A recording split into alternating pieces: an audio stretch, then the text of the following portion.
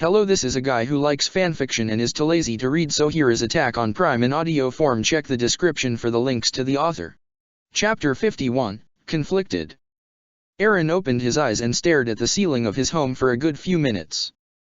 The Titan shifter then forced himself to stand up and rub the side of his head. He went into his closet and pulled out his uniform before getting dressed. Once he did, he went over to the bathroom and began to brush his teeth. He stared at himself in the mirror for a while before spitting in the sink and finishing up the routine.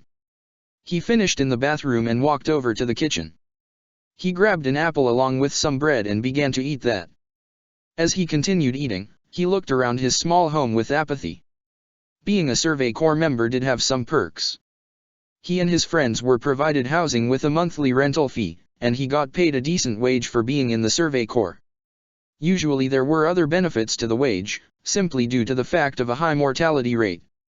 Eren heard a knock on his door and walked over to it. He opened it to see Optimus Holoform waiting for him with his alt mode right in front of his house. "Hey," Eren greeted, "I'm not done eating yet." "You can eat on the way to the port," Optimus allowed. "Are you sure?" Eren asked. "I trust you won't make a mess," Optimus said to him. Eren quickly grabbed his jacket while Optimus deactivated the Holoform. He locked the door to his house before running towards Optimus alt mode. Optimus opened the door to the passenger side and Eren climbed inside before Optimus shut the door. Eren put on the seat belt before Optimus began driving towards the port. It was silent between the two as Eren continued eating his apple. "I'm also going to go and pick up Armin, since his home is on the way to the port," Optimus informed. "Okay," Eren merely replied. "Eren, how are you feeling?" Optimus asked. Eren shrugged in response. "I'm okay. I guess. It's not so bad. Do you wish to discuss it?" Optimus asked. "Maybe later," Eren replied. "I don't want to have a heavy conversation with Armin coming." "I still believe that you should talk to Armin and Mikasa about this," Optimus told him. Eren finished the last of his apple. "They don't need to hear that." Optimus didn't reply to that, leaving the both of them in silence. They continued drive for some time until they arrived at Armin's home. Eren saw Armin exiting his home before his friend turned in surprise to see the Cybertronian. Eren lowered the window of the passenger side and stuck his head out. "Optimus said he'd give us a ride," Eren explained. Armin got over his surprise before rushing back into his home, confusing the two of them. After waiting for a few minutes, Armin came running out with a few books in hands. He went around and opened the driver door before setting the books on the seat. Eren quickly picked them up as Armin climbed into the driver's seat and Optimus closed the door. "Armin, what is all this?" Eren asked as Armin buckled his seat belt. "Books from Optimus' library," Armin answered as Optimus began driving. "I thought I should bring it with me so that I don't forget to give it back." "Armin, I trust that you will take care of the books," Optimus reassured. "I just didn't want to forget," Armin admitted. Eren stared out the window as Armin and Optimus continued talking about the books they've read in the library. They were happy, he couldn't complain about that. Eren watched with apathy as the trees and the houses passed them by. This would have been amazing to him, a long time ago. But now. "Eren, do you want to read any of the books?" someone asked. Eren snapped out of his thoughts and turned to Armin, who was offering him a book about vegetation and fauna. No," Eren answered, I don't think I would have the time." "Oh, well that's okay," Armin said as he retracted the book and put it in his own lap. Optimus noticed the silence continuing longer than it should as they continued to make their way to the port. Optimus noted that Eren looked rather sullen, while Armin seemed upset and disappointed. Optimus has seen them interact before, they were childhood friends. But they seemed to have grown rather distant. Optimus also noted a rather longing expression in Armin's eyes as he stared out his window. Optimus decided to roll down the window on Armin's side, causing the teen to become surprised and confused. "You looked like you needed some air," Optimus commented. Armin felt the window blowing through his hair as he watched the foliage and trees pass him by. He stuck his hand out the window and let the air pass through his finger. His fingers twitched at the sensation of the rushing air, and it felt really good. Armin closed his eyes, immersing himself into the sound of the rushing wind. It almost sounded like the ocean. Aaron glanced over to see Armin smiling, enjoying the car ride. Aaron's mouth quirked upward just a little bit, but that feeling quickly faded away. Aaron rested his head on the window and stared down at his hands, wanting to just shut down more than ever. Optimus noted Aaron's more sunken expression and grew more concerned. He told himself that he would give Aaron space and time until he was ready to talk to him, but now he just needed to confront him when he gets the chance later. Marley. Zeke had to hand it to the Titan, he was effective. Really effective. In the almost 2 years since Matthew has been here, and not only has he managed to keep the rouse that he was a human, he went undetected under Reiner, trained the warriors so that he wouldn't get thrown into prison, and managed to get into the good graces of the Tiber family and is now training the Warhammer Titan. Zeke glanced up from his paperwork to see Matthew merely reading a book in one of the chairs. He really hated this Titan, but he was useful. Zeke felt like he would have the advantage, since this was his home and he knew the most about it. But the Titan adapted so well.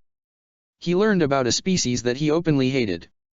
But even at this moment, he knew nothing about him. He still hadn't told him his actual name. He knew nothing of his history, or even his relationship with Optimus Prime. The Titan really held all the cards here. The door opened and Zeke saw Pike enter the room with some food in hand. She waved hello to Matthew, who mindlessly waved back in response. She handed Zeke some reports, and Zeke began to look through them. "How's the Panzer unit?" Zeke asked. "We're forming a stronger bond every day," Pike smiled. "I'm certain when I'm gone, they will still have that unbreakable bond and guide my successor." Zeke noticed Matthew raising his eyes in slight interest before returning to the reading. "Can I just eat here really quickly?" Pike asked. "I wanted to rest here a little bit before returning to help Reiner." "Go ahead," Zeke allowed. Zeke saw Matthew's eyes watching her move as she went to sit across from him. Matthew looked back down at the book and continued to read as Pike began to eat. "So, Matthew, I heard rumors about you training the Warhammer Titan." Pike began. "Where'd you hear that?" Matthew asked in his other voice. "It's a rumor," Pike answered, "but to train the Warhammer Titan and to be welcomed in the good graces of the Tiber family is a great honor." "It's not about honor," Matthew retorted, "he owes me a life debt." "So it is true?" Pike asked in surprise. "More or less," Matthew proclaimed, "never thought it was a well-kept secret." "So when will you be going back?" Pike asked. "In a few days," Matthew answered. Zeke couldn't understand. Why would Matthew be careless with this type of classified information? He shouldn't be sharing this at all. Maybe he knows Pike can't say anything because she's still an Eldian? "What's it like over there?" Pike asked. "I didn't think you'd care about something like that," Matthew admitted as he finally looked up at her. "Well, it is hard to imagine an Eldian living a life of luxury," Pike admitted in an innocent tone. Matthew shut the book and set it down. The house was big, so were the front and backyards. Very tall guards, fancy office, just makes me want to vomit. "Why?" Pike asked with concern. "I don't really like elites," Matthew explained, "snobby, entitled, and I just have a really bad history with them." "I'm so sorry," Pike apologized while Zeke stared at Matthew with suspicion. "It's fine," Matthew said as he pulled out his canteen of water. "Matthew, may I tell you something?" Pike asked as she took a bite out of her sandwich. Matthew hummed a yes as he lifted the canteen to pretend to drink some water. "You have beautiful eyes," Pike proclaimed. Matthew accidentally drank some water as his eyes snapped opened. He immediately coughed up the water and covered his mouth with his sleeve to prevent distortion. Zeke shot up from his desk and immediately grew worried that he might have blown his cover. "Oh my God, I'm so sorry," Pike apologized as Matthew continued coughing up the water. Pike got up and got Matthew a cloth and the Titan quickly wiped his mouth. "It's fine," Matthew forced out, "that just took me off guard." "You need to be a bit more careful," Zeke warned as he cleaned up the mess on the floor. "I'll keep it in mind," Matthew hissed before turning to Pike. "Never expected someone to say my eyes were beautiful." "Well, they are," Pike proclaimed, "it's a beautiful color." "Most people would think they are monstrous, along with the rest of me," Matthew declared as he gestured to himself. "Maybe if you cracked a smile more often it wouldn't be as bad," Pike commented. Because a smile's going to fix everything, Matthew deadpanned. Pike giggled at his response. It does make a difference. So, how did you get such eyes? Zeke paused and glanced up to see Matthew was looking at Pike with an unreadable expression. What was he going to say? Did these Titans even have parents? How was this even going to work? Matthew sighed. My mother. Zeke lifted an eyebrow at that. So he did have a mother? From what I've been told, my mother was often very sick, Matthew explained. She had hair as white as snow and pale skin with red eyes. I know she was seen as a freak, but when I saw a picture of her, I thought she looked beautiful. You're speaking as if you never met her, Pike commented. She died when I was a baby, Matthew explained. I only had a picture to remember her by and nothing else. Then I lost that picture when my home was destroyed. What about your father? Pike asked. Matthew scoffed. My father left before I was even born. I hated him. So you had no one to take care of you? Pike asked solemnly. I did, Matthew trailed off, but he's not someone I like to talk about. In a bad way? Pike asked. No, Matthew answered, he was just someone I lost. Matthew sighed to himself. This is why I don't really smile much.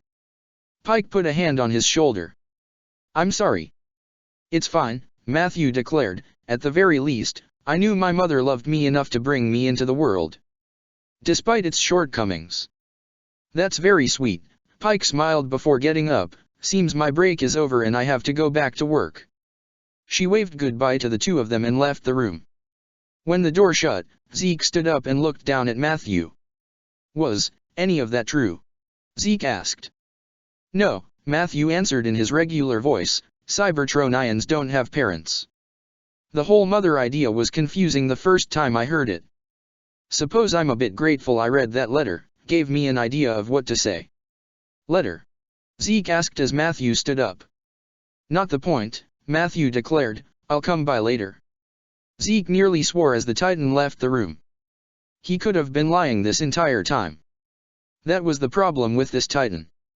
If his whole cover was a lie, how was he supposed to know what was true and what was not? He had nothing to use against him in the event the Titan sold him out. Only that Matthew was a Titan, which would no doubt lead to the destruction of Liberio. Zeke hissed in response to that. He was out of his element, and he needed to do something about it. Zeke opened one of his drawers and pulled out the Energon vial from the drawer. He thought about it, long and hard. He knew that the military would continue to experiment with the Energon spinal fluid, and that they would test it out on another Titan shifter. However, they wanted to wait until Annie was completely stable until they tested it out on another Titan shifter. The problem was that Annie had gone through too much trauma. The poor girl may never be ready for combat again. They could be testing it on Porco, but they've been rather hesitant, believing that the Dark Energon might still be present in his system. He was planning on volunteering himself to test the spinal fluid on a Titan shifter. He could make the argument that the war was more important, the countries were continuing to advance in technology, Optimus Prime and the Flying Titan were too strong to beat from where he was standing. Also, if they did use those mutated Titans in combat, he had no way of controlling them. This might be the way how. Zeke took a deep breath. He had to do it. For the Eldians, for the world. Paradise. Optimus watched from the sidelines of the courtroom as Yelena was debating with the military council on integrating Merlians into Paradise society. After putting in the recommendation for Yelena, the council decided to reluctantly hear her plea. Even if it ended up falling on deaf ears, he did what he could to get Yelena this far. Yelena, we understand your plight, Zachary reasoned. The Merlians do not understand us, and keeping them as prisoners would only complicate relationships and opinions. But even if we allowed them to integrate into our society, how many would be willing to do it? All the more reason to do it, Yelena retorted. There are already some Merlians who work. They see the Eldians are humans and get along with them. Continuing to close them off will only lead to that hatred and misunderstanding to grow. Safe to say that it wasn't going as well as she had hoped. Many were still cautious and didn't want to take that risk so soon. When the meeting was over, many military personnel were talking with one another. mostly about their distrust in this proposal. Optimus noted Yelena walking off in defeat and irritation and decided to follow her. Yelena opened the door to the outside and sat on the steps of the building. Optimus walked down the steps and sat down next to her. The woman glared at him before turning her head away. "I am not in the mood for whatever you have to say," Yelena declared. "I just did not wish to leave you alone," Optimus told her. "Because you don't trust me," Yelena assumed. "Because you are in distress," Optimus corrected. "You and your team have been working hard to gain our trust, but it is fairly limited to the Survey Corps. There hasn't been much interaction with your group and the other military branches. This will take time." "How much time?" Yelena demanded. "Before Zeke is gone forever? Making him unable to change the world." "I see," Optimus said. "Yelena, is there anything that I can do to help alleviate your worries?" "You've done enough, monster." Yelena quickly shut her mouth, realizing her temper got the better of her, which is something she never did. But this Titan, he had the gall to comfort her. After what he did to Zeke. "I didn't mean that," Yelena proclaimed, trying not to make the situation worse. "You did," Optimus concluded, causing Yelena to grow stiff, "but I do understand why." Yelena grew rather fearful as Optimus looked her dead in the eyes. "I am sorry." "For what?" Yelena questioned. "Yelena, your loyalty to Zeke is unshakable, and it was in part because he saved your life," Optimus began. "In your eyes, I am just the monster who nearly killed him. My actions were out of anger for what he did, but now I know he had limited options. I do not think I can forgive his actions just yet, but at the very least, I should apologize for my reckless behavior." Yelena stared at the Titan in complete shock before letting out a small laugh. "I can't forgive you just yet, either. Not after what you did to Zeke." "I understand," Optimus nodded his head. "Perhaps we could dissipate the tension between us and come to a solution in regards to your proposal." "You want to help me?" Yelena asked as Optimus stood up. "Of course," Optimus answered as he held his hand out to Yelena. Yelena hesitated. She didn't want to work with the Titan that nearly killed her savior, but, if this worked, then... Yelena took Optimus' hand and the Prime helped her stand up. "I would like to get something to eat." "Then I will take you to Nicolo," Optimus said. "Marley." "Denied," Calvi told Zeke. "Sir. We are already in a dangerous situation," Calvi reminded. "I cannot have one of our best warriors taking an unknown Energon serum in the middle of a war where it could kill you. Annie Leonhardt may be stronger, but she is not mentally prepared." "But I am," Zeke reasoned. "Annie was traumatized by the demons of Paradise, that is understandable. We still don't know much about the effects on Porco, but I would be a prime candidate. If I take the serum, and it works, the others will follow suit and take it with me as well. We will be stronger than before." "We still don't know much about it," Calvi reminded.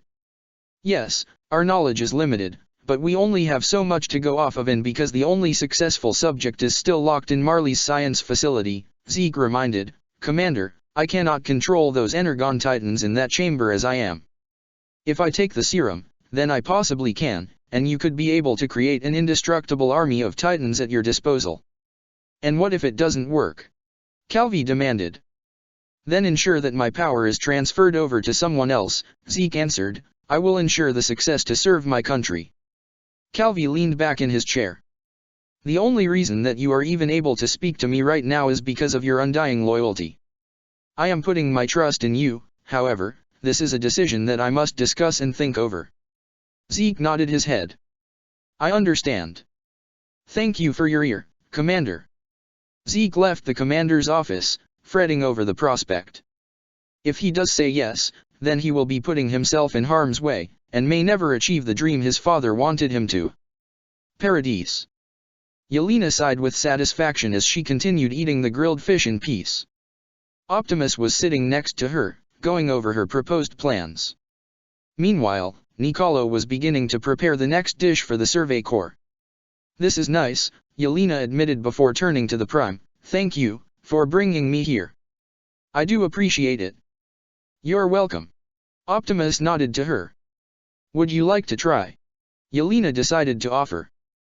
"The guy doesn't eat human food, Yelena," Nicolo reminded. Optimus was startled by Nicolo's input. You remember? Well, it's hard to forget that someone can't even enjoy the taste of good food, Nicolo commented snidely. It does smell nice, Optimus told him.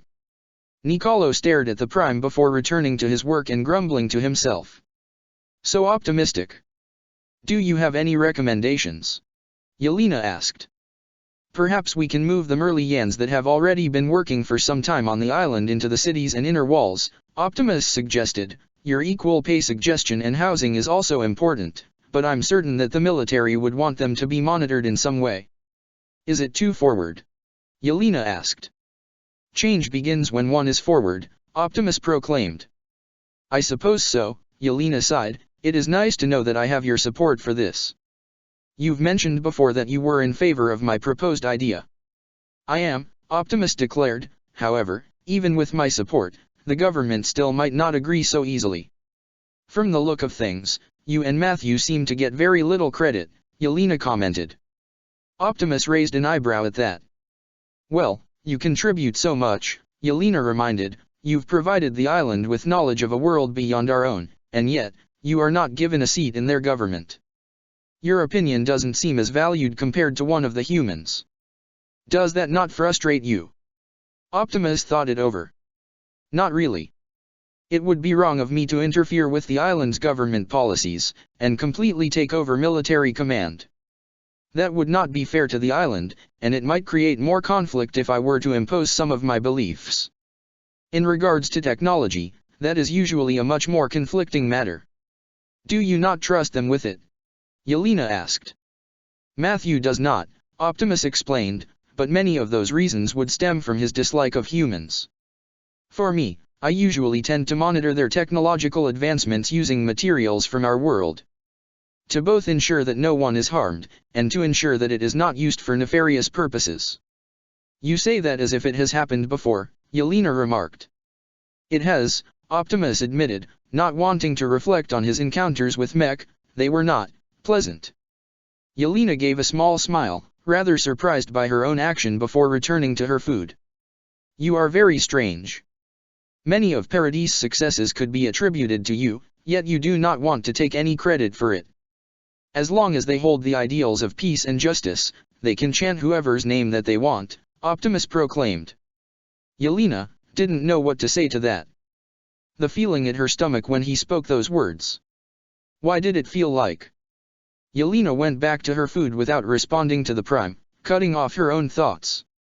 No. She couldn't get sucked up into those words. Her loyalty was with Zeke and his mission, not this Titan's ideals. Marley. Megatron caught wind of them sneaking around, trying to find a safe space. Not those kids trying to follow him, the warriors themselves. He caught Reiner talking to Pike in a hushed tone when he was training the cadets. Cold seemed to notice it too, and wanted to talk to them, but Megatron immediately gave him more exercises to do. Whatever they were discussing might have led them into trouble, and having Cold wrapped up in it wouldn't do him any favors. He later saw them finding a quiet place to hide with Porco of all people. He actually hadn't seen him in a while. That might be due to the experimentation and close monitoring for the reappearance of Dark Energon. He did tail them, keeping a safe distance until they found a room of their own to sneak into. Megatron slowly walked up to the door and leaned his ear against it in order to hear the conversation. Zeke cannot do this, Reiner proclaimed. So? Porco questioned. I did it and I'm completely fine. It doesn't look like there's been much of an effect on you, Reiner retorted. You didn't even transform into your Titan form yet. I'm not the one who's scared shitless over a stupid serum, Porco hissed in response. Fighting isn't going to help any of us, Pike reminded the two of them. Marley would have tested the Energon serum on all of us eventually. Zeke volunteering does allow for a proper test without any interfering factors, does allow for Marley to determine whether or not it is safe enough for the two of us to use. Megatron nearly wanted to barge in the room and demand Zeke's location, or hunt him down and strangle Zeke himself. This was bad, but it was inevitability. The Beast Titan taking the serum was going to happen, and if something were to happen to him before he took it, well, it would lead to more issues. Destroying the entirety of Liberio while Marley was occupied with the war is still starting to look more like the appealing option. Annie is not okay, Reiner reminded. But she is more powerful, Pike proclaimed. She would have never been able to counteract Zeke in her wildest dreams without the enhanced serum. Marley wants those types of results in order to maintain their position in the world. You know that it's waning. The world is advancing to the point where Titans are becoming obsolete. Those metal Titans on the island are merely fueling the hunt and creation of advanced weapons. Luckily, without that information on the metal Titans, the other countries don't know where to look in regards to weapons. Neither do we, Porco retorted. All we have is the thorn Annie managed to rip off of the bastard. All the more reason Marley would want to test the Energon serum, Pike declared. They're desperate, and the only advantage they have over the metal Titans is emotionally unfit for combat against them. Annie was the only one that did damage to them. I am a portable bomb, Porco reminded. While the Colossal Titan is powerful, it is only useful as one trick, Pike said. The Flying Titan could very easily get out of the line of fire if he knew where you were. After that, the Colossal Titan is rather slow. We would need someone that would be good at combat, Reiner declared. I guess Zeke would be the better option, since you got your ass handed to you by the Flying Titan and the Metal Titan, Porco spoke. We still wouldn't know if Zeke would fare against them after the serum, Pike declared. Optimus nearly killed him, and Zeke hasn't even encountered the Flying Titan. Megatron raised an eyebrow at that. The monkey intentionally held that information from his comrades. That was almost 2 years ago. He couldn't trust Zeke at all in this case.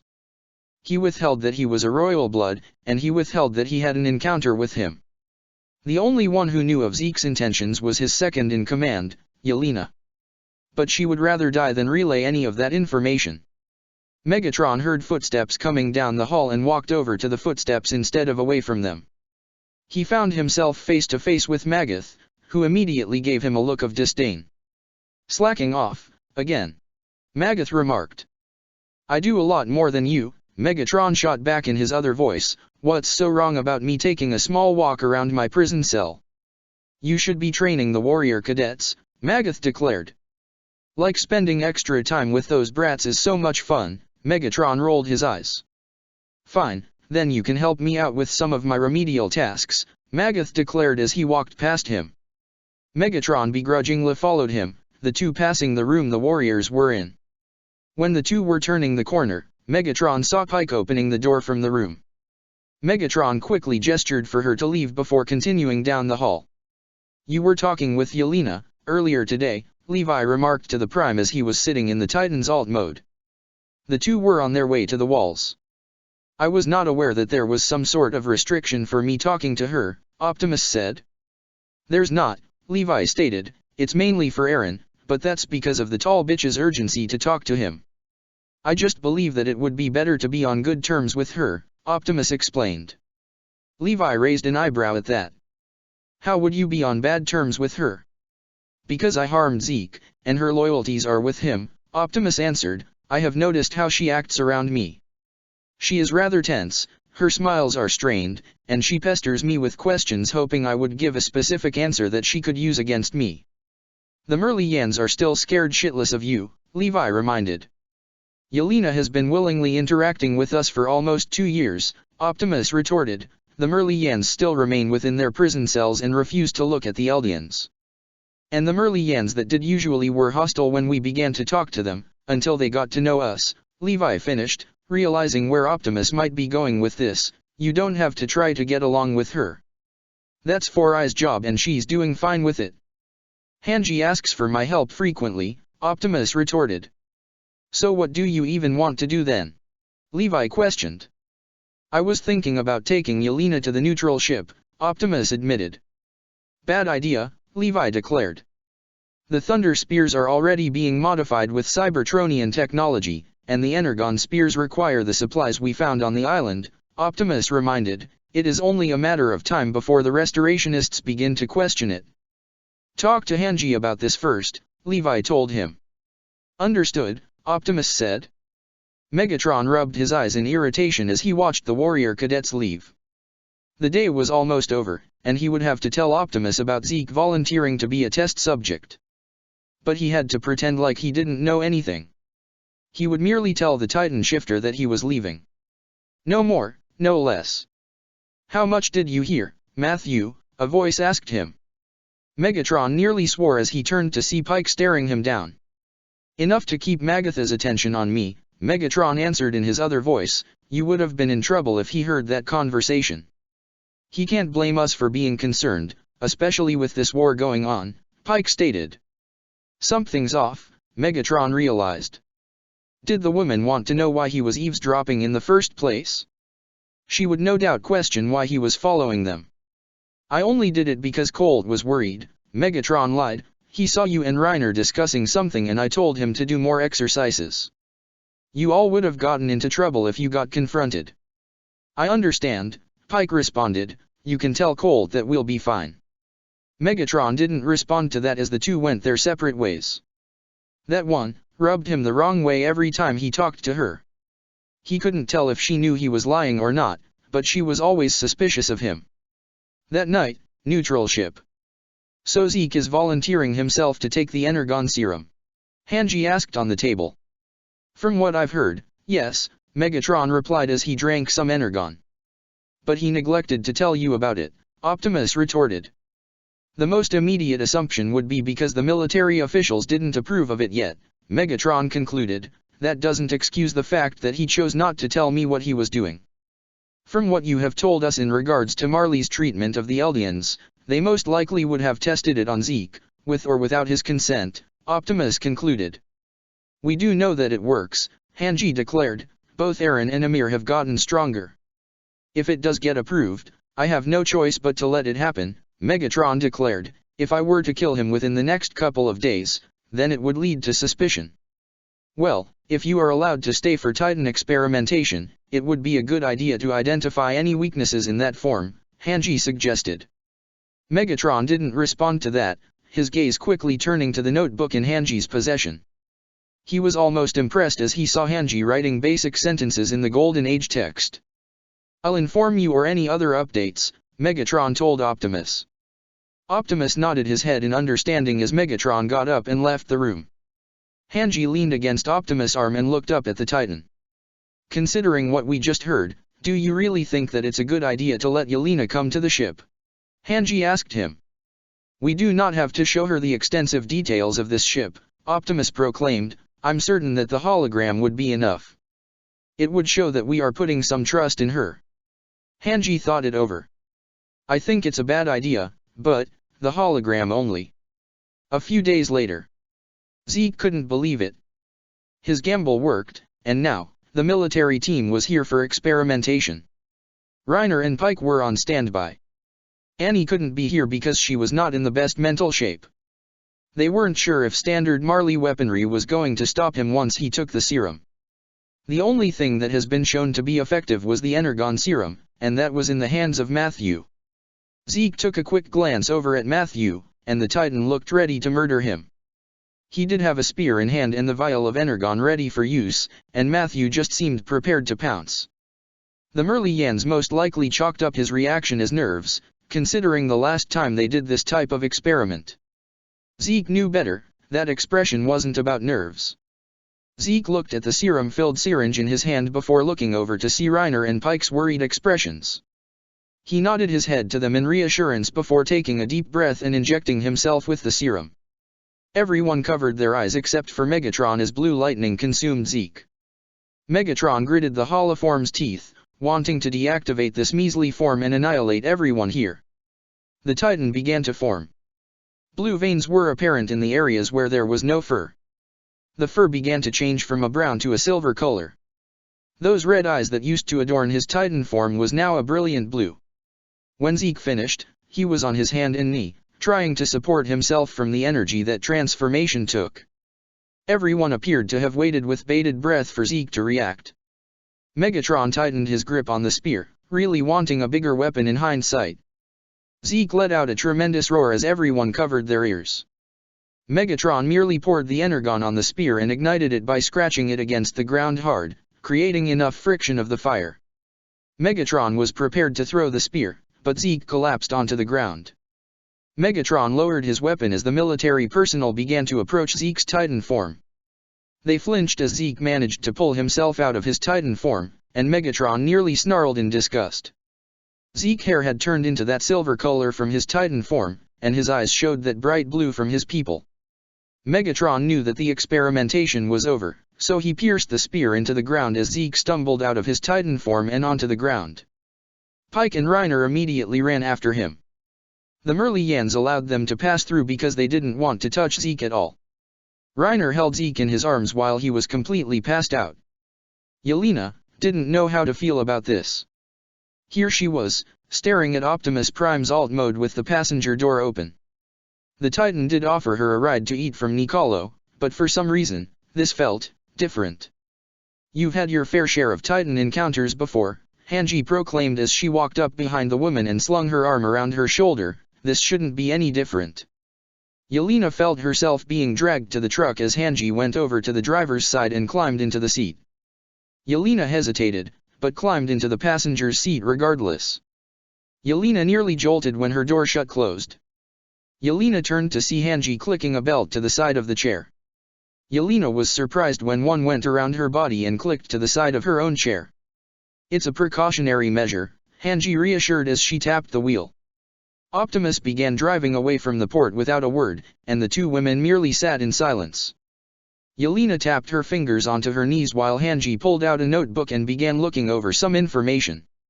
The commander didn't talk, and neither did the Prime. It was all quiet. But Yelena felt nervous. She shouldn't be. This wasn't her first time encountering a Titan. Her first time was when she met Zeke. She has seen Optimus interact with the other humans, and they trust the Titan completely. He never showed any nefarious intentions or any ill will. So why was she nervous? Was it because of what he was capable of? Was it because he hurt Zeke? Why was she so? Yelena felt a hand on her shoulder and turned to see Hanji looking at her with concern. "Are you feeling motion sickness?" Hanji asked. "Motion sickness?" Yelena repeated. "Sometime it happens," Hanji said. "Optimus is moving at 80 miles per hour right now, it might not be so good for you." "Maybe," Yelena merely replied. Optimus merely opened the window on Yelena's side, allowing her to feel the breeze. Yelena felt the cold air and, actually felt a little bit better. Yelena rested her head on the side and allowed herself to calm down while Hanji patted the steering wheel twice. Yelena managed to close her eyes and rest before she felt a shadow loom over her. She opened her eyes and looked up to see Wall Maria. What she was surprised about, was that they were passing the gate and going around it. "I thought we were going to the walls," Yelena turned to Hanji. "Today, we're taking a little detour," Hanji merely told her. "We're going to the other side of the island." "For what exactly?" Yelena demanded. "It's a surprise," Hanji winked. Yelena didn't know how to feel about that. They were keeping something from her, and she was far away from the port, people, and the restorationists. She had no reason to fear them, they've been kind to her. But they've been rather cryptic. Yelena decided to rest her head on the side of the window and close her eyes. Maybe some rest will do her some good. Hours passed, but Yelena wasn't sure of that when someone tapped her shoulder rather eagerly. Yelena opened her eyes slowly, before snapping her head up in shock at the sight. It was a large, rusted, metal thing. It wasn't a building. Maybe it was a car. "What is that?" Yelena exclaimed rather loudly. "Our surprise," Hanji answered with a smile. "I don't understand," Yelena stated. "Well, we figured," Hanji began as she opened her door and climbed out of Optimus alt mode. She walked around the Prime to Yelena's side and opened the passenger door. "Since we've been working together for almost 2 years, we've decided that enough trust was built to show you this." Yelena felt the seat belt unbuckle and she quickly climbed out of the truck. "But what is this?" "This is a Cybertronian ship," Optimus finally spoke as he transformed into his bipedal mode, "a transportation vehicle from my home planet, Cybertron." Yelena was stunned as Optimus offered his servo to Hanji, who easily climbed on without any hesitation. Hanji reached a hand out to Yelena, who was still staring in surprise. Yelena turned to Hanji and saw the extended hand before taking it and climbing onto the Prime's servo.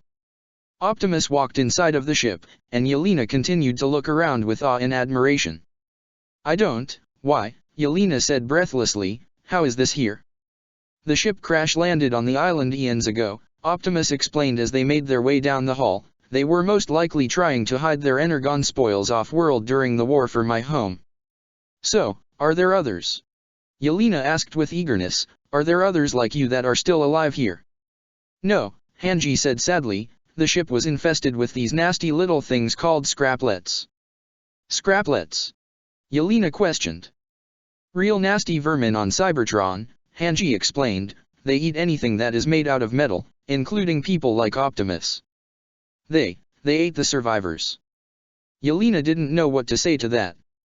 She looked up at the Titan, who merely stared on ahead, and she felt pity for him. But luckily, they don't eat anything organic, so the Survey Corps ended up killing them, Hanji replied. So, why show this to me? Yelena asked. Well, we figured we could trust you with that information, Hanji explained, and also, we've been using some of the material here to make advancements on the 3D gear and other aspects of the island.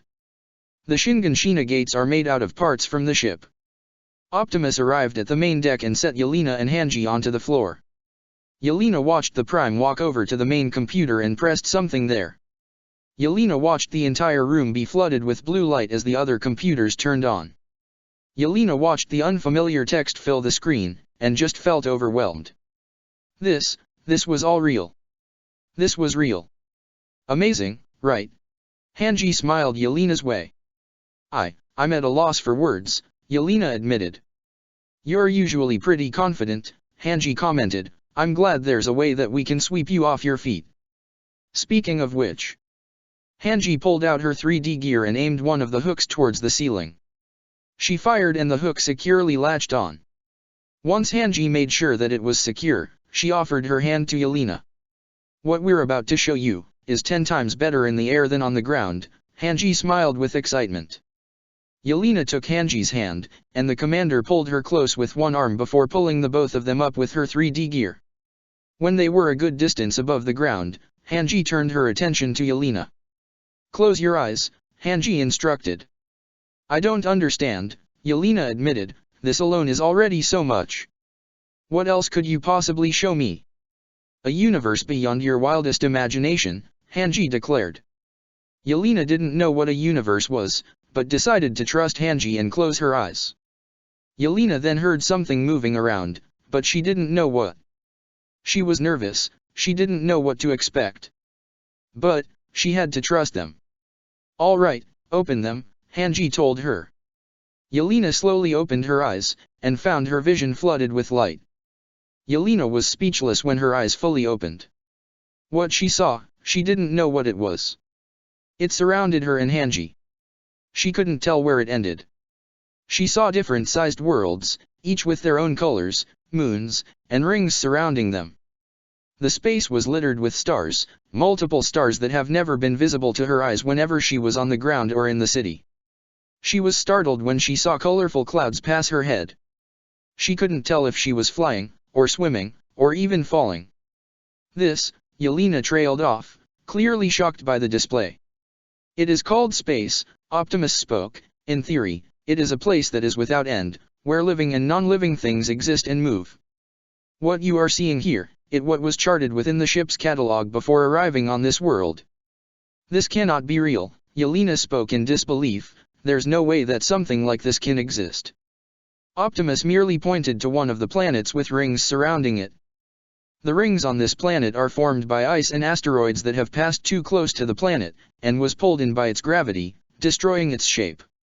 Optimus pointed to one of the colorful clouds near her head. The nebula is formed by dust and gases in space. They are sometimes formed by a supernova, or a dying star. A dying star? Yelena questioned, stars can die. Whenever you see a star glow brighter than it normally would, that means that the star is dying, Optimus explained as his servo passed through the nebula. The supernova can last for days, and the debris and remaining dust from the star would end up creating something new. Unfortunately, the scraplets chewed through a lot of the wiring, Hanji explained. This is only a limited space, and we can't exactly find Cybertron on the hologram. But that doesn't mean that the ship hasn't been a great use. Both Optimus and Hanji were surprised to see tears in Yelena's eyes. They couldn't tell what type of tears they were, but they could tell that she was overwhelmed. Hanji lowered the two of them into Optimus Servo before Hanji unhooked her gear from the ceiling. The commander put her hands on Yelena's shoulder, causing the woman to look at her. Is this too much at once? Hanji asked. The Survey Corps found out this information in small doses. I can't imagine how shocking this must be, especially considering what Marley might have said. Yelena wiped her tears and looked at Hanji. No. This is so beautiful.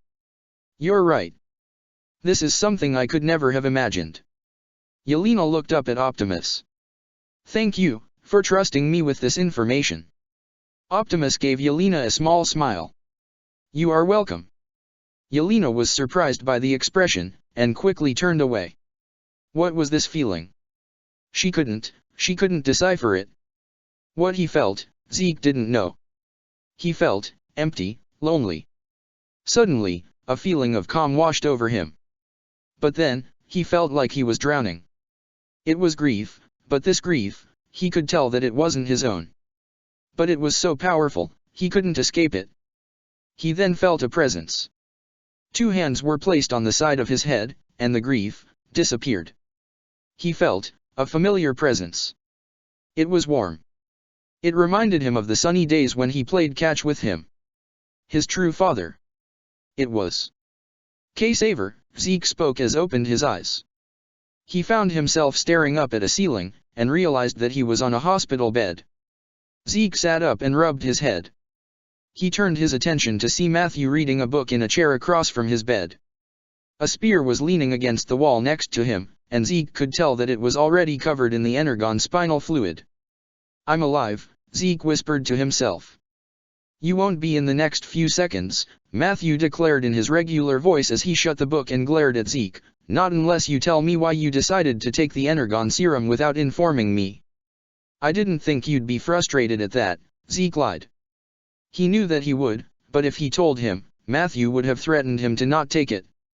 You wanted my trust, right?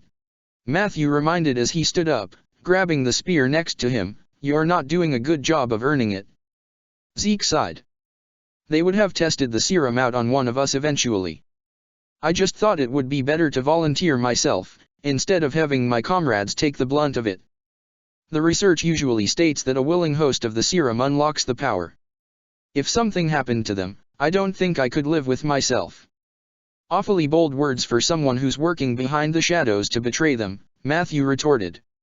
I'm certain you wouldn't want someone you cared about to face the blunt of a dangerous experiment, Zeke proclaimed. Bold of you to assume that I care for others, Matthew said as he placed the spear against the wall. You know, it almost sounds like you're scared of me getting the serum, Zeke challenged with a smirk. Matthew arrogantly laughed at that. Far from it. In fact, I welcome the challenge. Zeke's smirk disappeared and he felt something lodged in his throat. Even though Lionheart managed to slice through part of my armor, I still broke her body and her spirit, Megatron reminded. If she were fine, she'd be walking around this base with no issue, but that's not what's happening right now. Is it, Jaeger? Zeke grunted as Matthew grabbed his face and forced him to look the Titan in the eye. Whatever power-up you receive will always pale in comparison to my savage might and cunning, Matthew declared with a sinister smile, so be mindful, and be cautious. One little mistake, and I'll slaughter you where you stand. Zeke tried his best not to tremble as Matthew let him go. Zeke rubbed the side of his cheeks as Matthew handed him a small mirror. Enjoy the new look, Matthew said. Zeke raised an eyebrow at that as he took the mirror. Zeke gawked in surprise. His eyes were now a bright blue, reflecting the energon in his systems. He pulled on his now silver hair and beard, not expecting this type of effect. Why did this happen? Zeke asked. The scientists will do tests on you tomorrow, Matthew declared. I hope they kill you. Zeke glared at Matthew for his insensitivity as the Titan grabbed his spear and walked out of the room. Zeke continued to examine his face, pulling on his eyelids to examine the blue color. This was so strange. But why did his hair color change? Annie's hair didn't change. Well, her arm did grow back. It didn't matter in the end. Both he and Marley would get his answer. But, he needed to be careful around Matthew. He still didn't trust him, and would no doubt try to kill him if he did anything remotely suspicious. This game of cat and mouse was going to continue until one of them relented. Paradise. Yelena managed to sneak off by herself when she returned to the port with Hanji and Optimus. She was still shaken by what she saw. She didn't know how to make any sense of it, and was still trying to believe whether or not it was all true. She wanted to deny it all, but how could she? Being there was like seeing some form of heaven for the first time. Yelena continued walking until she made it to her destination. She saw Optimus sitting on the ground and looking out towards the sunset with a content look on his face. It confused her. How could a Titan that has seen the stars be content with a world like this? Something as simple as this. Yelena regained her composure and walked up to the Titan. She needed answers. She needed them now. It's a beautiful sight, Yelena remarked, making her presence known. It is, Optimus agreed as he looked down at Yelena. I thought you would be resting. It's hard to sleep after what I've seen, Yelena admitted. I apologize if it was too overwhelming, Optimus said to her. Since your world is not as technologically advanced as mine, seeing such a sight would be rather hard to believe. I should apologize as well, Yelena relented in saying. You did not do anything wrong, Optimus said to her. I did unleash my anger against you for hurting Zeke, Yelena reminded. That was unfair to you. From your perspective, turning people into Titans with no way of changing them back would anger anyone. Optimus turned his attention back to the sunset. It is all right. Yelena sharply looked up in shock. I let my emotions consume me, Optimus declared. That was something I should not have done. It happens to the best of us, Yelena, so I do not fault you for being angry at me for hurting someone you care about. I do thank you and your volunteers for helping the island. I don't understand you, Yelena bluntly stated. Excuse me? Optimus asked in confusion. You and Matthew know that life outside of this world exists, Yelena explained. This world should be such an insignificant place to both of you. Yet, you are here, helping the side of humanity that has been vilified for over a century. You're a god. This should all be beneath you. Why are you helping Paradise? Why do you choose to remain here watching this sunset, when you can touch the stars? Why are you apologizing to someone like me? Optimus could see conflict in Yelena's face, something he was not used to seeing on the woman. His gaze shifted next to him, and he saw some purple flowers growing between them. It is because I believe in that better world, Optimus answered. Yelena stared at the Prime. You are right, Optimus agreed, this world should be beneath me. I have a home of my own, and I have traveled to many worlds. I should be focused on a much grander design, or at the very least be focused on returning to my home. But, it is the simple things that I remain on this world for. Yelena took a step back as Optimus lowered his servo and placed 2 digits between the stem of one of the purple flowers. Yelena watched in amazement as the Prime gently removed the flower from the ground, without damaging the beauty of the flower itself. Humanity is capable of great destruction and violence.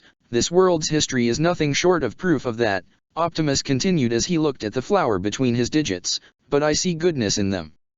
I see their capability and desire to be more than what the world defined them as. If I were to leave them to suffer for crimes they did not commit, what would that make of me? Optimus turned his attention to Yelena. Yelena, I do not believe in a world where the Eldians deserve to die, and I do not believe in a world where the Merlians are forced into the subjugation and slavery they endured so long ago. I believe in a world where humanity can coexist in peace, regardless if they are Marlian or Eldian. Yelena watched as Optimus handed the flower to her. Because freedom is everyone's right, Optimus declared. Yelena slowly and wordlessly took the flower from Optimus. She stared at the plant and softly touched the petals. She was truly moved by his words, and she didn't know what to say. Optimus, a voice called out. Yelena turned and stared in surprise to see Eren walking up to the two of them. The Titan shifter stopped in his tracks and eyed Yelena with suspicion. I thought she was back at the port, Eren remarked. Yelena was prepared to lie, but stiffened when Optimus transformed into his alt mode and activated his hollow form. Yelena and I were just having an insightful conversation, Optimus reassured him before putting a hand on her shoulder. You should head back to the port so you do not get in trouble. Yeah, Yelena trailed off. I wanted to try some new techniques, Eren told the Prime as Yelena wordlessly walked away from them. You still need to master the ones I already presented to you, Optimus informed him. Yelena glanced back to see a small smile on Eren's face as he continued to talk to the Prime. In his eyes, there was a sense of ease and trust when talking to the Titan. Yelena's fingers grazed the petals of the flower before she questioned her own foolishness.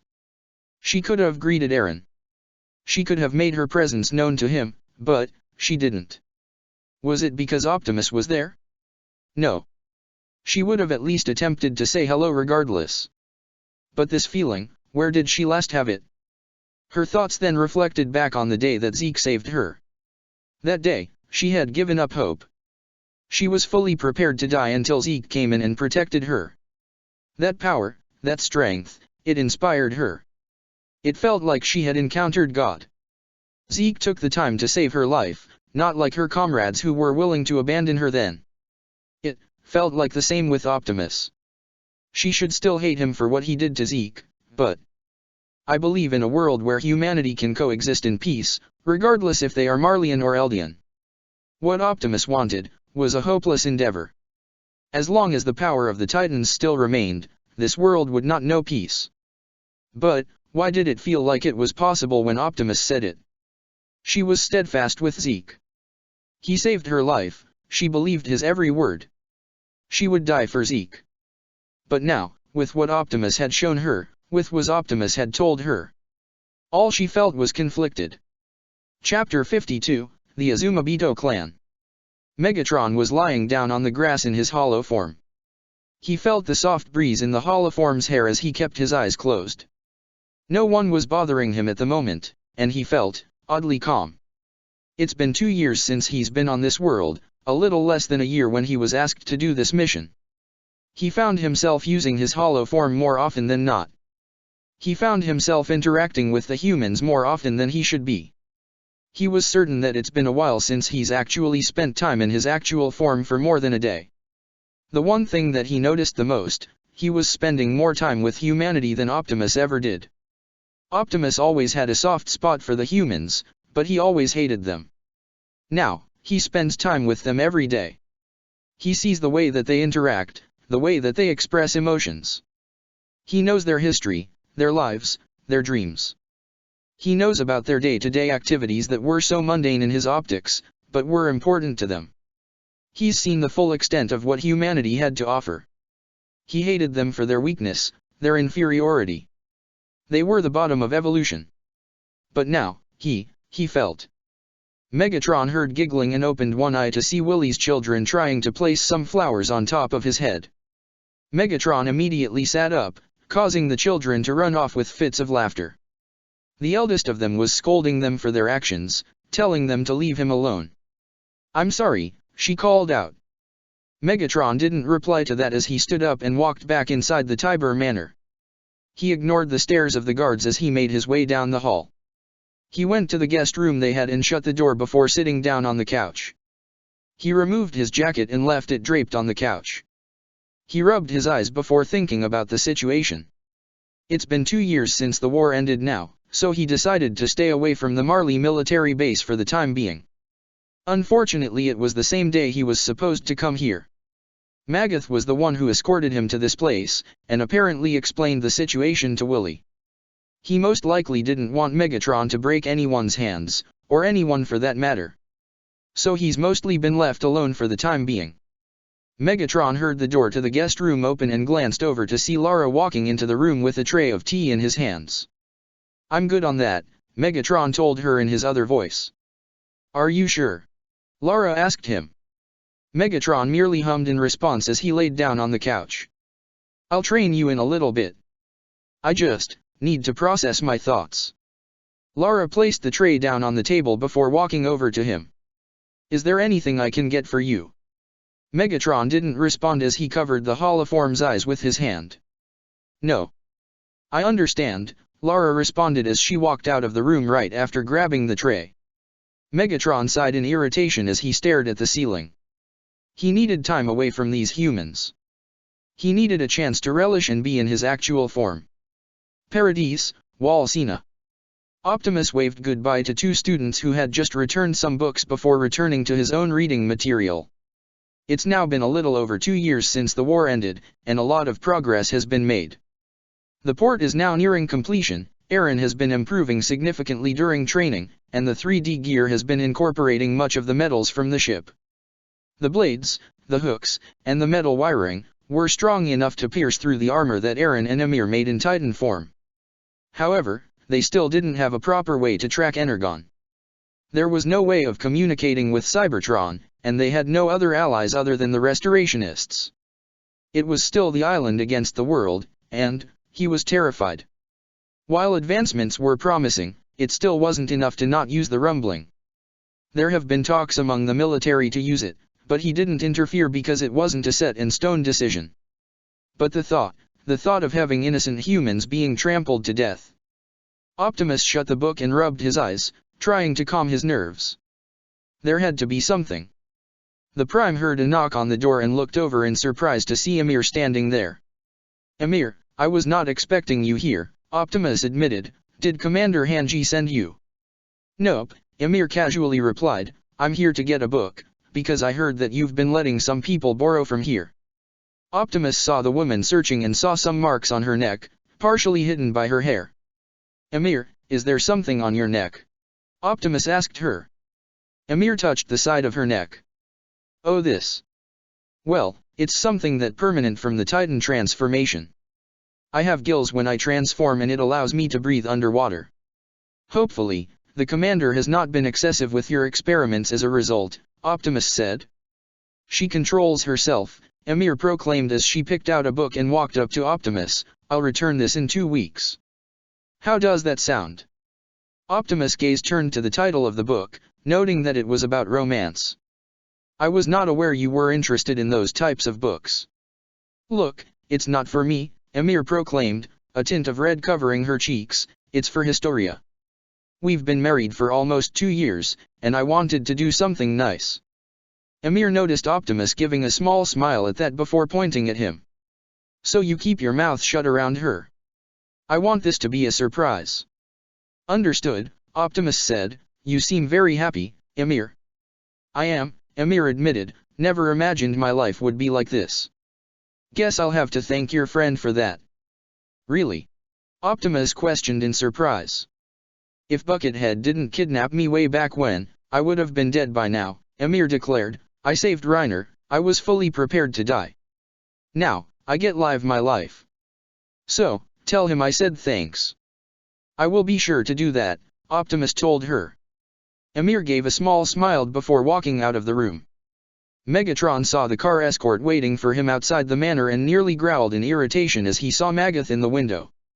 He was prepared to walk inside, but he heard someone call out for his fake name. He turned to see Willy coming out of the manor to greet him. "Matthew, how are you feeling right now?" Willy asked him. "I'm fine," Megatron replied in his other voice, but the response was rather strained. "I understand that this period is a rather difficult time for you," Willy began, "so I wanted to find a way to make things a little bit easier for you." Megatron raised an eyebrow as Willy handed him a sealed envelope. "I have a gala that I am throwing in 2 days, Willy explained, "and I wanted to invite you as my honored guest." Megatron gave Willy a look of disbelief. "So you want me to go to an elitist party with other petty rich people who would look at me like I'm a disgusting idiot while they have probably never worked a day in their life?" "No, that's not what you meant." Megatron cut off. "That's what will happen, and I am not going to let rich assholes make a fool out of me again. I want to leave this place, not be treated as a joke and humiliated." "I'm not going." "I'm not trying to humiliate you," Willy explained. "It's a way for you to be free." "How?" Megatron demanded. "Throwing this gala in your honor for saving my life may help gain the support of high-ranking officials who could turn the other way on certain laws that would help you leave this place sooner," Willy explained. Megatron sighed. "I would rather wait if that's the current option. I'm not exactly fond of rich people, considering my past issues." Willy let out a breath in defeat. "I know you're not, but it was the only thing that I could find a way to get you out of here. If there's a chance you can gain support from one of the noblemen, maybe they can help the military look the other way and get your freedom back. Just like you want. You saved my family, my life. I still feel like I owe more to you and I want to do more to help you. If you don't want to do it, then I can figure something else out. Just, please let me try. Megatron rolled his eyes. I don't understand why you can't do it. Megatron noticed the sad expression on his face and sighed, snatching the envelope from his hand. I'll think about it. Willy gave a small smile. Thank you. Later. Zeke continued to mess with his hair in his office when an envelope was placed on his desk. He looked up to see Matthew staring at him with a bored expression before sitting down on the couch. Zeke took a look at the envelope and realized the crest from the Tiber family. What is this? Zeke demanded. An invitation to a party, Matthew declared in his normal voice. I'm not going. I will not lower myself than I already have by pretending to be a human. You're going to that party, Zeke declared. Matthew glared at Zeke before standing up. Are you ordering me around, human? Yes, I am, Zeke answered. Then give me one good reason why I should go to that gala, Matthew ordered as he walked up to Zeke and looked him dead in the eye. There's someone there who can help Paradis, Zeke explained before walking around Matthew and to his desk. I've been having tentative meetings with them, but I have yet to make direct contact. They will be at that party, and I need you to go there and make direct contact. Even though I'm a Titan from another world? Matthew questioned, making that contact would not be beneficiary. I can't make contact just yet, not with this war going on, Zeke retorted, it has to be you. Even if I did decide to go, Matthew began, how would I even find this person? Zeke opened his desk drawer and pulled out a sheet of paper, unfolding it to reveal an A formed with 3 swords in a circle. You find this symbol on the person, and that will be who we're looking for. You seem fairly confident about it, Matthew remarked. This is more of a gamble than confidence, Zeke admitted. Zeke noticed that Matthew was thinking it over, causing him to worry about him saying no. The Titan sighed in defeat before staring at Zeke. I'll tell the Tiber tomorrow that I'll attend, but I will be leaving on my own terms, Matthew relented. This will help the island, I can assure you, Zeke stated. We shall see, Matthew said ominously. Historia continued to tend to the children at the farm when she noticed Amir reading something under a tree. She grew a little irritated and called out to her wife. Amir, you're supposed to be working. Historia scolded. Historia was surprised to see Amir flinch before stumbling to put the book away. Amir got up and walked over to Historia, but the queen noticed how forced it was. Amir, are you okay? Historia asked. I'm fine, Amir reassured with a smile, just tired. Historia raised an eyebrow at that. What were you reading? Just a leisure book, Amir answered awkwardly, from the Prime's library. I think you need a break from experimenting, Historia proclaimed. What? No, I'm fine, Amir declared, but it sounded more like a lie, or that she was brushing it off. Historia deadpanned at the response. I'm going to talk to Hanji about this, and you need to start working. Okay. Oh okay, Amir relented. Historia walked away from Amir, and the Titan shifter let out a sigh of relief. A break would actually be useful. Would allow her to plan for the surprise, but she was sure that Historia was beginning to catch on. Magath couldn't fucking believe it. He nearly threw down his resignation paper when Calvi told him. Not only was Matthew invited to a gala by Willy Tiber, he was the one who had to be his escort and monitor the situation. A simple commoner was now going to be on full display in front of representatives from around the world.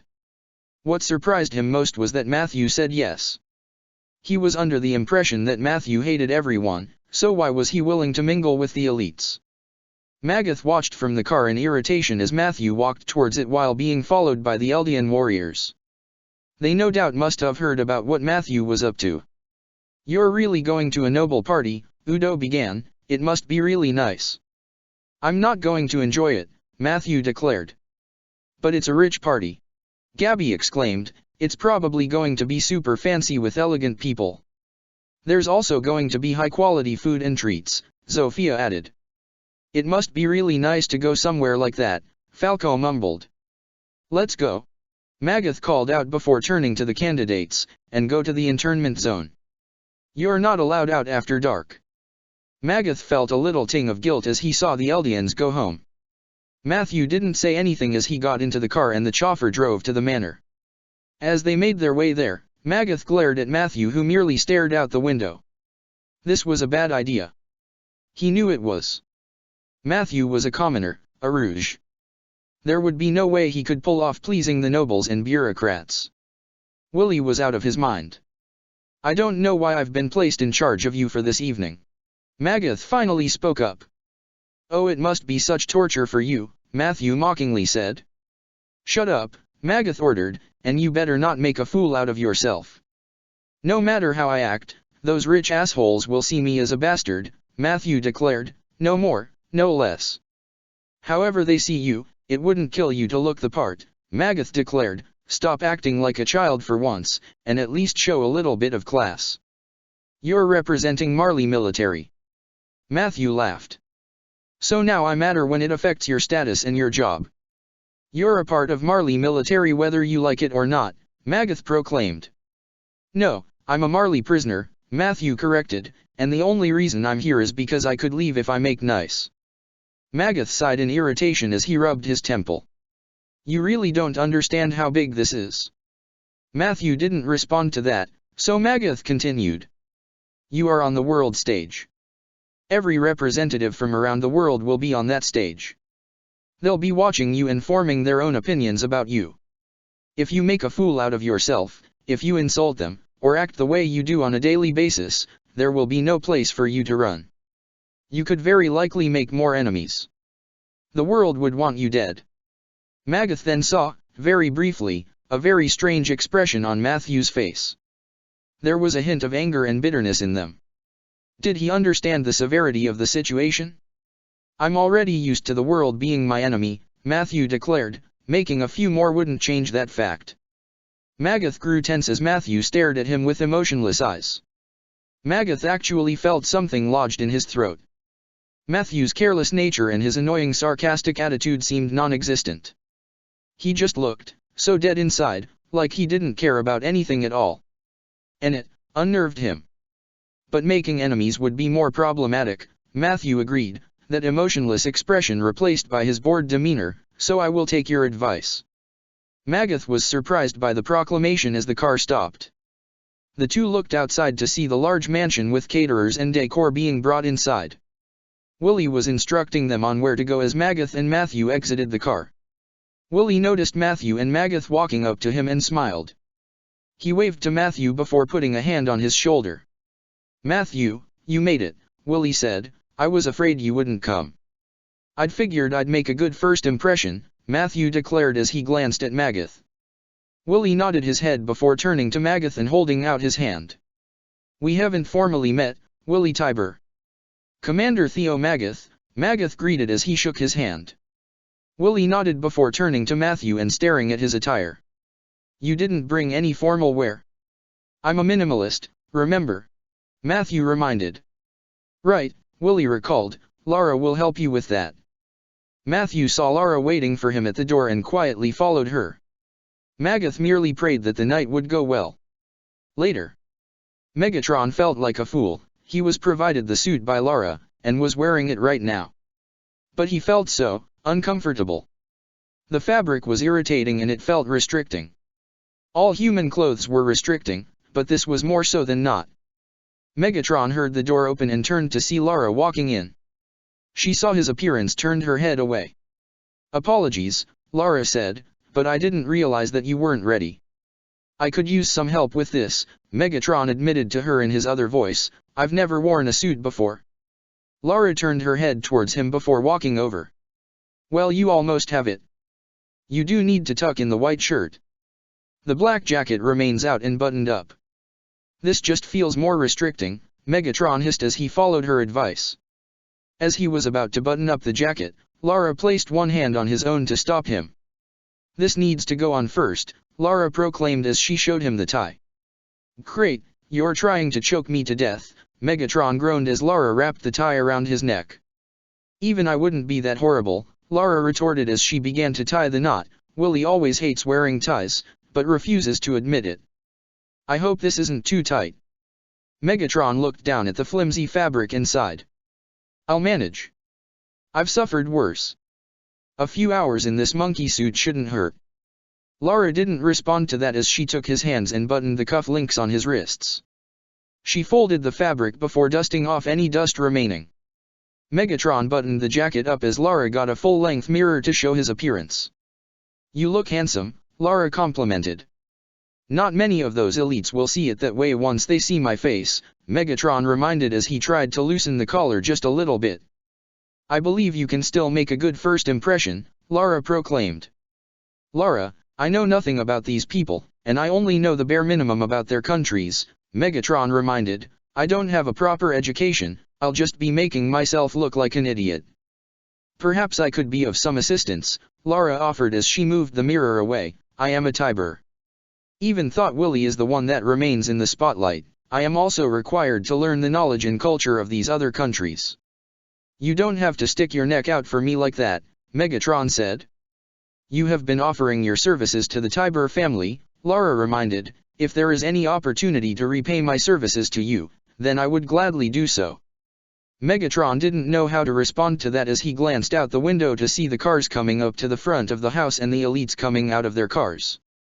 Guess it would be the better option to have you by my side, Megatron relented. Megatron saw the faintest smile grace Lara's lips before it returned to the neutral expression. Then, let's go to the ballroom together, Lara said to him. What could you possibly need a ballroom for? Megatron groaned as he followed her out of the room. The two arrived at the ballroom doors as Megatron dusted himself off. Lara looked up at him and raised an eyebrow. Are you nervous? Lara asked him. Megatron chuckled. Hardly. I've faced worse. Kissing ass to these elites won't be much of a problem. They do represent elegance and grace, Lara reminded. It's alright to be nervous. Lara, one of the few rules that is an absolute when it comes to combat is not just skill or how effectively you can kill your opponent, Megatron began, it's presentation. Presentation? Lara asked in disbelief. That shouldn't matter. When the common folk hear the name Tiber, there is a great respect to that name, Megatron explained, so someone of that status must look the part. Once they know who you are and what you can do, they can't touch you. Same thing happened to me in those underground death matches.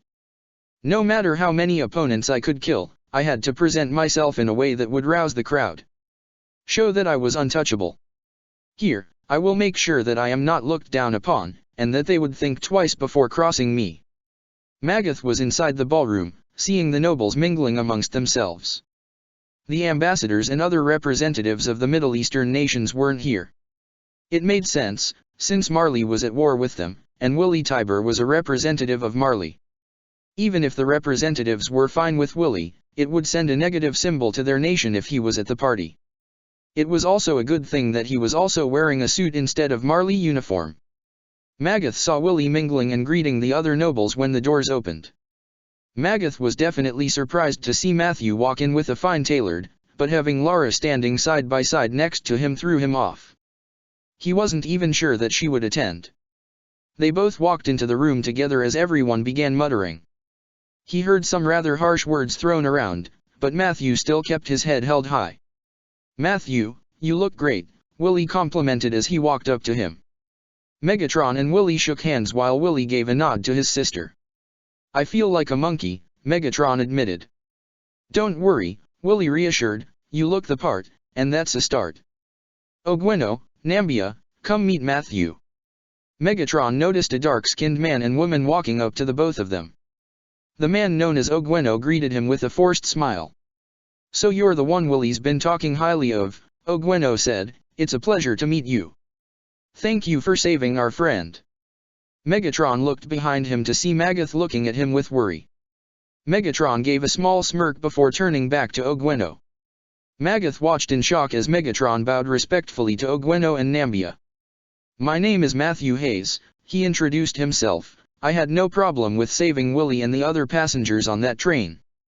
How noble, Ogweno commented, well all the others would be excited to meet you. Megatron heard a low comment under the man's breath and decided to ignore it. He raised his head and noticed Nambia staring at him, but trying not to make herself look like she was. "You can ask about the scars," Megatron addressed. Magatha's mouth dropped from afar as Nambia felt rather embarrassed. "I'm sorry," she apologized, "I don't mean to be rude." "Nonsense," Megatron reassured her, using his charm and charisma, "I get nasty stares every day, but each scar has a story to tell." "If it's not too much trouble, maybe the one on your cheek," Nambia requested. Magath watched as Matthew was telling the story about the scar, causing some of the other nobles to listen in. Actually being invested in his story, some came up to him to lend their ears.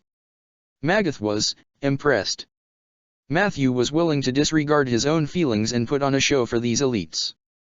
He always acted like an ass, but here, he was thriving. What else was this man hiding? Ogweno and Nambia come from the southern nations, Lara whispered to Megatron as he finished his story, Anek, Apoit, Teepage. They specialize in national parks, ground minerals, and the most serene wildlife. Shouldn't they have their own outfits from their culture? Megatron whispered back to her. Much of it was taken away during the Eldian Empire's rule, Lara explained. Megatron merely nodded his head in response as some of the elites began to talk about themselves. Sister Teresa specializes in refugee aid and hunger crisis, Lara continued whispered. She does her best to help those in need through war and the lingering effects the Eldian Empire left behind. William and Diana are representative for the royal family in the Western nations. So Matthew, you are a man of adventure, are you not? An overweight man asked. You could say that, Megatron answered, I traveled the world since I was in my 20s. Then you must have seen some fascinating places, the man prompted. I did get trapped in a cave one time, Megatron admitted. He's Marley's ambassador, Lara whispered. Oh my god, Diana said, how long were you there for? I think for a day, Megatron replied, well, it took me a day to get out of the cave. As for how I was trapped, well that's a story I don't really want to get into. What other places have you seen? The ambassador asked. Megatron continued to answer their questions, entertaining them with lies and false stories of his life on this world. He just changed the story's context on Cybertron and replaced it with some of this world's vocabulary. However, it didn't hurt to actually read books on this world's geography and other history books. It also helped him that he had some familiarity with Earth's wildlife. While it was at the bottom of his list at the time, he at the very least paid attention to some of the details there. But he could still hear the low remarks. The insults that were coming from the ones that were listening in, but hadn't made their presence known. Monster, freak, bastard. He held his tongue regardless. As long as he could find the person with that symbol, this night should be worth his troubles. You're doing great, Willy whispered to Megatron. I feel exhausted, Megatron admitted. Putting on this acting was draining for him. Perhaps a drink would help, Willy suggested. I'm good on that, Megatron said. Nonsense, Willy said as he called over a waiter. Megatron didn't know exactly how he was going to maneuver around this. The issue of eating never really came up around Willy. He made sure of that, but Megatron saw the waiter suddenly trip and fall over. Megatron reacted and quickly grabbed the tray he was holding before grabbing the waiter by the collar to prevent him from hitting the ground. Megatron made sure to balance the tray to prevent the wine bottle and the glasses from hitting the floor. He noticed that the tray almost hit a woman in a blue kimono who stared at him in surprise. Megatron didn't pay any mind to that as he helped the waiter to his feet while still holding the tray. Megatron could hear applause at his stunt, but turned his attention to the waiter. You all right? Megatron asked him. The waiter nodded in shame. I'm sorry. Just head out, I'll keep the attention on me, Megatron whispered to him. That was amazing. Teresa complimented. Well, knowing how to fight has led me to maintain good reflexes, Megatron explained as the waiter quietly walked out of the room. So, does anyone want a drink? Magath nearly wanted to scream as Matthew began serving the nobles. He was literally wooing them. How was this possible? A toast, Willy began as he raised his glass, to Matthew Hayes, a good man and a good friend. To Matthew Hayes, they all said as they raised their glass. Megatron slightly raised his glass as they talked amongst themselves once more. He spun the liquid a little bit as he barely managed to see his reflection. He hasn't been able to identify the person thus far. And this was just getting more exhausting. So what do you think about the metal and flying titan? One of them asked Megatron. Megatron looked up from his drink and stared in genuine surprise. I didn't think you'd talk about something as controversial as that. Well, many of us have been having debates over what we've been hearing, Ogweno informed. Some of us believe that Paradis created these beings. Others are buying the idea that they're from another world. Ogweno laughed at the idea while the ambassador groaned. Paradis doesn't have the technology to create an advanced titan that can fly, the ambassador retorted. There's no way that another world exists. Ogweno laughed. Both of you. Teresa exclaimed, stop acting like fools. I thought the world knew about the threat on the island, Megatron whispered to Lara. The information was only published in Marley, Lara whispered back, to the other countries. They think it's some sort of rumor or scare tactic to make Paradis more of a threat instead of Marley. Paradis is already a threat to the world, but this just makes them more like villains. Got it, Megatron nodded in response. I agree, Willy said to them before turning to Megatron, but, what do you think about those titans? Megatron felt all eyes on him as he intently thought this over. It was honestly amusing, that they were talking about him and Optimus without knowing who he truly was. But he had to come up with a response, and he definitely wanted to wipe those amused looks off of his face. What would a human say? How would one react to the situation? It's terrifying, Megatron answered. Which one? Willy asked. Both, Megatron answered, but the idea of them coming from beyond this world scares me more. Willy stared in surprise. He's seen this man do amazing things, and he was admitting he was scared. Matthew, Ogweno reasoned. Think about it, Megatron continued, the idea that Paradis created much more powerful titans is already terrifying alone. It means that Paradis may have been farther ahead than anyone thought, and that could mean they could create something more powerful than the titans in the wall. Megatron noticed the amused looks leaving their faces and continued. But if the other theory is true, that these titans came from another world far beyond our own, then, that means we're not alone. What do you mean not alone? Nambia asked. I mean that there are other worlds out there, Megatron explained, more titans like the ones on the island with far greater power, technology, weapons. There's a world full of them. There might be another world full of humans, or animals, or plants. We're not the center of everything. We're just a speck of dust in a much grander horizon that may one day come to destroy everything if it wanted to. Megatron noticed the fear on their faces. Feeling satisfied, the Titan cleared his throat. Sorry for the tangent, Megatron apologized, if you'll excuse me. Willy watched Megatron walk away with drink in hand before turning to his friends. I am so sorry. No, Ogweno interrupted, Matthew is right. Willy said. Despite which option is the truth, both are a threat to us, Teresa proclaimed, perhaps we've remained in our state of security for too long to recognize this. Tell Matthew thank you for his insightful answer. Megatron walked over to a vacant table and placed the drink in his hand down. This whole thing was a waste of time. He didn't even find the clan member. He might as well just call it and try to intimidate these people instead of impress them. Matthew, that was unnecessary, Lara spoke as she walked up to him. They wanted an honest answer, Megatron retorted. You did bring the mood down, Lara stated. And Megatron said as he crossed his arms, I'm not responsible if their feelings get hurt over a little comment. These are still very powerful people, Lara reminded. This is probably the only time that I'll be seeing them, Megatron declared, and I'm certain you've been hearing the comments directed at me. I don't belong here, Lara.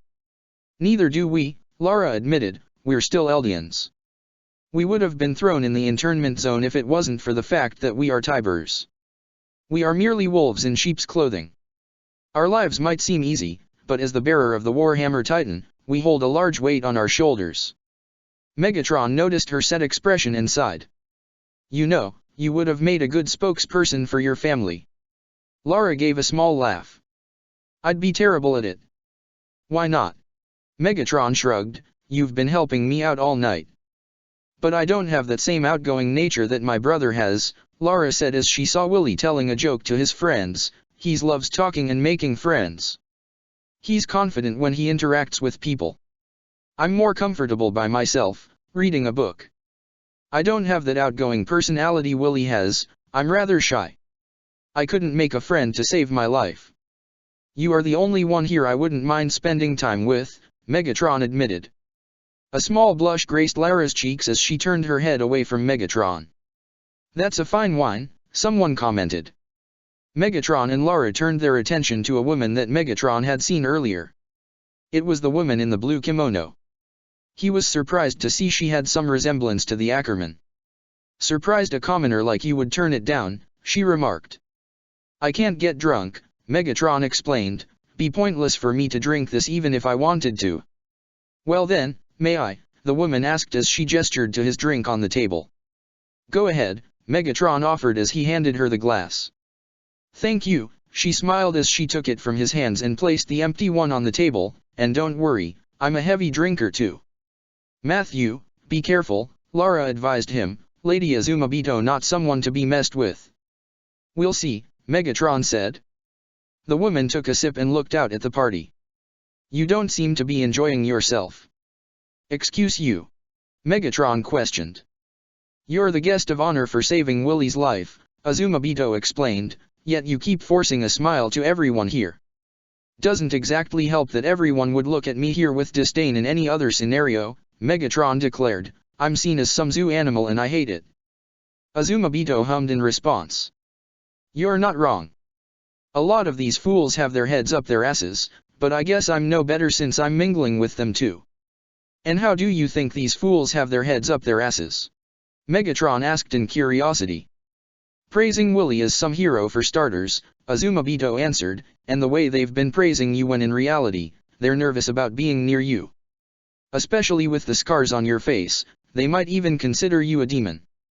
And what do you think of me? Since you're so willing to talk to me, Megatron asked, impressed by the woman's boldness. I think you're an asshole, Azumabito answered with a smirk as she put down her drink. Megatron nearly cursed when he saw the symbols Zeke told him about on the back of her kimono. This was the woman he was supposed to meet with. But why would she even come to him willingly? Unless she knew his actual intentions. You know, I don't know your full name, Megatron began, pretty sure it'd be rude of me to call you woman. Oh, that is highly offensive, Azumabito advised, you say that to a woman, an immediate slap to the face. But since we are talking. The woman held out her hand to him. Kiyomi Azumabito, head of the Azumabito clan and ambassador to Hizuru. Matthew Hayes, Marley prisoner, Megatron greeted as he shook her hand. Kiyomi laughed at his response. You're extremely honest. That a problem? Megatron asked. Not at all, she answered, everyone here is lying to some degree. They both lifted their heads when a soft piano melody was played throughout the ballroom. Megatron found the sound rather strange, since he's never heard a piano play before.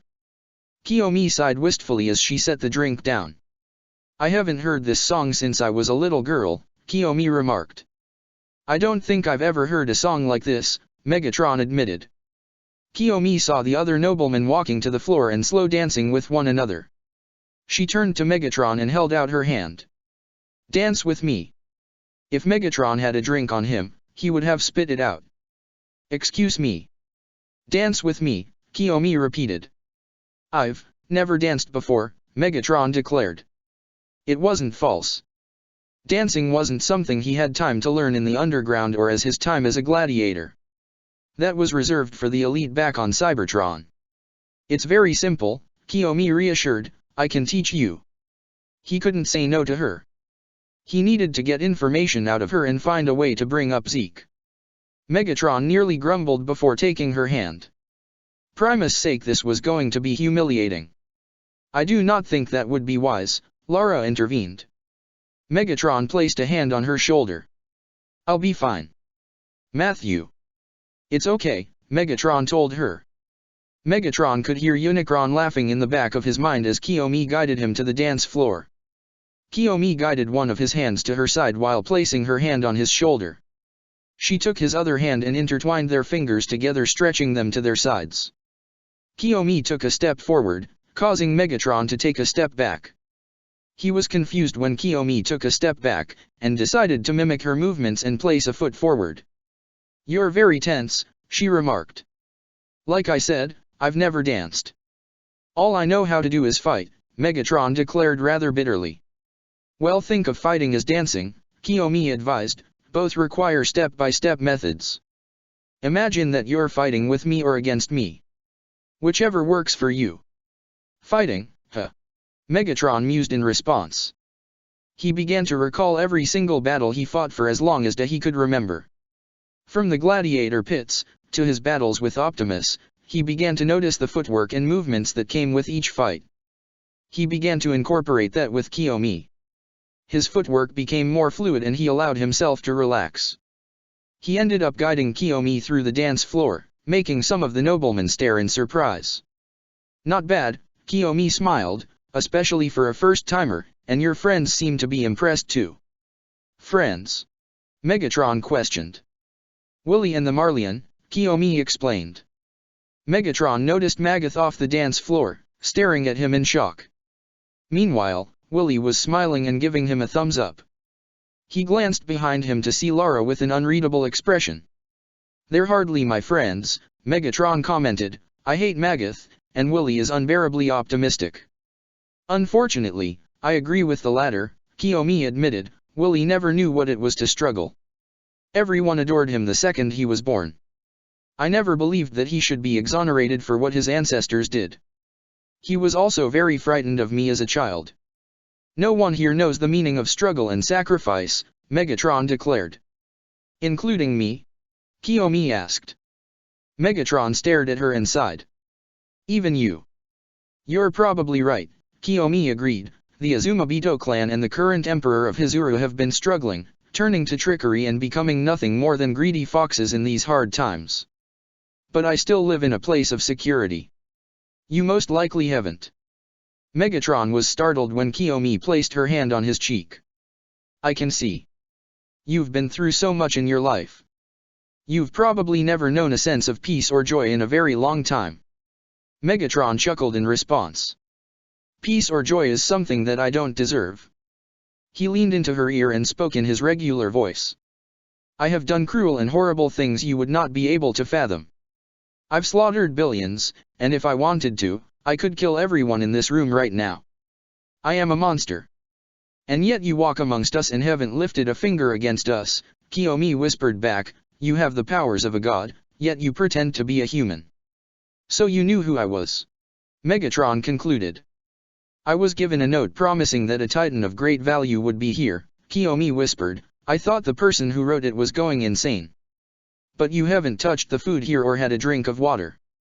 The way you gave a detailed answer about yourself and the Metal Titan definitely stood out to me.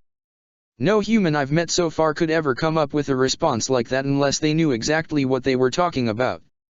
I'm surprised you haven't been caught yet." "I've been managing," Megatron stated as he switched back to the other voice and straightened himself out.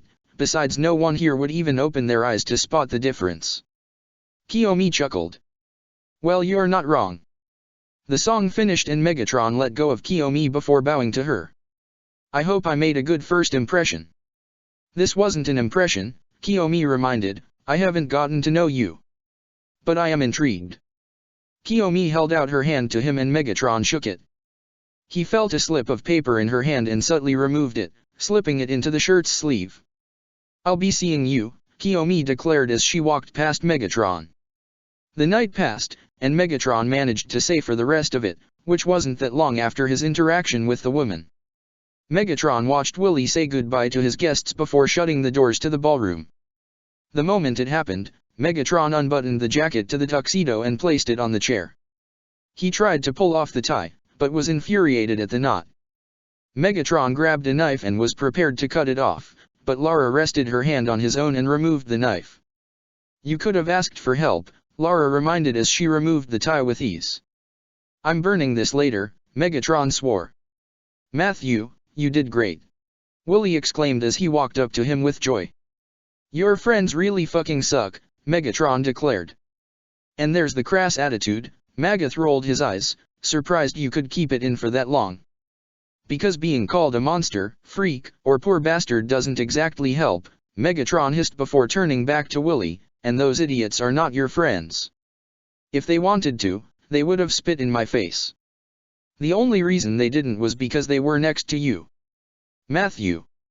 I'm getting this out, Megatron declared, if you didn't have your status, they would have thrown you aside. They only care about wealth and power. I know, Willie agreed. Megatron was going to continue, but stopped himself short by the response. You do. Matthew, I might play the charismatic head, but I'm very well aware what would happen if Lara and I didn't have the Tiber name protecting us, Willie explained, if being a Tiber turned out to be a lie.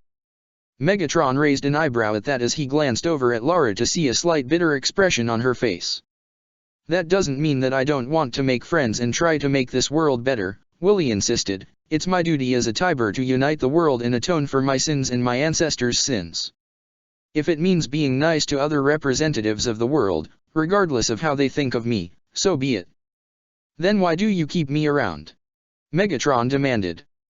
Like I told you before, because I'm just a human to you, Willie smiled. Megatron didn't know how to respond to that. He didn't know how to feel about that. If there's anything that I can do to make up for tonight, let me know, Willie insisted. Megatron's gaze turned to the table of leftover cakes. I'm assuming you're not going to give all that to your kids. Amir almost had everything ready. She had the large radio set up with discs of songs from Marley. They were going to eat some nice snacks from them, and then they were going to spend a night under the stars. She just hoped that Historia didn't catch on since she started setting this up. She just hoped it was a good gift. Maybe she could buy a necklace for her. But would she be into that? Amir shook her head as she walked into the Prime's library. She saw him reorganizing some of the books that were given back to him on the shelf. Prime. Amir called out. Optimus looked over at the Titan Shifter as she handed him the book. Thanks for letting me borrow this, Amir said. I'm certain that you made good use for this, Optimus commented. Hopefully, Historia didn't find out about it, Amir admitted. I've been trying to keep it under wraps. I'm certain that she will enjoy it, Optimus reassured her. Almost, Amir relented. I wanted to get her a small gift, but I don't know what. Perhaps I could be of some assistance, Optimus said. Amir snickered. You? No offense, but you don't seem like the guy to know the first thing about a relationship.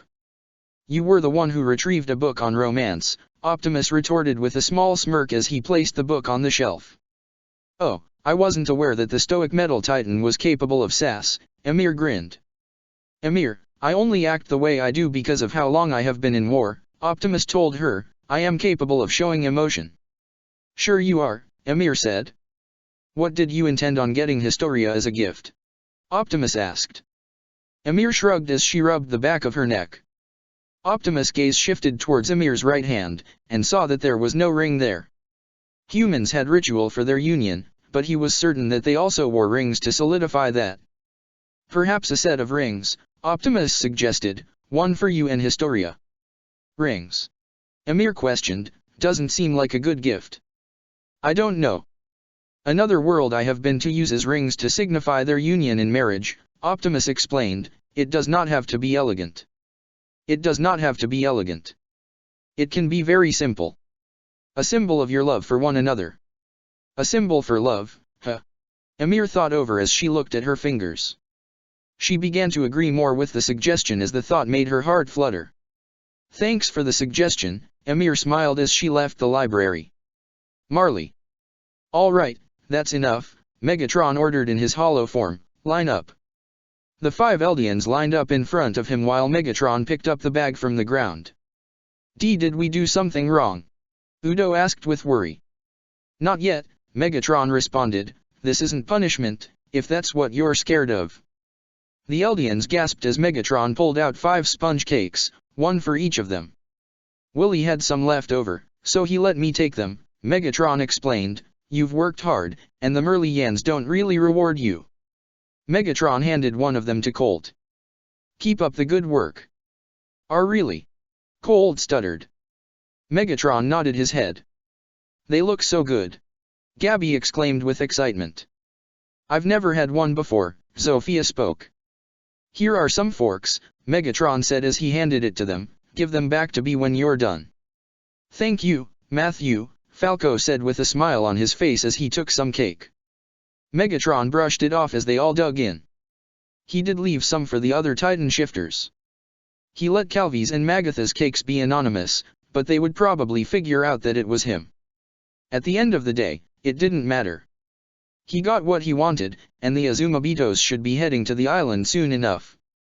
Zeke stared out the window of his office as he saw the warrior candidates eating the cake with delight. He looked back on his desk and merely saw a note with a 10-digit number on it.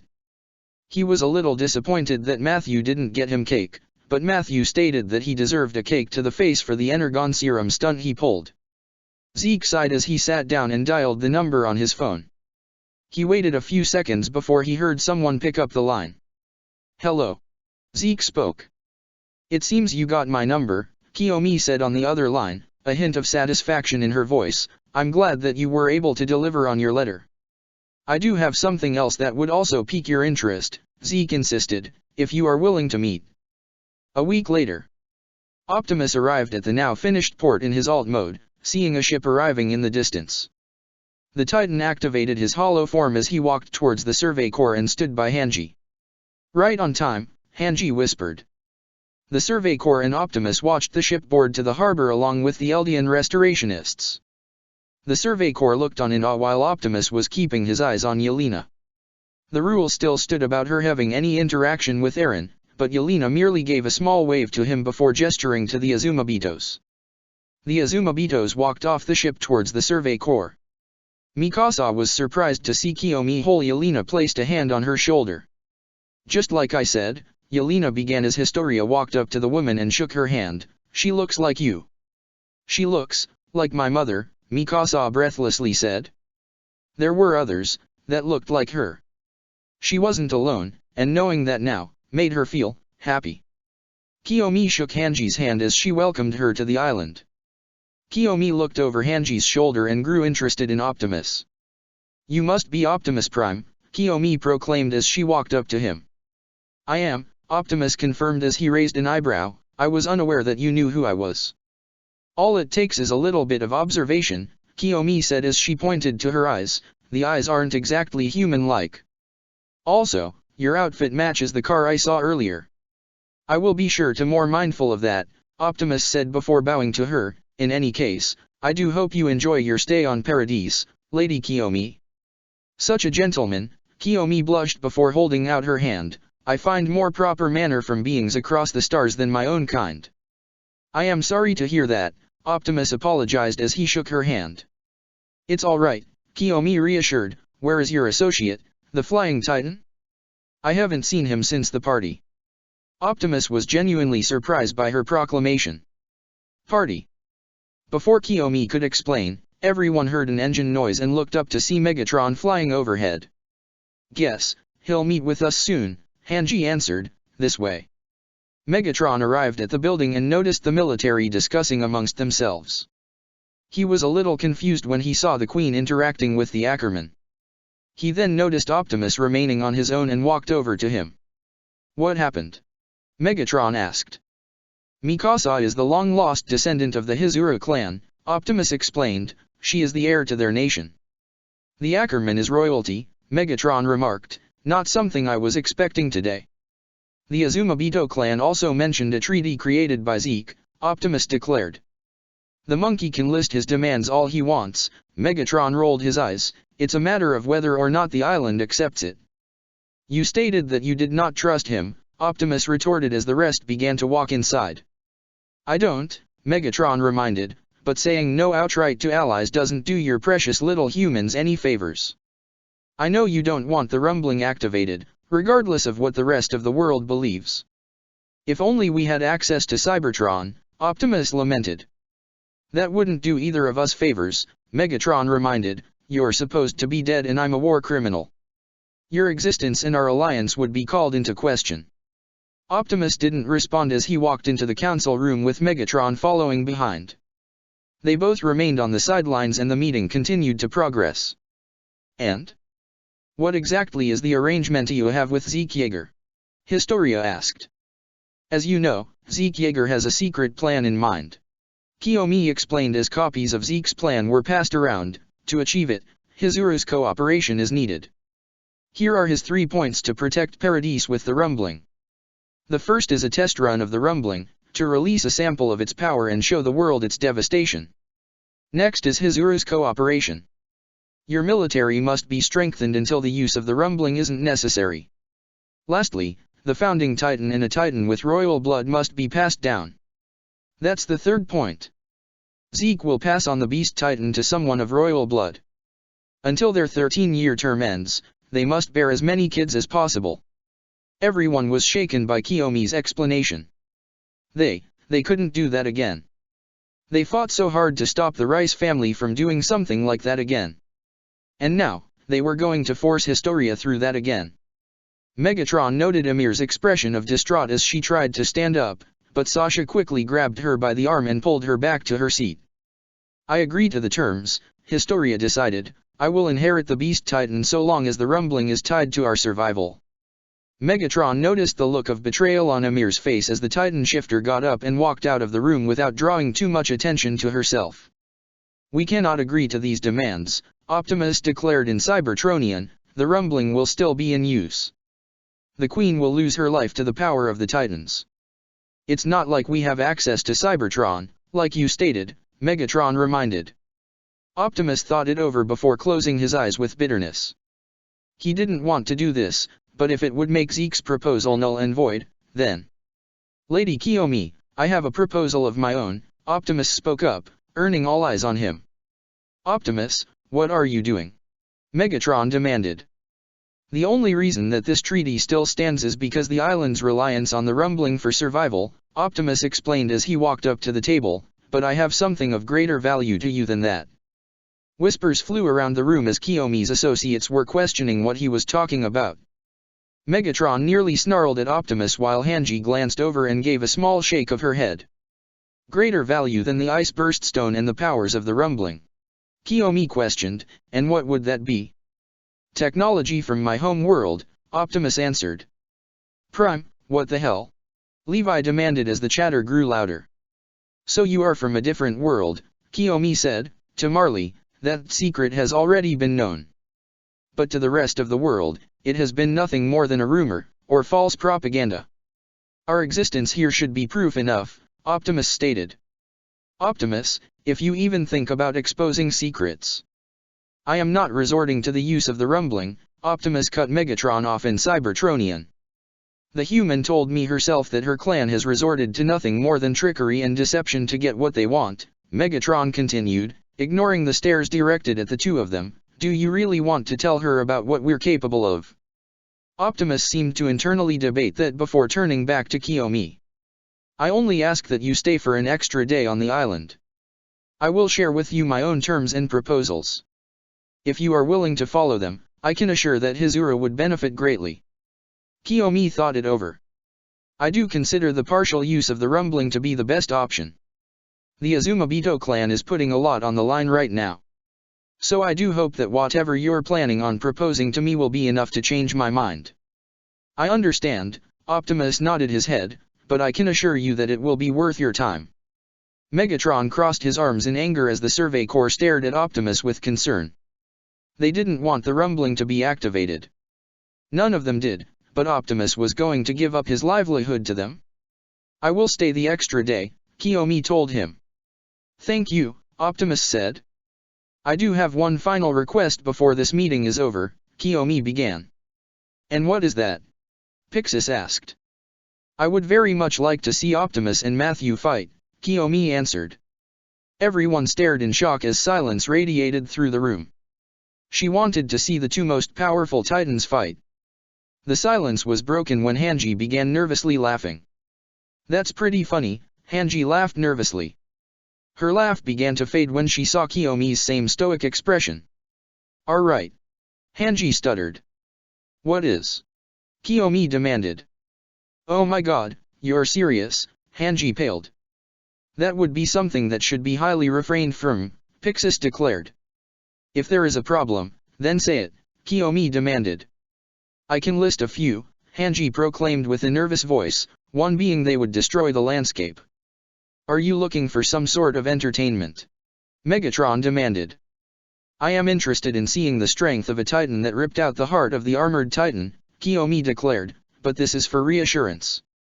I need to know full well that I can put my faith in the island in the event Eren Yeager is captured and killed. The founding Titan in the hands of Marley would mean devastating consequences for everyone. I've been hearing rumors about the promise of one of their new programs, new Titans that would have the power to go against the two of you. I need to know if the two of you are strong enough to handle it. If you knew exactly who I am, you wouldn't be asking me this, Megatron declared. Then show me, Kiyomi requested. Megatron glanced over at Optimus. What do you think, Prime? Optimus thought it over before looking at Kiyomi directly in the eye. If it means solidifying this alliance, then I will do it. The Survey Corps grew more visibly worried while Kiyomi smiled. Perfect. Then I will see you both outside. Optimus and Megatron deactivated their hollow form, startling some of the people in the room. Kiyomi stood up from her seat, but noticed that the Survey Corps were looking at her like she had caused someone's death. Well, congratulations, you've doomed us all, Levi declared. Excuse you. Kiyomi demanded. Hanji ripped off her jacket and covered her face with it before giving a muffled scream. Optimus and Matthew have been fighting in the same war on opposing sides, Historia clarified, they've practically hated each other for that time. And now they're going to fight again while they still have some unresolved shit, Levi added. I see, Kiyomi trailed off. Oh, I see. Hanji mocked as she lifted her head from her jacket, that's you. I'm going to go talk to them. Hanji threw her jacket on the chair before storming out of the room. I recommend a wager to distract us from this situation, Pixis suggested. Who would win, Optimus or Matthew? No one is making any bets, Levi hissed. I vote Optimus, Connie said as he raised his hand, earning an elbow to his side from Jean. Yelena watched the chatter continue to grow, genuinely intrigued by this battle. Her emotions have been complicated lately. Maybe seeing these Titans fight would end any preconceived doubts about her loyalty to Zeke and her overall goal. But, what did Levi mean by opposing sides? There had to be more to it than that, right? Historia stood up and walked out of the room as the commotion continued. She walked down the halls to search for Amir and heard, sniffling. Historia followed the noise and found Amir crying in an empty room. Amir. What the hell are you thinking? Amir demanded as tears continued to stream down her face. How could you agree to that? Amir, we have so few options. We were going to live for ourselves. Amir exclaimed as she stood up. I still do.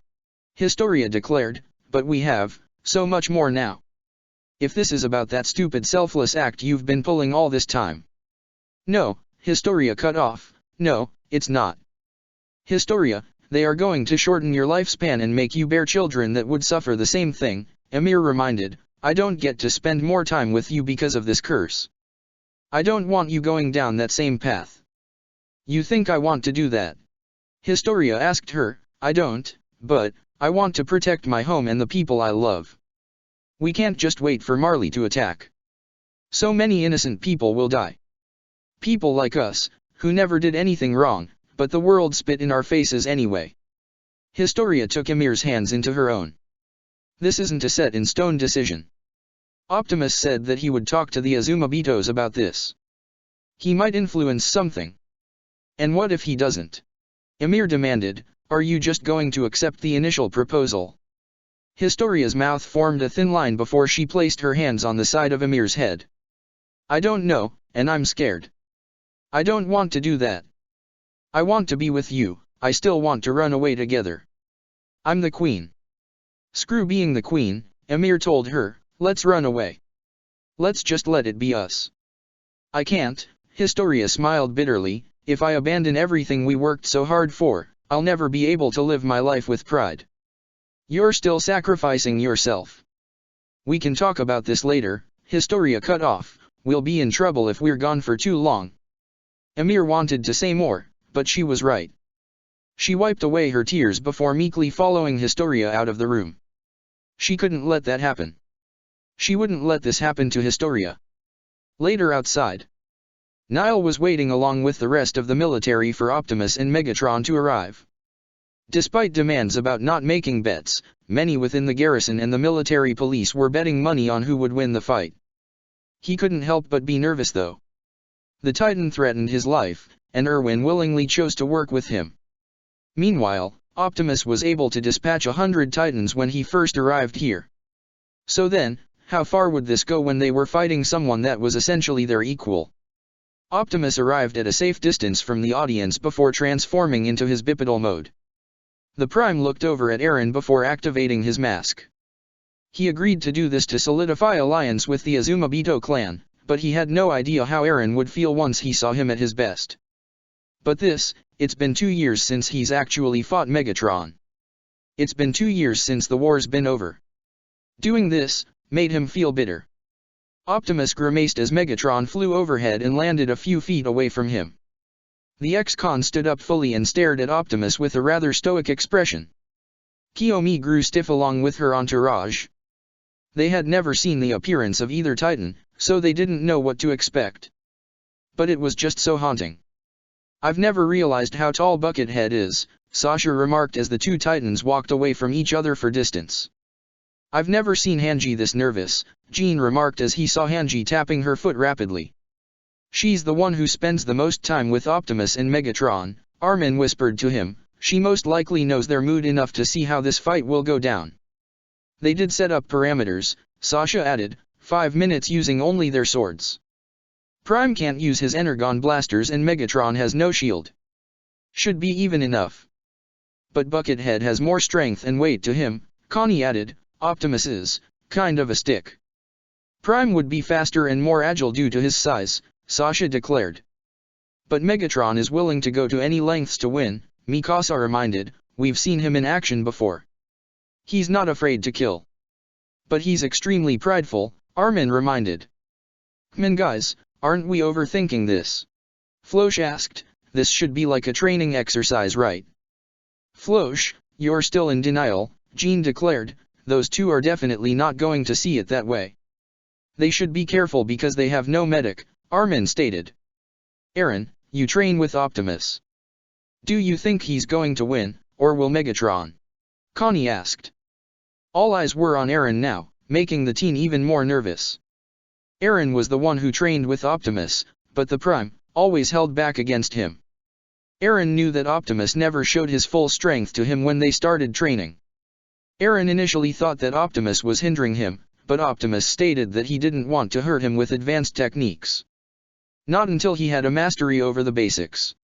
Meanwhile, Megatron never really saw any of the humans as a threat. He's lived the life of a gladiator, and has slaughtered everyone that has gotten in his way. He wanted Optimus to win the battle, but considering Megatron's experience, and their shared history. I don't know, Eren admitted, and I'm still scared. I'm not sure if I want to know. Levi stepped forward wearing his 3D gear with a stopwatch in one hand and a red flare in the other. You two know the rules. 5 minutes. Swords only. Any foul play and we end it. Levi actually got nervous when Megatron didn't respond. No quip. No sarcastic remark. He was focused on the opponent ahead, hand itching towards the sword on his side. He looked over at Optimus to see the same serious expression on his face. His hands were clenched, fully ready to transform into his own weapons. He was really about to see these two fight full force. Frankly, he wasn't ready for the onslaught that was about to happen. Ready! Levi shouted, raising the flare in the air. The two Titans lowered their stances, getting ready to sprint towards each other. If anyone dies during this, you can consider our alliance finished, Hanji angrily told Kiyomi. I accept full responsibility, Kiyomi merely responded. Go! Levi shouted as he pulled the trigger and fired. No one could comprehend the speed. The two rushed each other with full force that no one saw them whip their swords out. The swords collided and both were trying to push the other backward. Eren could see the strain in Optimus' optics before he kneed Megatron in the gut before kicking him in the face, sending him a few steps back. Eren felt chills go up his spine when he saw Megatron turn his head and give a sadistic smile before charging at Optimus again. Optimus transformed his other servo into a blade and blocked the swing from Megatron from above. Optimus forced Megatron back and slashed at him twice before their blades collided once more. They forced each other back as they charged again once more. Megatron spun and slashed at Optimus, which the Prime had to block twice. Optimus went for a direct hit to stab Megatron, but Megatron blocked it. Megatron kicked him in stomach before punching Optimus in the face. Optimus quickly recovered and ducked from a swipe aimed for his head. The two continued to clash as everyone watched on. The Azumabito were more surprised, while the Survey Corps and other islanders looked on with worry and fear. "Eren," Hanji spoke. "Yes, Commander," Eren responded. "Did you know that Optimus was that good?" Hanji asked. "No," Eren answered. Hanji laughed nervously. "We're all going to die." Megatron yelled as he swung his sword upward, the edges of it grazing Optimus' mask. Optimus then countered by swinging for his chest. Megatron blocked the attack with his arm, but was unable to react fast enough as Optimus jumped and flipped over Megatron. The Titan landed behind his opponent and tried to swipe for his leg, but Megatron grabbed Optimus' wrist before he reached it. Megatron then threw Optimus across the battlefield. The Prime rolled across the ground, but managed to regain his footing and charge back. Optimus slid under Megatron's arm as he tried to swipe for his head. Optimus swiped for Megatron once more, but the Gladiator blocked the attack. Eren could only watch in awe, and in fury. He was nowhere near the level that Optimus was at. He could see some of the techniques that Optimus taught him, but the Prime was fighting in a way that he had never seen. He was angry at the fact that he still had a long way to go, but he was somewhat excited because there could be a chance that he could reach that level. Optimus dodged another swipe at his head before locking blades with the X-Con once more. Their blades then continued to clash as they tried to swipe in vulnerable areas, but they were too quick. Everyone could see the sparks flying due to the clashes and the friction of their sword. Optimus grunted as Megatron punched him square in the face. Optimus was sent flying across the battlefield and landed on his back. Optimus groaned and rubbed his helm while the Survey Corps looked on in concern. Levi was prepared to intervene, but Megatron didn't make any move to attack him while he was down. Megatron waited with what appeared to be anticipation as Optimus stood up and glared at Megatron. Levi noticed the venom in Optimus' eyes, that same expression that Optimus had when Megatron first arrived. The eyes of a killer. "That Titan has murdered," Mike explained to Levi and Erwin. Levi raised an eyebrow at that while Erwin looked up from his papers. "Tinkin looks like he can't hurt a fly," Levi commented as he looked out the window to see Optimus intently listening to Hanji in his bipedal mode. "He did kill over 100 Titans," Erwin reminded. "I meant that he's murdered his own kind," Mike corrected. "I've seen a very dangerous expression in his eyes when he first started training Eren. He might not show it around the rest of us, but that doesn't mean that he hasn't shown that expression before. He's murdered for his own beliefs. He's murdered to survive." Optimus ran and jumped into the air, ready to land a critical blow with his swords. Megatron blocked the attack with his own sword. Their swords clashed upwards and downwards as they tried to hit each other. Those movements appeared to mirror each other as they locked swords again. Optimus then transformed one of his swords back into his servo before grabbing Megatron's wrist. Optimus then used his other servo to carry and throw Megatron across the battlefield. Megatron landed on his feet, digging his claws into the ground to slow his momentum. Megatron flipped the sword and held the blade in his servo before throwing it at the Prime. Optimus ran towards Megatron and dodged the spinning blade. Optimus tried to stab Megatron as the former Warlord's blade pierced the ground, but Megatron jumped over the Prime and rolled before sprinting towards his sword. Optimus bolted towards Megatron as he grabbed his sword and blocked the Prime's attack. Armin was stunned at the way the two Titans continued to battle. The flow of their movements, the precision in their strike, the swiftness in their defense, it was almost like they were dancing. That's right, they were dancing. They've done these battles so many times, they knew how to react to each other. They knew how to defend. This was too familiar to them.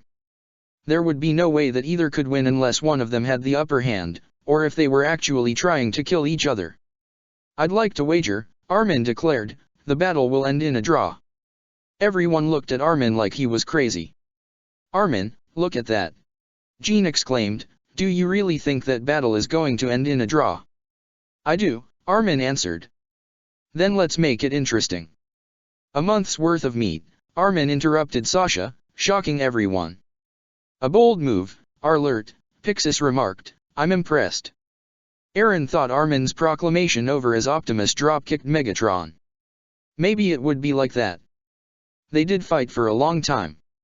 And this fight was merely proving every lesson Optimus told him, and every claim that Megatron said. "I'm with Armin," Eren proclaimed, "it's going to be a draw." Megatron swiped at Optimus' helm, but the Prime bent backwards before kicking Megatron's sword out of his servos. Optimus flipped back and transformed his blades back into his servos before catching Megatron's sword. "He disarmed him!" Jean exclaimed. Optimus swung the blade and almost hit Megatron, but the X-Con extended his claws and caught the blade. Megatron then swiped his claws as Optimus blocked each attack. "Damn it!" Hanji exclaimed, "we forget his whole body's a fucking weapon. It's so fucking cool." "Hanji." "I know." "Shut up." Hanji shouted at Levi. Megatron continued to block Optimus' attacks, feeling the blade cutting through his armor inch by inch. He was certain that Optimus managed to draw Dark Energon. He swiped at Optimus' face as he continued to block the attacks. Optimus swiped upwards, and Megatron saw a brief opening. He kicked Optimus in the gut, causing the Prime to let go of the sword and sending him back. Megatron grabbed his sword once more as Optimus skidded to a stop. Megatron jumped into the air and threw his sword at Optimus once more. The Survey Corps didn't know how to react as the blade was coming in too fast. Eren was going to bite his hand, but his mouth dropped as Optimus caught the blade in between his servos, the blade nearly taking out his optic. The rest of the military stared in shock as Megatron landed on his pet ace with grace. Megatron cracked his neck while Optimus threw the blade aside, letting it pierce the ground. The Survey Corps grew worried as the two stared at each other with an intense gaze before they both began to walk forward. They picked up the speed and were now full-on running towards each other. They both let out a battle cry as they cocked their fists back. They both threw their punches and their fists collided. Their actions caused a shockwave to echo throughout the entire area. Many of the spectators were blown back by the force while others had to cover their ears from the ringing sensation. Levi quickly looked down at the stopwatch to see that 3 minutes had already passed. How? Everything was moving so fast. How did that much time pass already? Eren covered his ears in pain as he saw a memory flash through his mind. It was of Optimus and Megatron fighting. He had seen this before. He saw this fight before it actually happened. How did he? Optimus punched Megatron in the face before punching him in the gut. Megatron elbowed Optimus in his face before throwing a downward punch. Optimus jumped out of the way as Megatron's fist collided with the ground. The ground shattered under the two of them while Optimus struggled to find his footing on the uneven ground. Optimus kicked upward into Megatron's face. Megatron quickly recovered and threw a right hook that Optimus dodged. Megatron spun and kicked Optimus, but the Prime managed to block the attack from hitting his face. The force of the kick did send Optimus back. Optimus blocked another punch before throwing 3 punches at the X-Con, but all 3 were blocked by him. Optimus threw another punch, but Megatron caught the Prime's servo. Optimus threw another one with his other servo, but Megatron caught that one too. The two were forced in deadlock until Optimus head-butted Megatron, causing him to let go. Megatron yelled and used his claws to tear through Optimus' upper right arm, cutting through the Autobot and Survey Corps symbol there and causing Energon to spill. The Survey Corps gasped while Hanji screamed with fear. Levi moved fast and hooked onto one of the trees there, equipping a Thunder Spear to aim at the two of them. Optimus grabbed Megatron's sword and slashed through Megatron's chest, leaving a diagonal cut that started to leak Dark Energon. Megatron growled in anger as Optimus threw a punch with his left arm. Megatron also threw a punch, and the two of them ended up punching each other in the face. They both skidded back. Optimus held onto his wounded arm while Megatron seethed in pain over his chest. The ex-con then chuckled darkly, sending chills through everyone's spines. After all this time, you haven't lost your touch, Megatron smirked. Optimus Prime. Optimus gritted his dentures behind his mask as he transformed his left arm into his sword. Enough. The two bolted towards each other, their swords ready to cross paths once more. Before they could strike, they both saw a thunder spear coming to intercept them out of the corner of their optics. They managed to dodge the line of attack and shielded their optics as the spear blew up in midair. They turned to see Levi in a tree, looking both furious and fearful, while holding a broken stopwatch in his hand. "Time's up," Levi said as he threw the stopwatch to the ground. The two titans turned their attention to each other, causing everyone to grow worried. Would they not listen? Would one attack the other out of spite? Would there be a double cross each other? Megatron was the first to react, transforming his sword back to the handle. He raised his servos in surrender as he took a few steps back. Optimus transformed his sword back into his servo before holding his wounded arm, trying not to show his pained expression. Megatron noticed regardless and placed the handle at his side. "Meet me at the neutral ship," Megatron told him in Cybertronian. "There should be something there to treat your wound." Optimus didn't respond as Megatron transformed and flew north. Optimus turned to the stunned crowd and found Kiyomi. "I will be meeting with you tomorrow," Optimus told her. "I hope that you will be able to attend." "Why yes," Kiyomi stuttered, still shocked at the display and trying to recover. Optimus transformed into his alt mode and drove north, allowing the crowd to actually see the damage caused by the two titans. When Optimus was out of view, everyone was finally able to breathe a sigh of relief. That was quite a spectacle. Kiyomi tried to find the words. "On behalf of the Azumabito clan, I would like to apologize for asking for that." Kiyomi found Hanji, Jean, Connie, and Sasha collapsed on the ground. Mikasa was as stiff as a board while Armin was clutching his chest with his hand. Eren was trembling in fear while Historia was holding Emir's hand for stability. "What the hell was that?" Floche shouted. Later, neutral ship. Optimus waited on the medical berth as Megatron used the blowtorch to mold the broken metal to fit the 3 claw marks on his arm. Optimus looked down at the wound and felt a sting of pain as he saw that the Autobot and Survey Corps signal was essentially gone. He looked over at his left arm to see that the Survey Corps symbol there had begun to fade. Optimus heard movement and looked up to see Megatron bringing a table over with the polished metal and a welder. "Hold still," Megatron ordered as he grabbed the welder and turned it on before grabbing a piece of metal. Optimus winced as Megatron began to weld the metal to fit in the scars. He glanced over to see Megatron focused on repairing his wounds. He noticed the scar he gave Megatron had rusted, and dark energon wasn't leaking from it anymore. "You should repair your scar," Optimus remarked. "It's small compared to what I did to you," Megatron declared. "You should still repair it to prevent infection," Optimus proclaimed. "How would something organic cause an infection to us?" Megatron demanded. "It does look uncomfortable," Optimus commented. Megatron glanced up at Optimus as he stopped welding. "It's not the worst injury I've received." Optimus didn't reply as Megatron continued welding. "It was a good thing they limited us to swords," Megatron remarked. "We probably would have killed each other if we were allowed to use other weapons." "We would have killed each other if we were given more time to fight," Optimus added. "Oh, I have no doubt," Megatron agreed. He stared intently at the repair of the first scar made. It didn't match Optimus' color scheme, and it stuck out. He ignored it and continued to repair the second scar. Optimus flinched at the pain, causing Megatron to groan in irritation. "Stay still," Megatron ordered. "I can't repair this if you can't stay still. There's no way I can put you in stasis for this." "This does not require stasis," Optimus told him. "Well then, what do you want me to do?" Megatron asked. "I'm not experienced in surgery like your medic." Megatron noticed a sad expression on Optimus' face as he looked down at the floor. Megatron internally swore to himself as he put the welder down. "I'm not insulting him." "This has nothing to do with that," Optimus interrupted. "You've been worried," Megatron recognized. "Yes," Optimus admitted. "Megatron, if we are critically injured, there is nothing the humans here can do. Our medical expertise is already limited. Any medical professionals on the island know nothing of our anatomy, and even if they did, they would have no way of repairing us in time. Without proper supplies, or a medic, it is only a matter of time before we succumb to the elements of this world. And now with the Energon problem in Marley, it's only a matter of time. Megatron absorbed the information. He understood Optimus' plight, and why he was so worried. There was nothing he could do to reassure him, though.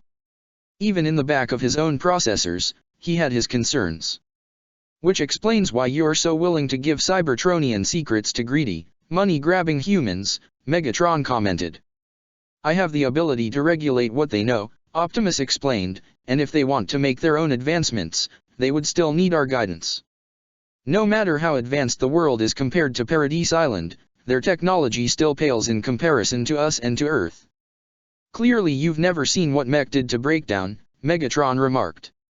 Bulkhead told me about it, Optimus informed. I still refuse to use the rumbling in any way. If giving information about our world is the best way to prevent that, then so be it. Megatron chuckled at that. I never would have thought that the great Optimus Prime would feel insecure about things not being under his control.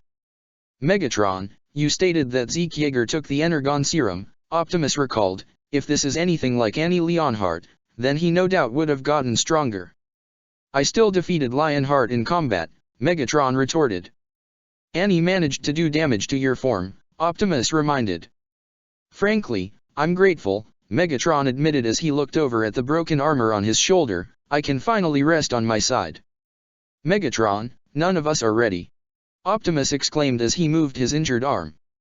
The Prime winced in pain and held his arm in his servo, trying to stop the bleeding. I told you to stay still, Megatron reprimanded. Megatron, Optimus warned. It is because the humans are weak. Megatron asked, is it because your pet hasn't mastered your techniques? It is because there is nothing you can do if one of us dies, effectively leaving the humans to fend for themselves.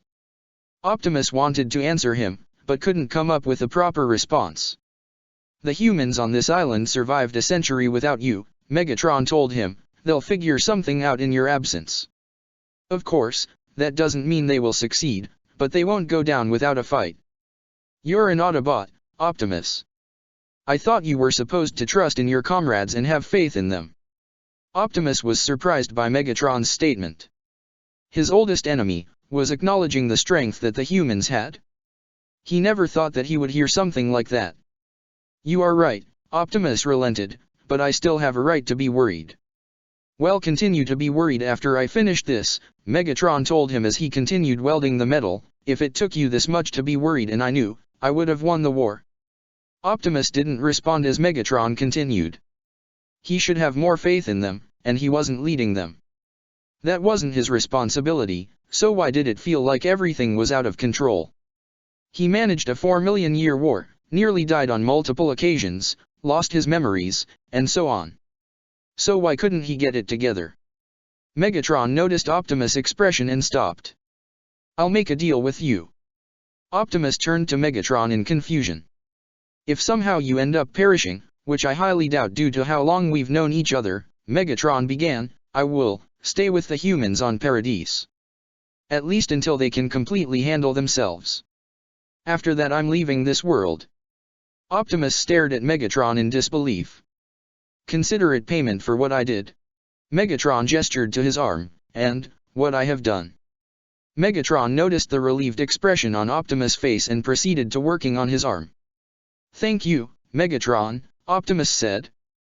The Titan didn't respond as he focused on his work. I never thought I would hear you acknowledge the strength of the humans, Optimus remarked. They're more like cockroaches, Megatron immediately shut down, stubborn, little insects that just refuse to die. Optimus didn't reply to that, but he had a feeling that Megatron was lying to him. Meanwhile, Megatron was wrestling with himself once more. He shouldn't have agreed to that. He shouldn't have agreed to staying on a world full of humans. Maybe it was because he wanted Optimus' forgiveness, but he's spent time on this world among these humans.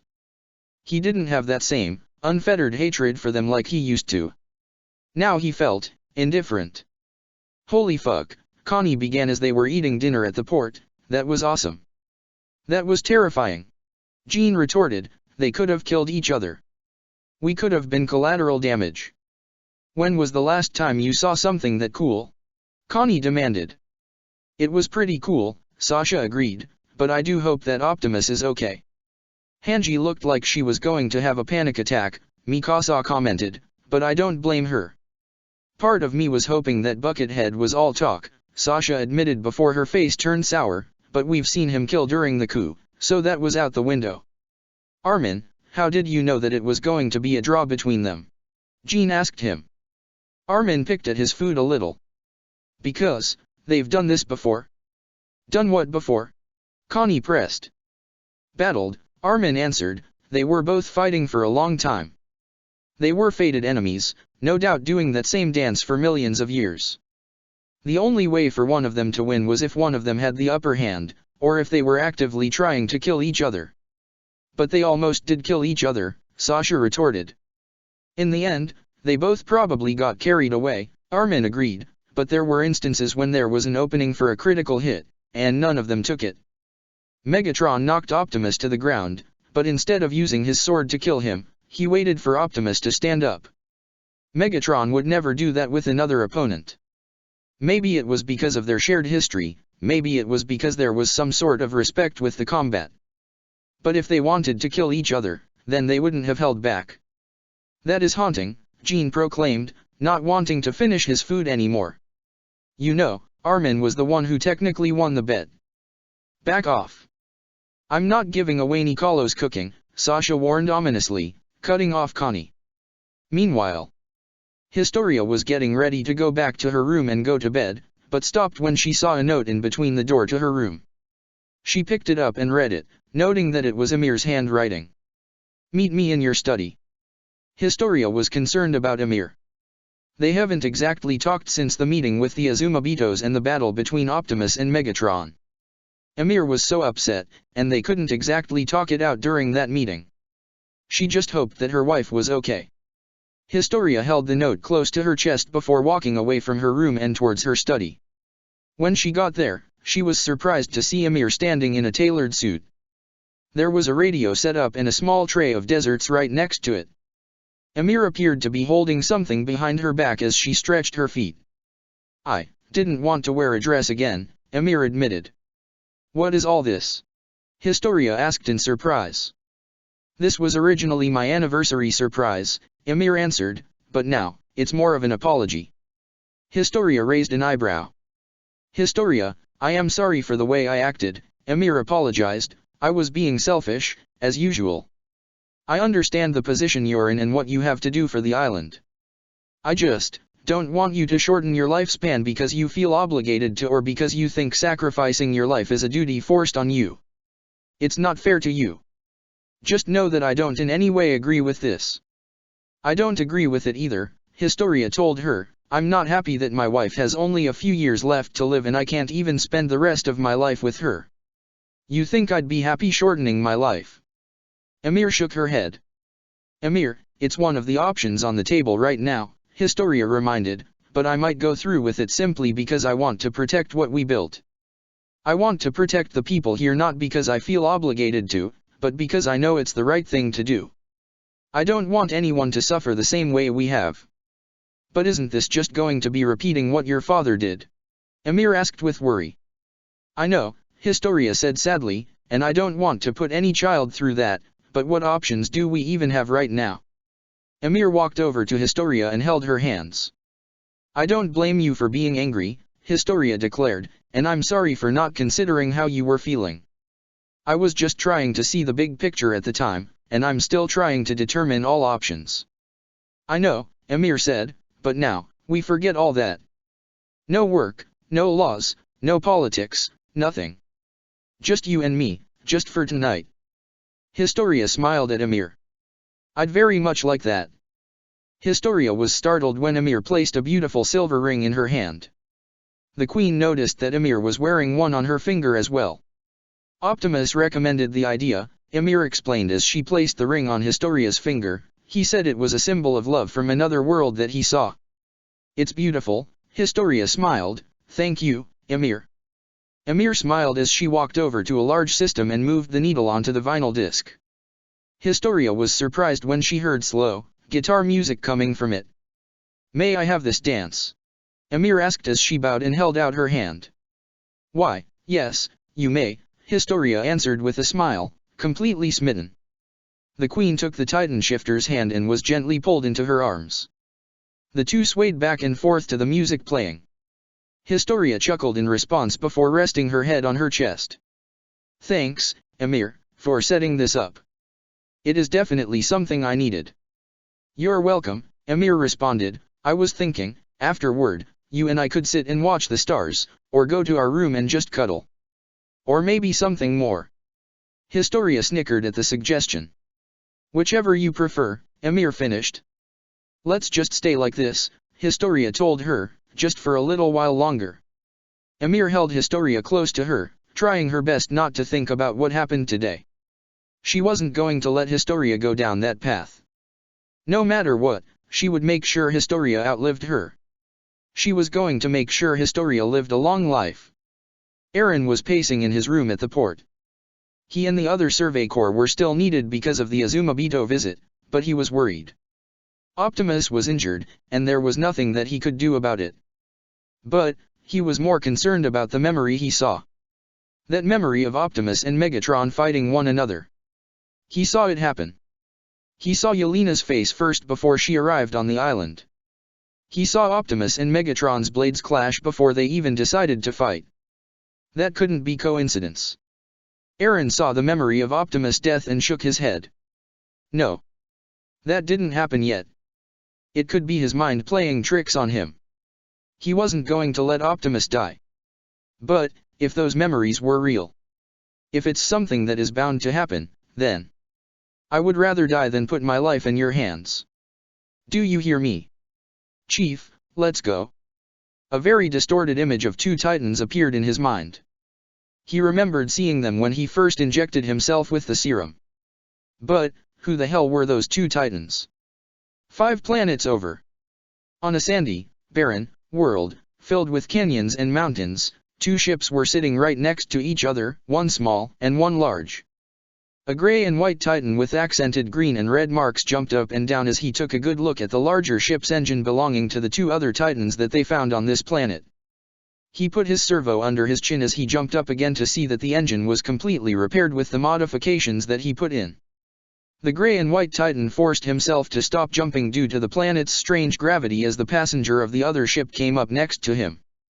"This will allow us safe journey back home," the passenger asked him. "Engine is repaired and I added a few modifications to make the ship go faster," the mechanic smiled as he patted the passenger's back. "Should be back home in no time."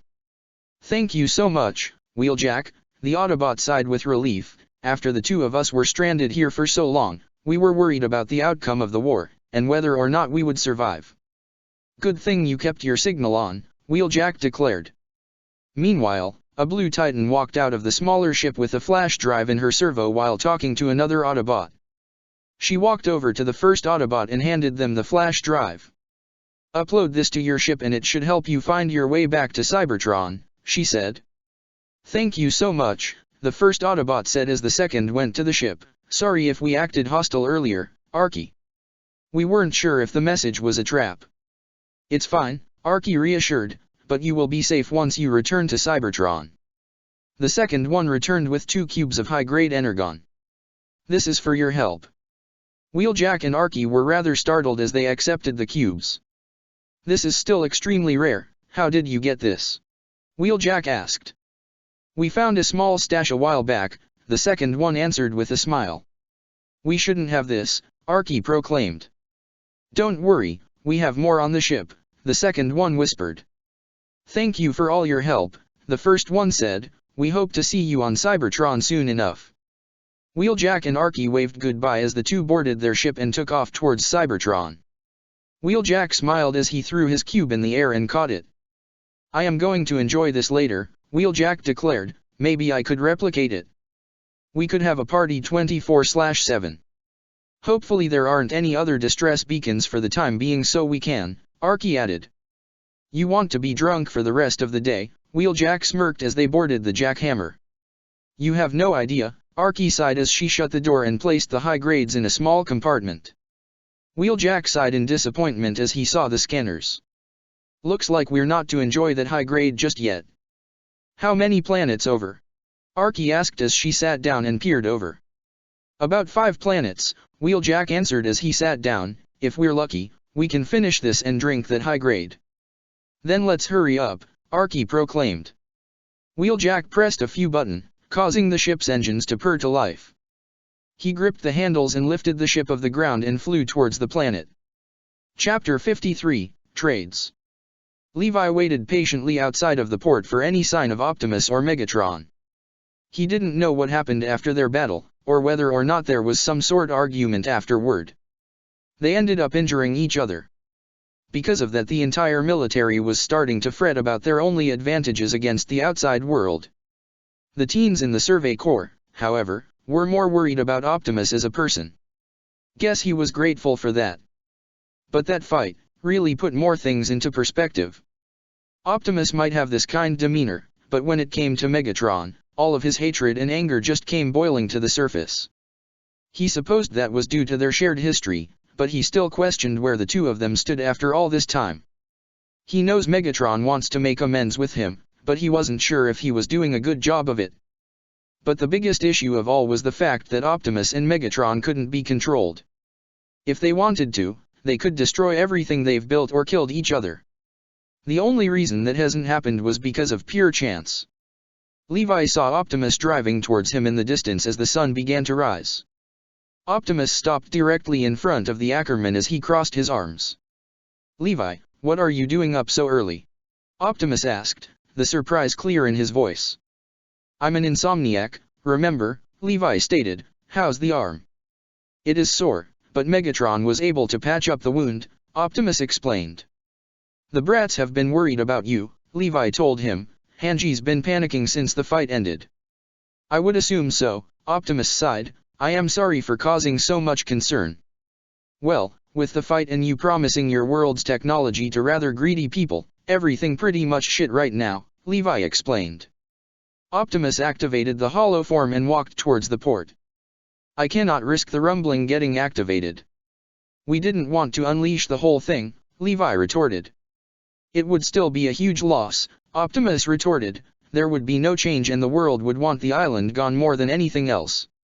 You're still putting yourself at risk, Levi countered. Can't believe I'm saying this, but I don't blame Buckethead for acting out in anger as a result. Couldn't understand what the hell you two were saying, but the tone was clear. I would be able to regulate what's been given to the Azumabito clan, Optimus proclaimed. Do you even have a thought-out proposal? Levi asked him. I can write down the general ideas before I have to meet with them, Optimus answered. I'm coming with you, Levi declared. I'll be with you in the meeting. What about Hanji? Optimus asked him. Four Eyes isn't exactly doing so well for a meeting right now, Levi answered. You need to talk to them and tell them that you're okay. I wish to address the meeting first, Optimus declared. Levi shrugged. Fine. Zeke was writing something in his desk when he heard the door open. He looked up to see Matthew walking into his office before shutting the door, prompting him to stand up. So, what did the island say? Zeke asked him. Matthew kept a neutral expression, but his eyes showed irritation. The island is currently looking into another option. You can't be serious, Zeke groaned. Look, I don't care enough about the humans on this world, so your proposal means nothing to me, Matthew declared, but Optimus has a sworn oath to protect the humans at all cost, so activating even a single colossal titan would violate that oath. The world is not going to give the island that much time once the war is over, Zeke reminded. With the war going on and Marley expanding experimentation on us Titan shifters, what could that Titan possibly have to offer? Our world's technology, Matthew answered. Zeke was shocked at the answer. Your world's technology? That doesn't make sense. I thought it was just you and him. How in the hell would you have technology from a world far from our own? Matthew stared at Zeke before sighing in irritation. Optimus already told your subordinate, so, there is a Cybertronian ship on the island. And you didn't tell me? Zeke nearly shouted. I don't exactly trust you, Matthew reminded. It's been over 2 years, Zeke retorted. I haven't revealed your identity, I've been helping you blend in as a human. From experience, trust is something I take very lightly, Matthew cut off, but in regards to the ship, I have no idea what Optimus intends to tell the woman. Okay, but, the rumbling is the best option, Zeke retorted, that's the island's best chance at survival. I'm not going to elaborate on Optimus' own arguments, Matthew declared, if you want to have this conversation with him, meet with him face to face. In regards to the rumbling, however, that's not the best options for the island's survival. The island is not far along, Zeke retorted. But Cybertron is, Matthew declared. Your home world? Zeke questioned. Cybertron is more technologically advanced than whatever military weapon the world has, Matthew explained, getting in contact with our home, and asking them to bring support to the island would ultimately lead to the rumbling being null and void. But that would only work, if you could actually contact your world, Zeke assumed. You're not wrong, Matthew admitted, but Optimus doesn't want to activate the rumbling, and he's most likely counting on the Fox's greed to prevent that. Kiyomi waited patiently with her entourage in the decorate room where they met the rest of Paradise government. They were all still rather shaken up from yesterday's fight. They all heard rumors about the might of these titans, but they never expected that. The door opened and Kiyomi stood up as Optimus entered the room with a sword at his side. Kiyomi's entourage immediately grew tense at the sight, knowing full well what the titan could do with it. Kiyomi saved face though as Optimus walked up to the table. I apologize for being late, Lady Kiyomi, Optimus said to her. I'm sure that you were recovering from your battle yesterday, Kiyomi reminded, which I would like to apologize for. It is all right, Optimus reassured, you wanted to be sure that you could put your faith in the island. Kiyomi nodded her head in response. So, what would you be offering in exchange for the ice burst stone and not using the rumbling? Optimus pulled a small vial of a blue, glowing crystal and placed it on the table. This. Kiyomi stared at the vial with curiosity as she picked it up and examined it. It's beautiful, but it looks like the ice burst stone. What you hold in your hand is the very life force of every single Cybertronian, including myself, Energon, Optimus explained. Energon is very valuable to my kind. The substance gives life to our cities, fuel for our vehicles and modes of transportation, and power to our weapons. How powerful would those weapons be? Kiyomi asked. Powerful enough to destroy cities, and leave lasting effects on organic environments for years to come, Optimus answered. Kiyomi gave a small smirk. This little thing. Of course, more energon would be required to power such a weapon, Optimus explained as he held out his hand to her, along with the proper plans and technology. Kiyomi looked down at the hand extended to her while glancing back at the vial. Do you not trust me with it? While energon is my life force, and is the equivalent of water to me, it is very toxic to humans, Optimus explained. The last thing that I want is for you to be hurt under our care. Kiyomi relented and gave the vial back to the Prime. I do have to bring something back to Hizuru in order for them to consider whatever proposal you intend to give. Optimus put the vial in his pocket before pulling the black blade from its sheath. My world is entire comprised of Cybertronian metal. Nothing there is organic. However, during the war for my home world, many had to flee, and as a result some have crash-landed on other worlds, including this one. This is a blade crafted from a Cybertronian ship that crashed on the island eons ago, now being used as weapons for the island's military. Optimus held both ends of the blade gently with his hands before handing it to Kiyomi. Consider this a token of our gratitude. Kiyomi looked with genuine awe as she grabbed the sword by the handle and inspecting it. She could see her reflection in the dark blade before gently touching the sharp edges. This is beautiful craftsmanship, Kiyomi complimented. With proper guidance, the island has been able to use the ship to make technological advancements, Optimus continued. However, due to Titan experimentation in Marley and the limited resources on the island itself, what we currently have would not be enough. And this is where your help is required. Levi handed Optimus a map of the world and the Titan laid it out for Kiyomi to see. We have been able to find energon pockets in a ship on the island, but the island is too small of a space to find more resources, Optimus explained before pointing to Hizuru. What we are hoping for is search for more energon on your land, Or that we ask for your assistance into investigating for more energon deposits, and possibly a working ship. You do understand that telling us this information, we could just investigate for your energy source and hoard it for ourselves, Kiyomi reminded. And I am fairly confident that won't happen, Optimus declared. Oh, Kiyomi smirked, and why is that? Because you know nothing about my race, how energon works, or how to properly use it, Optimus answered. How much heat would be required to actually melt Cybertronian metal and mold it into a new weapon? Do you know how to properly handle energon without getting injured? And energon crystals are a lot larger than what I have shown you. How would you be able to transport it? Lady Kiyomi, the truth is that you need us in order to properly utilize the power of Cybertronian technology. Levi was surprised, and impressed. He never expected Optimus to resort to this type of tactic and back Kiyomi into a corner. He expected this more out of Megatron, not him. I suppose you're right, Kiyomi relented. I do expect that we get to keep some of the energon and Cybertronian technology that is found. 35% of whatever is found will go to you and your country, Optimus declared. So little? Kiyomi questioned.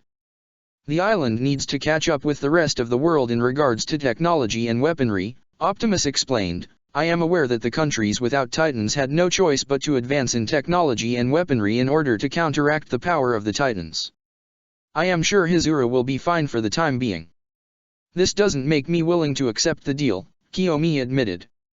Would you rather resort to the use of the rumbling? Optimus asked her, resulting in thousands of lives lost in the event something goes wrong. Levi could see the conflict within her eyes before she shut them. So she wasn't just all about money. None of us do, Kiyomi admitted with a hint of remorse. None of us like what Marley is doing, but I wouldn't exactly want innocent people to get trampled. I may be a greedy fox, but I'm not a monster. I understand, Optimus reassured, more than anyone. But, if you do manage to build trust with us, I can assure you that the percentage of resources you receive will increase. I do request that if a ship is found, regardless of its condition, that it is to be reported to the island immediately. Odd request, Kiyomi admitted.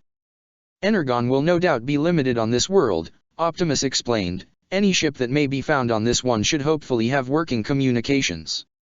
If we can get it to work, we can send an SOS to my home, Cybertron. My allies would be able to help the island with an infinite amount of resources for both the island and the nation of Hizuru. Then, resources would be split by 50% between both parties. However, supervision will be required. I have seen what other species have done to my kind because they merely saw us as machinery.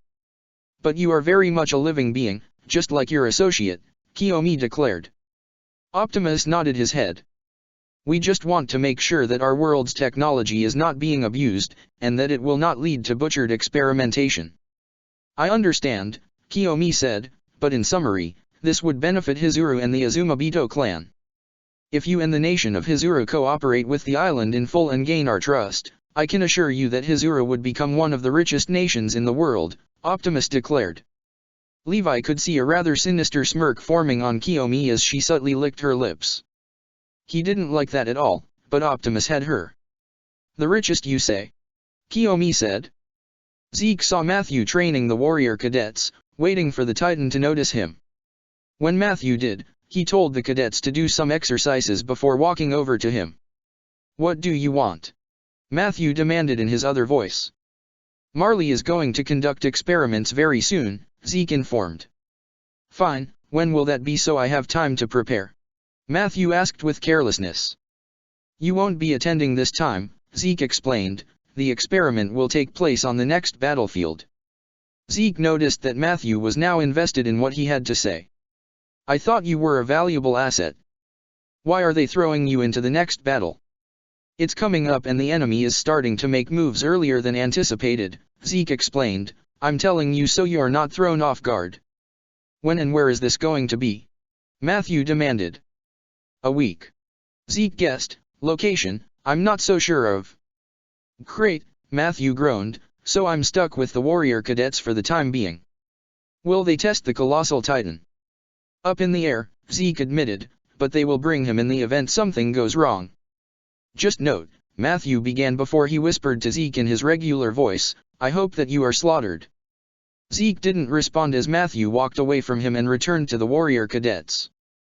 At this point, he felt like he was getting numb to Matthew's words, but he was scared. He had no idea what was going to happen, or whether or not the serum would be effective. He prayed that he would survive so that he would fulfill his NK Saver's dream. "Thank you for a quite pleasant stay here," Kiyomi bowed as her entourage boarded the ship. "You're welcome," Pixis nodded before shaking hands with her, "and we hope to hear from you soon." "I'm sure that Hazura would find both options very appealing regardless," Kiyomi proclaimed, glancing over to see the sword being transported onto the ship. "It is unfortunate that I wasn't able to see either Titan off." "Both are rather busy at the moment," Pixis insisted. "I know," Kiyomi relented, "but even so, we hope that either proposal will help move the country forward." Pixis and the soldiers with him watched the ship leave the island before Anka walked up to his superior. "Why were we asked to see the Azumabito clan off?" Anka asked him. "The Survey Corps are more worried about Optimus at the moment," Pixis answered. "I don't think having them here would be good if their mind is occupied elsewhere." Optimus watched from afar in his bipedal mode as the ship began to leave the island. He hoped that the proposal would work, and that the rumbling wouldn't be in use and Historia's life would be spared. But, a chance to contact Cybertron. He made a proposal that had a very slim chance of holding up. There wasn't a guarantee that he would be able to contact his home. There wasn't a guarantee that he would be able to find a functioning ship, and somehow using Megatron to contact Cybertron would no doubt put a target on his back once more. That option was out of the question. But, if there was a small chance that Cybertron could be contacted, he could deal with the aftermath. There was a good chance that the Autobots wouldn't trust him, especially if they found out he was working with Megatron. But that option was a million times better than the possible destruction of this world. Optimus turned and walked away from the port, ready to go back to the ship, but stopped when he felt something hook onto his shoulder. He turned around to see Hanji flying up to him and landing on his shoulder with an angry and worried expression. "Where the hell do you think you're going?" Hanji demanded. "I need to return to the ship," Optimus explained. "No. You are not," Hanji exclaimed. "What you need to do is rest and recover." "Commander, I need to go back to work," Optimus insisted. "Buckethead dug into your arm, I'm sure that's reason to take a break," Gene insisted as he also landed on Optimus' shoulder. "The scar looks really cool," Connie commented as he looked over Optimus' shoulder to get a good look at the injury. "Please be careful," Optimus pleaded as he found the Survey Corps practically climbing all over him. "Did it feel good hurting Buckethead?" Sasha asked. "How long will it take for the wound to heal?" Mikasa asked. "Everyone, I understand your concern for me, but I can assure you that I am fine," Optimus insisted. "No, you're not fine," Hanji exclaimed, "you were hurt." "And I have been through worse," Optimus reminded as he gently grabbed Hanji and set her down on the ground. "This will heal on its own and I will be fine." "But that's not the point," Armin insisted, as Optimus set the rest of them on the ground. "Optimus, what happens if you're critically injured? We have no idea how to fix you. The only thing that we can do is watch you bleed out. We'd be helpless." Optimus set Connie down and saw the worried expression on their faces. He should have recognized this would have happened. He shouldn't have gotten so carried away. And, they did bring up a point. He had to be more careful, or else, he wouldn't be around to protect them. "All right," Optimus relented, "I will stay here for the time being, but tomorrow I will return to the ship to continue my work." "Thank you," Hanji smiled. "Is there anything that we can do for you?" Sasha asked him. "No, I can assure you that I'll be fine," Optimus reassured. "Thank you." Optimus watched the Survey Corps walk back to the port before Optimus sat down. He felt exhausted at this point. Maybe he should figure out how to treat wounds or do some basic medical treatment for himself. There might be something on the ship to help him with that. "Optimus," a voice spoke. Optimus looked down to see Eren staring at him with concern. "Eren, I will be staying here, and I will not be doing any strenuous activities. I will not be training you for the day. I apologize for that." Eren didn't respond to that as he took a few steps back and bit his hand. Optimus covered his optics as Eren transformed into his Titan form with a flash of blue light. Before Optimus could react, Eren wrapped his arms around the Titan. Optimus was startled at the action as Eren held him tight. Meanwhile, Eren just felt a sense of relief. He was so worried and scared. With all of those thoughts plaguing his mind, he just wanted to make sure that Optimus was okay. He didn't want him to go, he didn't want anyone to go. Eren, I appreciate your concern, but you are hurting my arm, Optimus confessed. Eren quickly let go and looked over at the wound with concern. He sighed with relief when he saw that he didn't reopen the wound. He wasn't sure if he could, but just the relief was better. Eren sat next to Optimus and brought his knees to his chest. Optimus could see the worry in his eyes and felt guilty. Eren, I did not mean to worry you, Optimus told him, I just wanted to ensure an alliance with the Azumabito clan was secured. Eren merely nodded his head in understanding. He got it, but, part of him never thought that Optimus could get hurt. He's seen Optimus scars on his human form. Optimus told him about his battle scars before coming to this world, but seeing happen to his mentor was surreal. I was thinking of increasing the intensity with your training, Optimus proclaimed, you have been going through great progress, but I think it's time that I teach you how to defend yourself against others with weapons. Perhaps there might be a way to make a weapon for yourself from the ship. Eren was surprised at this, but couldn't really speak due to his Titan form. Was he even ready for that? Did he even want to do that? He wanted more than anything to be strong like Optimus so that he could kill the Titans, but things were different now. And if those visions were actually true, if they were bound to happen, then I failed. Eren immediately shut down the memory. No, that wasn't going to happen. He was going to stop it from happening. Eren, are you alright? Optimus asked. Eren nodded his head, trying not to show concern on his face. What you saw was years' worth of experience that takes time to cultivate. With time, you will be able to reach that level, Optimus told him. Eren nodded his head in understanding before Optimus placed a servo on his shoulder. Eren was glad that he didn't have lips in his Titan form. Then he wouldn't have to force a smile to him. A week later, Megatron watched from afar in his bipedal mode at the battle before him. The Marleyan army was trying to take a fortress off the coast of the mainland. They managed to cut off the fortress's ability to reach the mainland by taking the ports and boats, but the stronghold responsible for harboring the military weapons there were still standing. They wanted it down. If Marley could take the fortress, they could gain access to the weapons and cripple the Middle Eastern Empire. Megatron saw the army was being cleared before a glow of blue lightning appeared. Megatron grimaced as he saw the formation of the now grey monkey standing in all of its glory. Megatron saw the fortress fire anti-Titan shells at Zeke, and he saw it knock him to the ground. Megatron hoped that one landed a hit on the neck, but Zeke was able to get back up. The wounds were regenerating at a much faster pace now. Zeke roared at the fortress as his wounds finished regenerating. He never felt this power before. It was intoxicating. It felt like he could take on anything and anyone. No matter how many bullets and shells he was hit with, he kept on regenerating. He couldn't be knocked down. Zeke dug into the ground and actually pulled out a piece of the earth. He crushed the boulder with such brute force that it turned into dust. He dug into the earth once more and managed to carefully crush the boulder in his hand into smaller pieces. He cocked his hand back before throw the rocks into the fortress. Megatron watched with shock as Zeke's throw destroyed the wall of the fortress and destroyed some of the buildings inside. Megatron could hear cheers of joy as Zeke picked up another boulder and threw it at the fortress. Megatron could see that nearly half of the fortress was now destroyed. The Beast Titan's throw had now gotten stronger, strong enough to break through solid wall and withstand cannon fire. This battle was practically over, and the Marleyan government would help themselves to whatever weaponry they had. The island no longer had that sustained advantage, and Marley would begin to inject the rest of the warriors with the Energon serum. They needed to move, fast. Wall Sina meeting. Complete annihilation?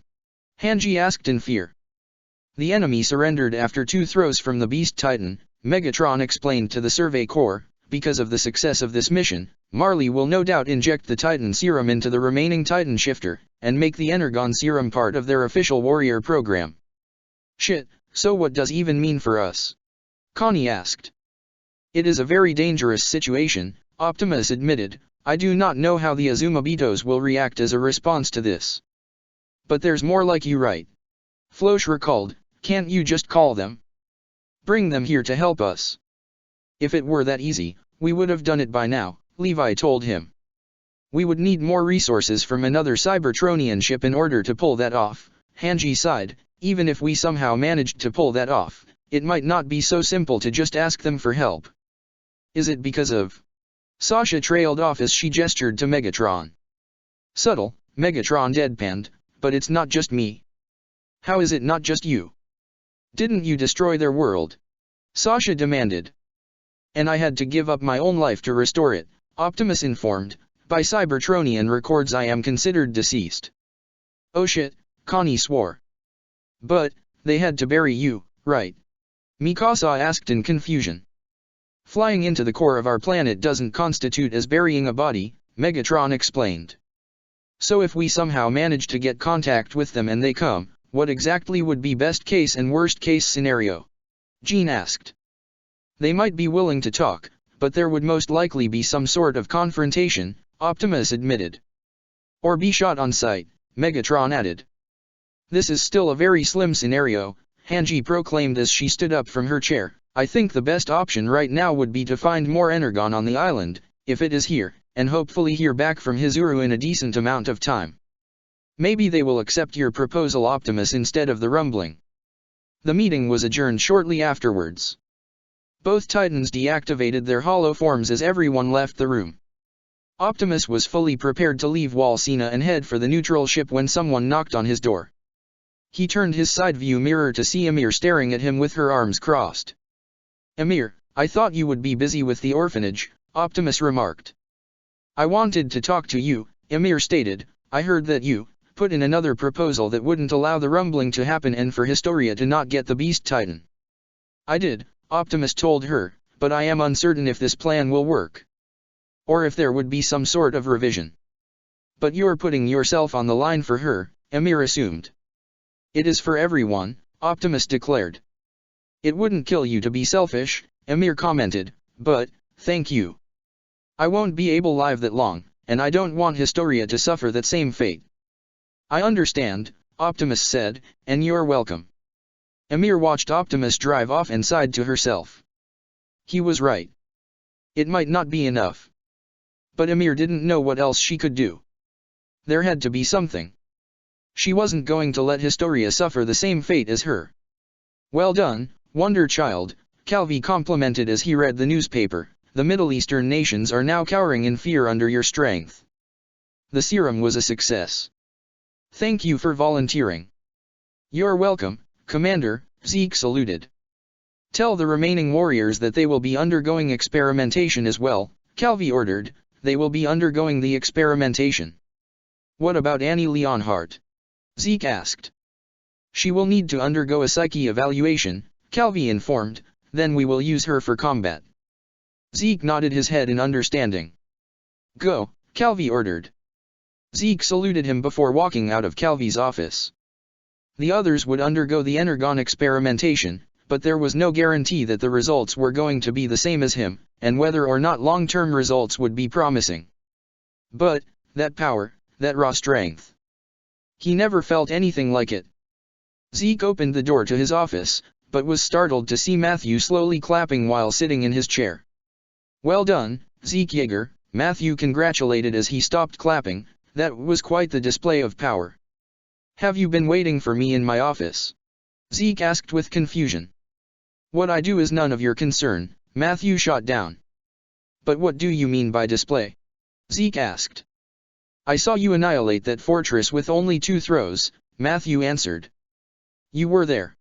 Zeke asked him. I wanted to see what power the Beast Titan had to hold, Matthew smirked, and the way you slaughtered all those innocent humans, what a spectacle. They'll be experimenting on the other soon, Zeke informed him. I expected that because of your stunt, Matthew declared. If there was a single once of success from your actions, the Merlians would no doubt experiment on the others next. Marley wants this war over as soon as possible, so that they can focus on trying to destroy the island. And you, Zeke reminded. Not the first time that someone has wanted me dead, Matthew shrugged nonchalantly. When will Hizuru answer Optimus' proposal? Zeke asked. I don't know, Matthew answered, that's not something that I'm responsible of keeping track of. But I would assume that Hizuru would accept a deal that would benefit them money-wise. I just never thought that your friend would make such a proposal to someone like Hizuru, Zeke admitted. They're not exactly trustworthy and are rather greedy. You're the one who directed them to the island, Matthew reminded. Touché, Zeke said. Besides, they're actually more trustworthy than you, Matthew declared. You cannot be serious, Zeke hissed. I have been helping the island since day one. But your own actions have been rather contradictory, Matthew reminded. The Azumabito clan are only here for one thing, money. They'll do whatever they can to get it, and that is a much more honest goal than whatever you have about freeing Eldia. Doesn't Optimus have a goal about protecting the island and saving them? Zeke demanded. How is he trustworthy? Because he's not going around killing you insects with no remorse and spouting that pathetic nonsense at the same time, Matthew answered. Unlike you, he'll stick by his morals up until the very end. Zeke narrowed his eyes at Matthew. My situation was not as simple as you think. Prove it, Matthew ordered. Why did you betray your creators? To prove my loyalty to Marley. We've already established this. Zeke was startled by the question. Why was Matthew asking him this? If you were truly loyal to Marley, you would have told them you were of royal blood, Matthew reminded. I've seen loyalty run deep during my war. Your actions don't display loyalty. Your actions display someone waiting for the right opportunity. I told you that it was all to free Eldia, Zeke reminded. Would you like to know something about your brother? Matthew asked him. Zeke raised an eyebrow with speculation, but he was eager. Matthew never talked about Eren, and he wanted to know more about his brother. The main thing that he got from Reiner was that he was filled with rage and wanted to kill all the Titans. But that rage, it had to have come from his father. His father had to have brainwashed him to do what he wanted. You're both nothing more than petulant children, Matthew declared, filled with nothing but rage and childish vendettas because something bad happened to you. I didn't betray my parents because of a childish vendetta, Zeke proclaimed. Then why did you? Matthew demanded. Grisha was careless, Zeke hissed, and selfish and filled with nothing but hate. He didn't care about my safety. He cared more about his vendetta against Marley, that he put me and the rest of his family in danger without actually considering the consequences. I warned them. I overheard that Marley was onto them and I told them to disband the Eldian restorationists. They didn't care. They didn't care, so I had to. I reported them because I was terrified, because they kept on putting me in danger. They only cared about me when I did exactly what they wanted. I had to make a choice. I chose to survive. Zeke noticed that Matthew's expression didn't change at all. Satisfied? Zeke demanded. Matthew didn't respond as he stood up from Zeke's chair. He merely walked past him, sparing only a single glance before leaving his office. Meanwhile, Yelena could only stare at the destruction left by the Titans. The shattered ground, the cut trees, the dried blood of these beings. She had hoped that seeing these Titans fight would only solidify her loyalty to Zeke, but all it did was make her even more conflicted. When she saw them fight, all she saw were powerful beings, gods that have no doubt battled for centuries. It was terrifying, and amazing. And she hated herself for admitting the might of these Titans.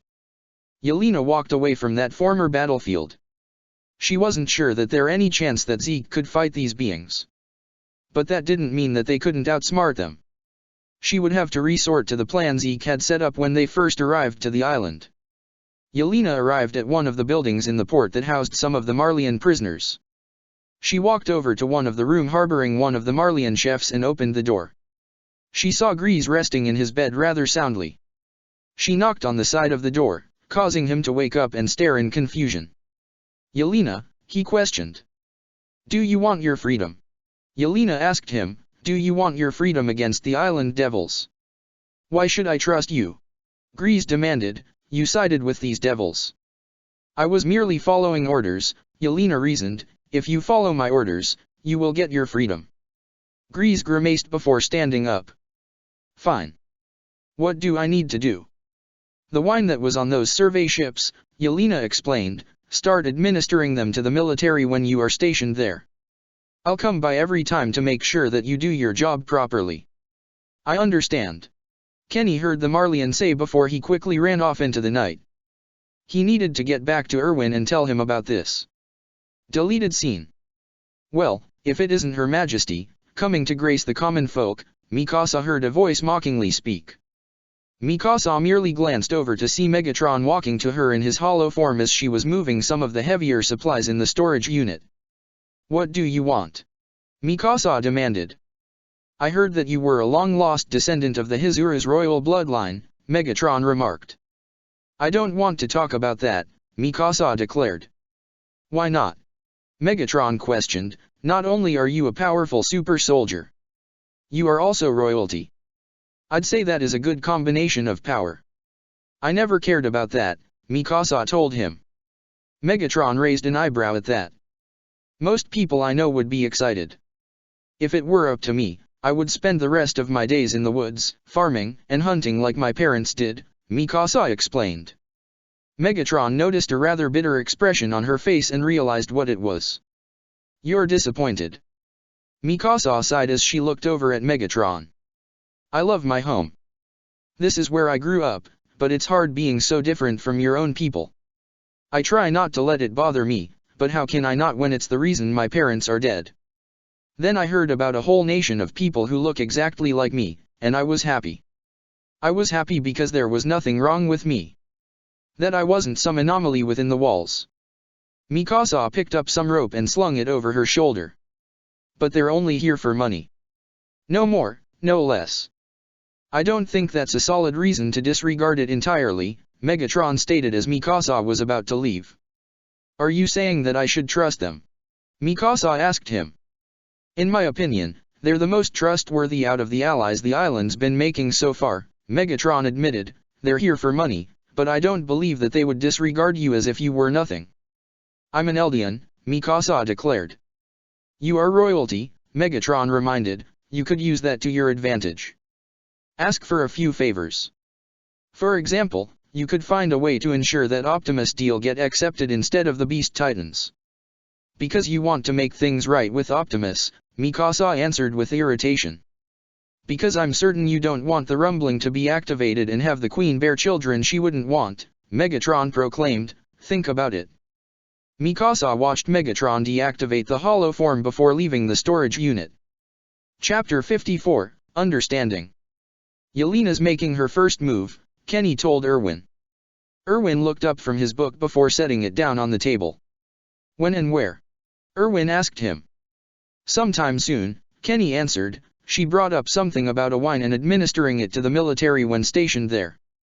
I saw something in the newspaper about the military approving of Marley's integration into our society, Erwin explained. Did you know what the person's occupation is? No clue, Kenny admitted. Left before I could find out. Erwin sighed as he tapped his foot. It was wine, so he's most likely a bartender or chef. Something within the culinary arts.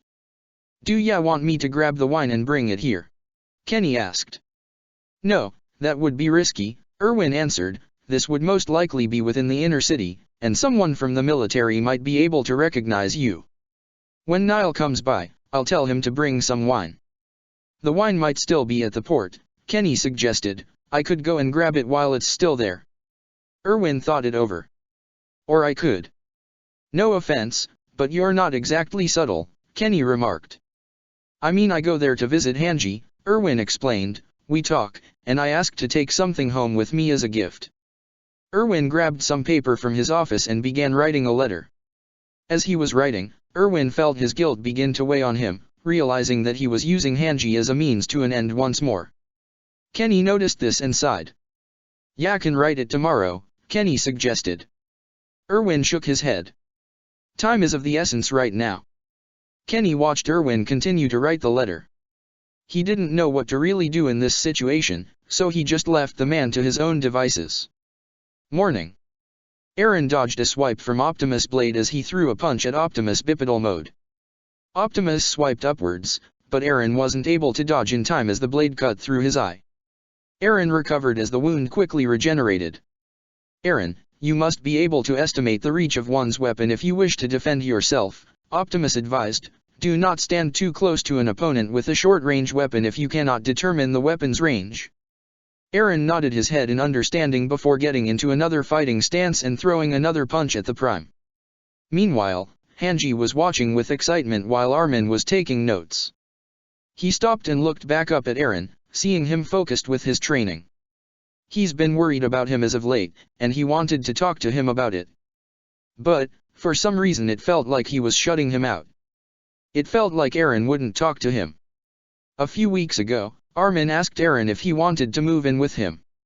He already explained to the Titan Shifter that Mikasa gathered her stuff to move in with him. He thought that the three of them could live together, kind of like they used to do before the military. But, Eren said no. Armin didn't want to press him about it and left it at that, but why did Eren say no? Eren was able to harden his arms and block another swipe of Optimus' blade. Eren saw an opening and punched Optimus in the arm, but Eren began to panic as he realized he hit the arm with the scars. Eren quickly backed away and raised his hands in surrender, causing Optimus to stare in confusion. Eren, what is wrong? Optimus asked as he deactivated his battle mask. Eren merely pointed to scar on his arm. Optimus looked down to the practically healed scar. There were no signs of tearing or reopening of the wound, but Optimus most likely knew that Eren didn't want to feel responsible for hurting him again. Eren, I am alright, Optimus reassured, the wound has healed. Eren merely shook his head before pulling himself out of his Titan form. Wait, we still have to run some tests. Hanji insisted. Commander, I believe that we are done for the day, Optimus declared. Hanji groaned, but let the situation be. Meanwhile, Armin noticed how concerned Eren was for Optimus and reflected on all the times Eren actually listened to Optimus' advice, more so than his own friends. Part of him didn't know how to feel about that, but maybe he could talk to Optimus and ask him about Eren. Marley. Megatron was watching the warrior cadets training from the balcony up a few floors. They were practicing combat techniques and he could see that they were incorporating what he taught them. He was almost impressed, almost being the operative word. Matthew, a voice spoke. Megatron glanced over to see Commander Calvi walking over to him. What? Megatron demanded in his other voice, here to make me do something stupid. Quite the opposite, Calvi answered, we'll be testing the Energon on the remaining Titan Shifters. So when should I be there? Megatron asked. You're not going to be there, Calvi declared.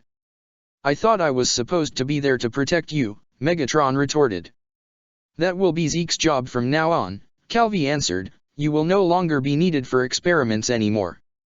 Congratulations, Matthew, you have more time to yourself now. Megatron didn't respond to that as he turned to the cadets. So who will you be testing today? Reiner will be the first one tested, Calvi answered. Megatron raised an eyebrow at that. Reiner Braun. The same team that nearly got decapitated by Annie during the last experiment. Reiner has been known to show strong will and has the armored Titan, Calvi reminded, he should be fine. Oh yeah, super fine, Megatron rolled his eyes, if that's the case, where the hell is Annie? If she was fine, she'd be walking around the complex and participating in your stupid war. If they don't take the serum, then they will suffer either way, Calvi shrugged, either at the hands of Marley for their disobedience, or at the hands of the Titans who would have no qualms with killing them. Megatron glared at Calvi as he pushed himself up from the railing and walked off. He shouldn't be caring at all. He should find a way to stop the experiment as a way to protect Optimus and the island. So why was he finding himself concerned for the pathetic human responsible for threatening that?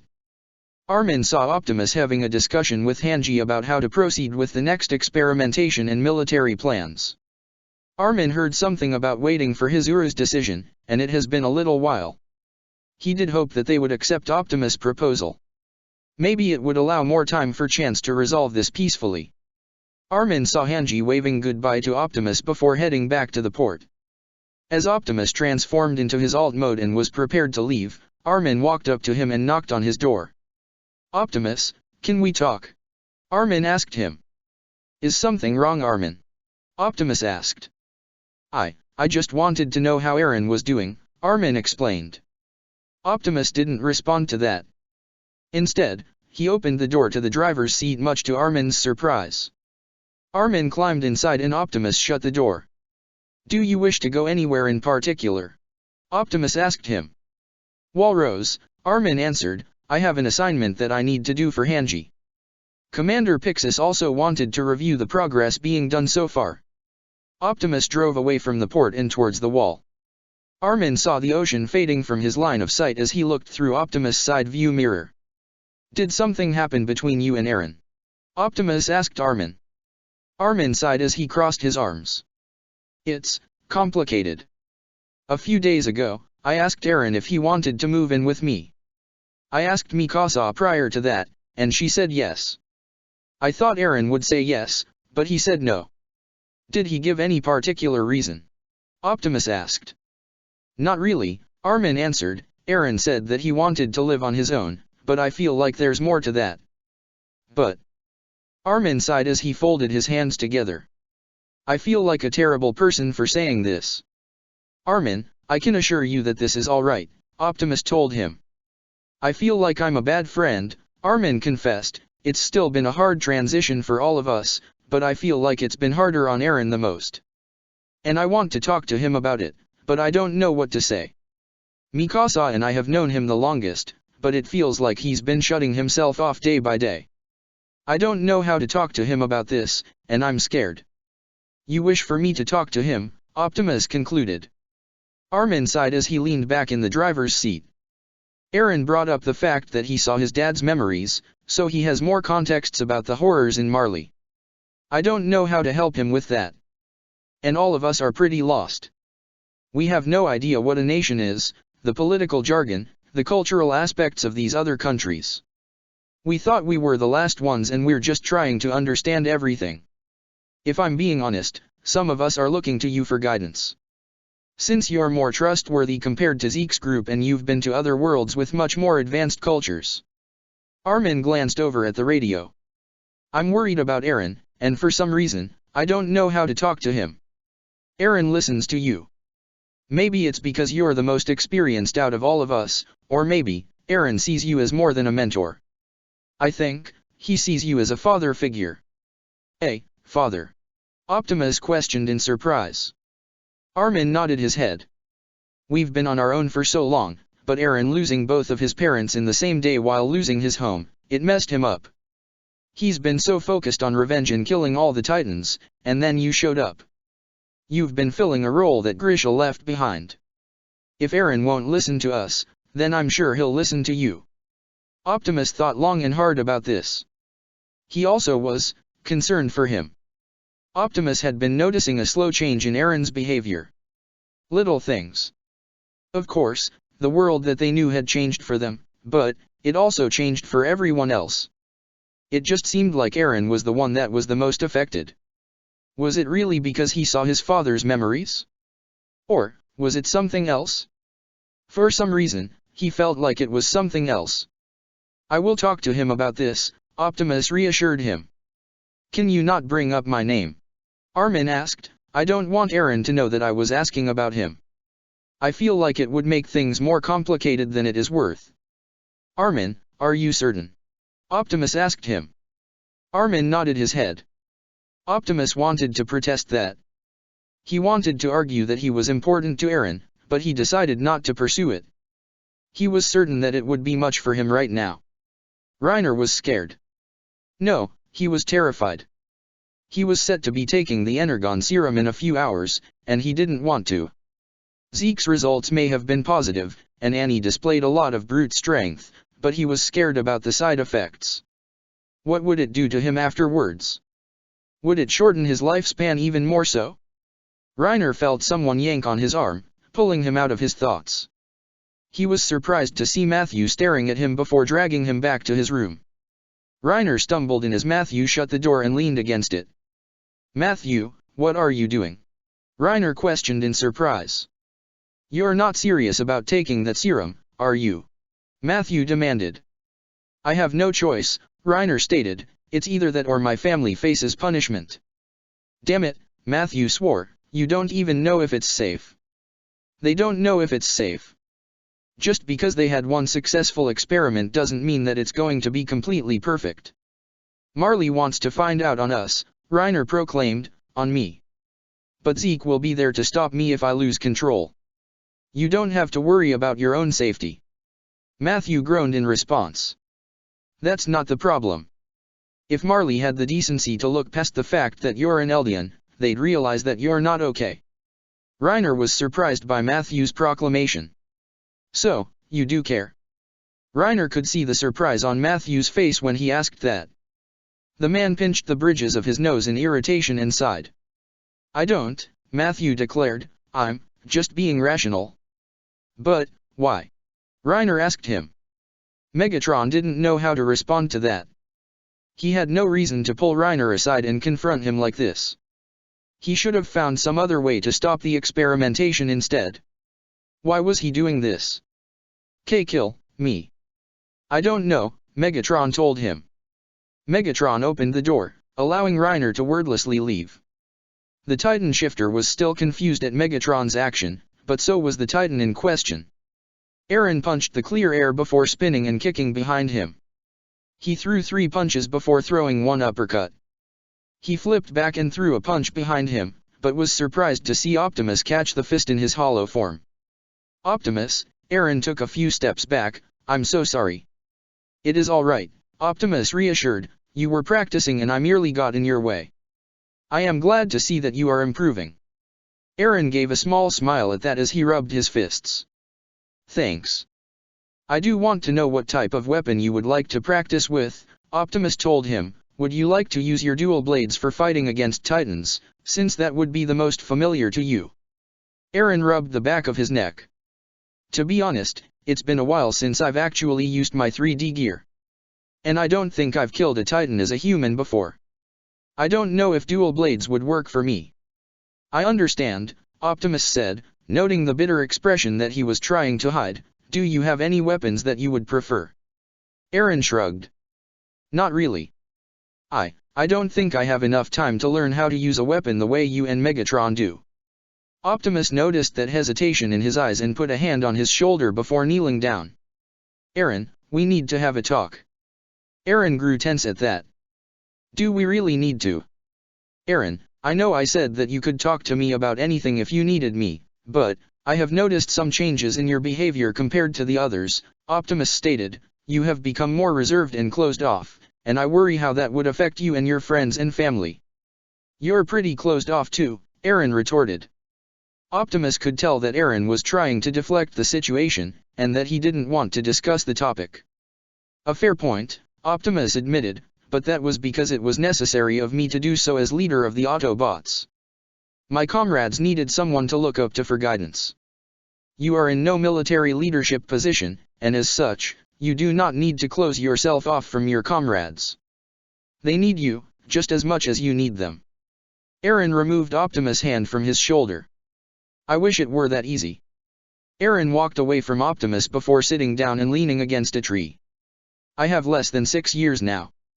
Sometimes, I'm just counting down the days until that comes, and then, I have to decide who inherits this power. Optimus sat down next to him before leaning against the same tree. Have you decided yet?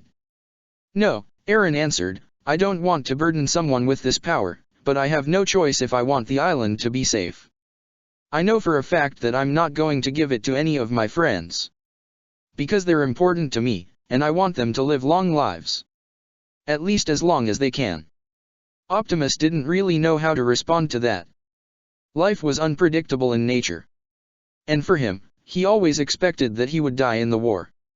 He just didn't know when or where it was going to happen. Even if Eren survived for these next 6 years, he knew where his fate was going to be regardless.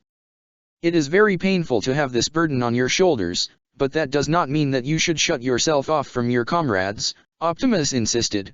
They love you, and do not want you to be suffering alone. It's not like they want to think about it, Eren reminded. Besides, I don't think you can understand my situation very well. You guys live for millions of years. You don't have to worry about living such a short life. We can still become terminally ill, Optimus retorted, we can still be killed. But when not threatened or in any form of danger, you can live for ages on end, Aaron retorted. Living forever can also be a curse as well, Optimus proclaimed. One day, the people I have come to know and care about on this world will be gone. That is something that I will have to live with, even on my home. I am certain that I would outlive some of my comrades there. Aaron raised an eyebrow at that. I don't understand. The humans on Earth see immortality as a curse, Optimus explained. You do not have a fear of death, but living throughout the generations and watching everyone around you perish. It is a fate worse than death. As a Cybertronian, we already live long lives. But as a Prime, I would most likely live longer in order to fulfill duties and to keep peace. Even when I thought my life was done, I was brought here by my Creator. That sounds lonely, Aaron declared. It is, Optimus admitted, but that does not mean I should not make connections, or at least maintain them. It is good to spend time with them. Make those moments last. That is how you would feel alive. That is how you would feel human. I still don't want to talk to them about what I am feeling, Aaron told him. That is what I am here for, Optimus reassured him as he put a hand on his shoulder. Aaron gave a small smile as he touched the hand there. He thought about the memories he saw, and took a deep breath. I've been seeing more memories, Aaron admitted.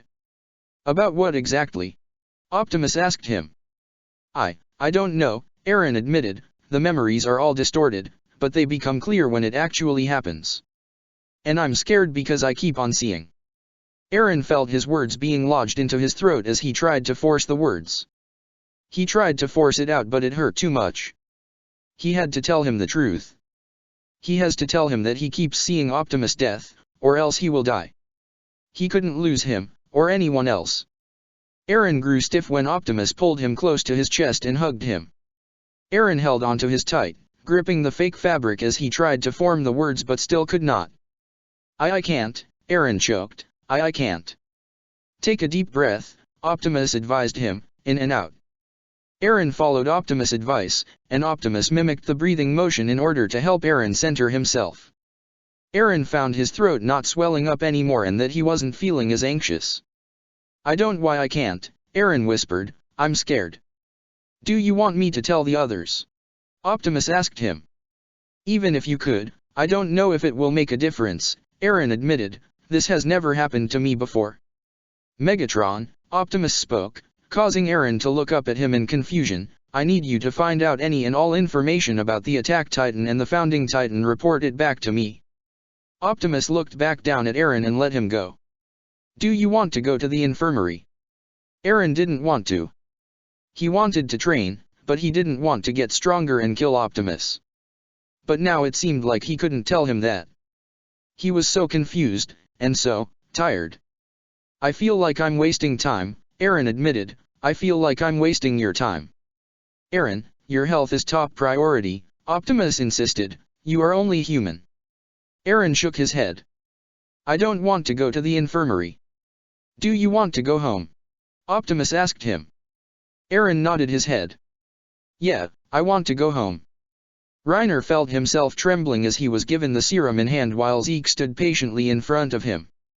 They were at the same experimentation site where Annie decapitated him with a single hit. He was scared. He didn't want to do this, but he had no choice. Reiner saw Zeke nod his head in reassurance. The Beast Titan gave a small smile, mouthing that he could do this. Reiner took a deep breath and injected himself with the serum. Zeke covered his eyes as blue lightning consumed Reiner before he bit his own hand and transformed into his Titan form. Zeke watched as Reiner's Titan form appeared. His armor pieces turned black while many of the gaps in his armor began to glow blue. Reiner's hair remained white, but his eyes were now glowing blue instead of its golden color. Reiner let out a terrifying roar as Zeke grabbed a boulder, fully ready to battle Reiner if he needed to. Reiner then fell to his knees as his Titan form fully appeared. He clutched his head and began screaming, causing the humans to cover their ears. Reiner's vocal cords finally gave out before he collapsed on the ground. Zeke hardened his hand and pulled the armor off of the nape of the neck before pulling Reiner out of his Titan form. Zeke let out a sigh of relief, happy that nothing went wrong during experimentation. Eren woke up when Optimus pulled up to a stop in front of his house. Eren rubbed his eyes before turning his attention to the radio. "Thank you," Eren told Optimus. "You are welcome," Optimus responded. "Eren, do you wish for me to stay a little while longer?" "No, I'll be fine," Eren answered as he unbuckled his seat belt. "Are you certain?" Optimus asked once more. "I don't want you to get into trouble," Eren explained quietly. "Your health is more important," Optimus declared. "Please," Eren quietly mumbled. Eren got out of the truck as Optimus activated his hollow form and followed Eren inside his home. Optimus noted that the house was a little bit messy, but didn't comment on it.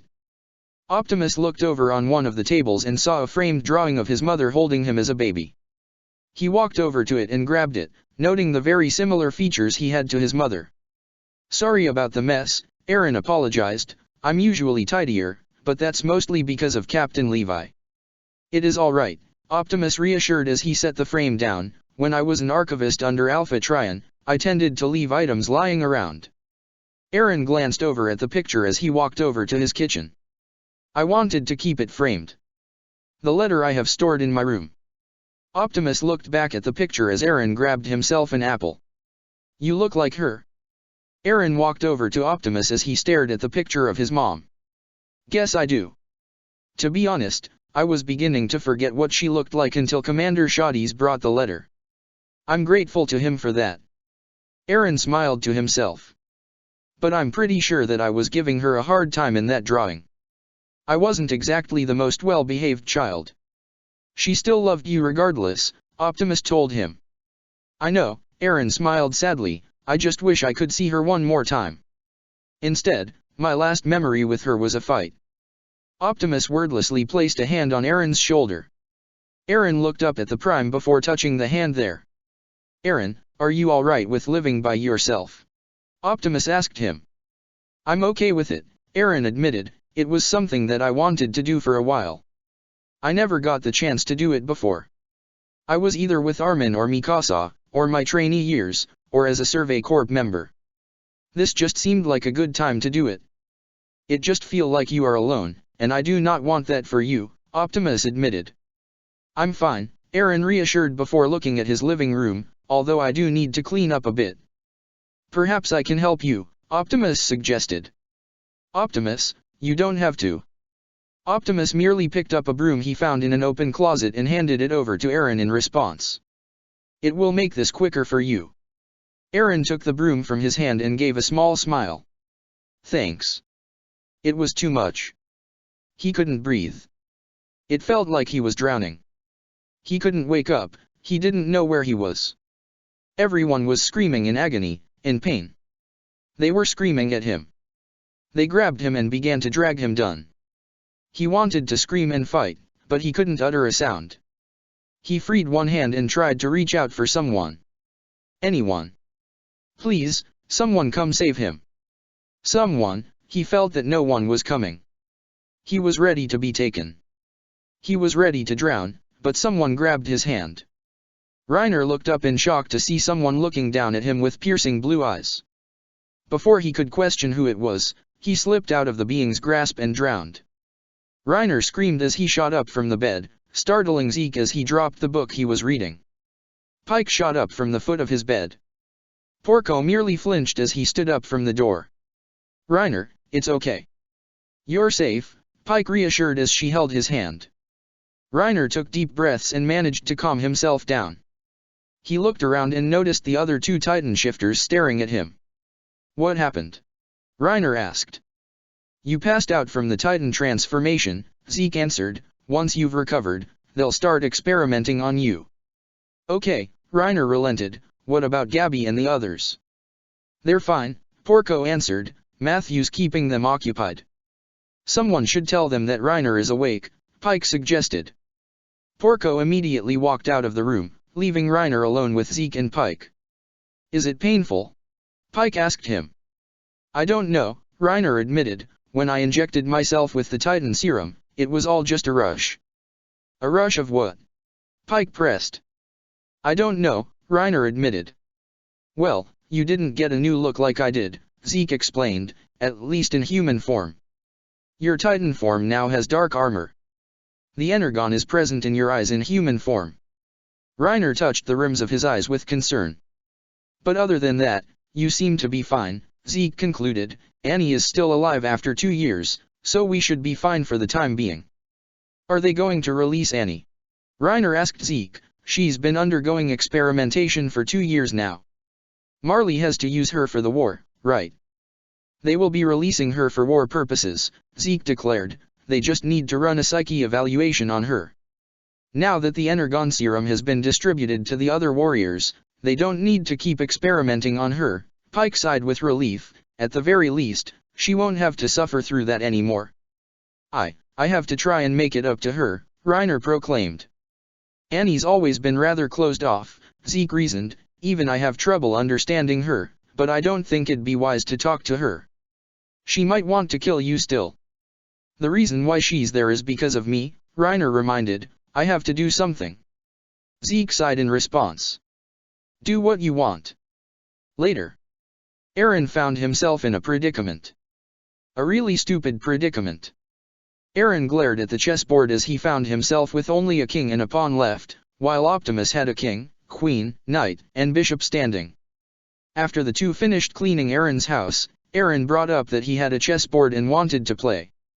It was a gift from Pixis, and Eren wanted to spend a little bit more time with Optimus. But Eren completely forgot how good of a strategist Optimus was, and he's been losing every single game that they've played. Eren groaned as he moved his pawn forward a space. Your king is still in check, Optimus reminded. Eren merely moved the pawn backwards before moving the king in another direction. I don't understand why you're helping me. Eren, you lost 5 games so far, Optimus proclaimed as he moved his queen forward, 6. This is dumb, Eren declared. Chess is the battle of the mind, Optimus explained. You must be able to predict your opponent's next moves. I'm not really good with that, Eren reminded. Which is why we are playing chess, Optimus declared. Would you like to play another round? No, I think I'm done losing, Eren answered as he began to put the pieces away. Also, I think that you should head back.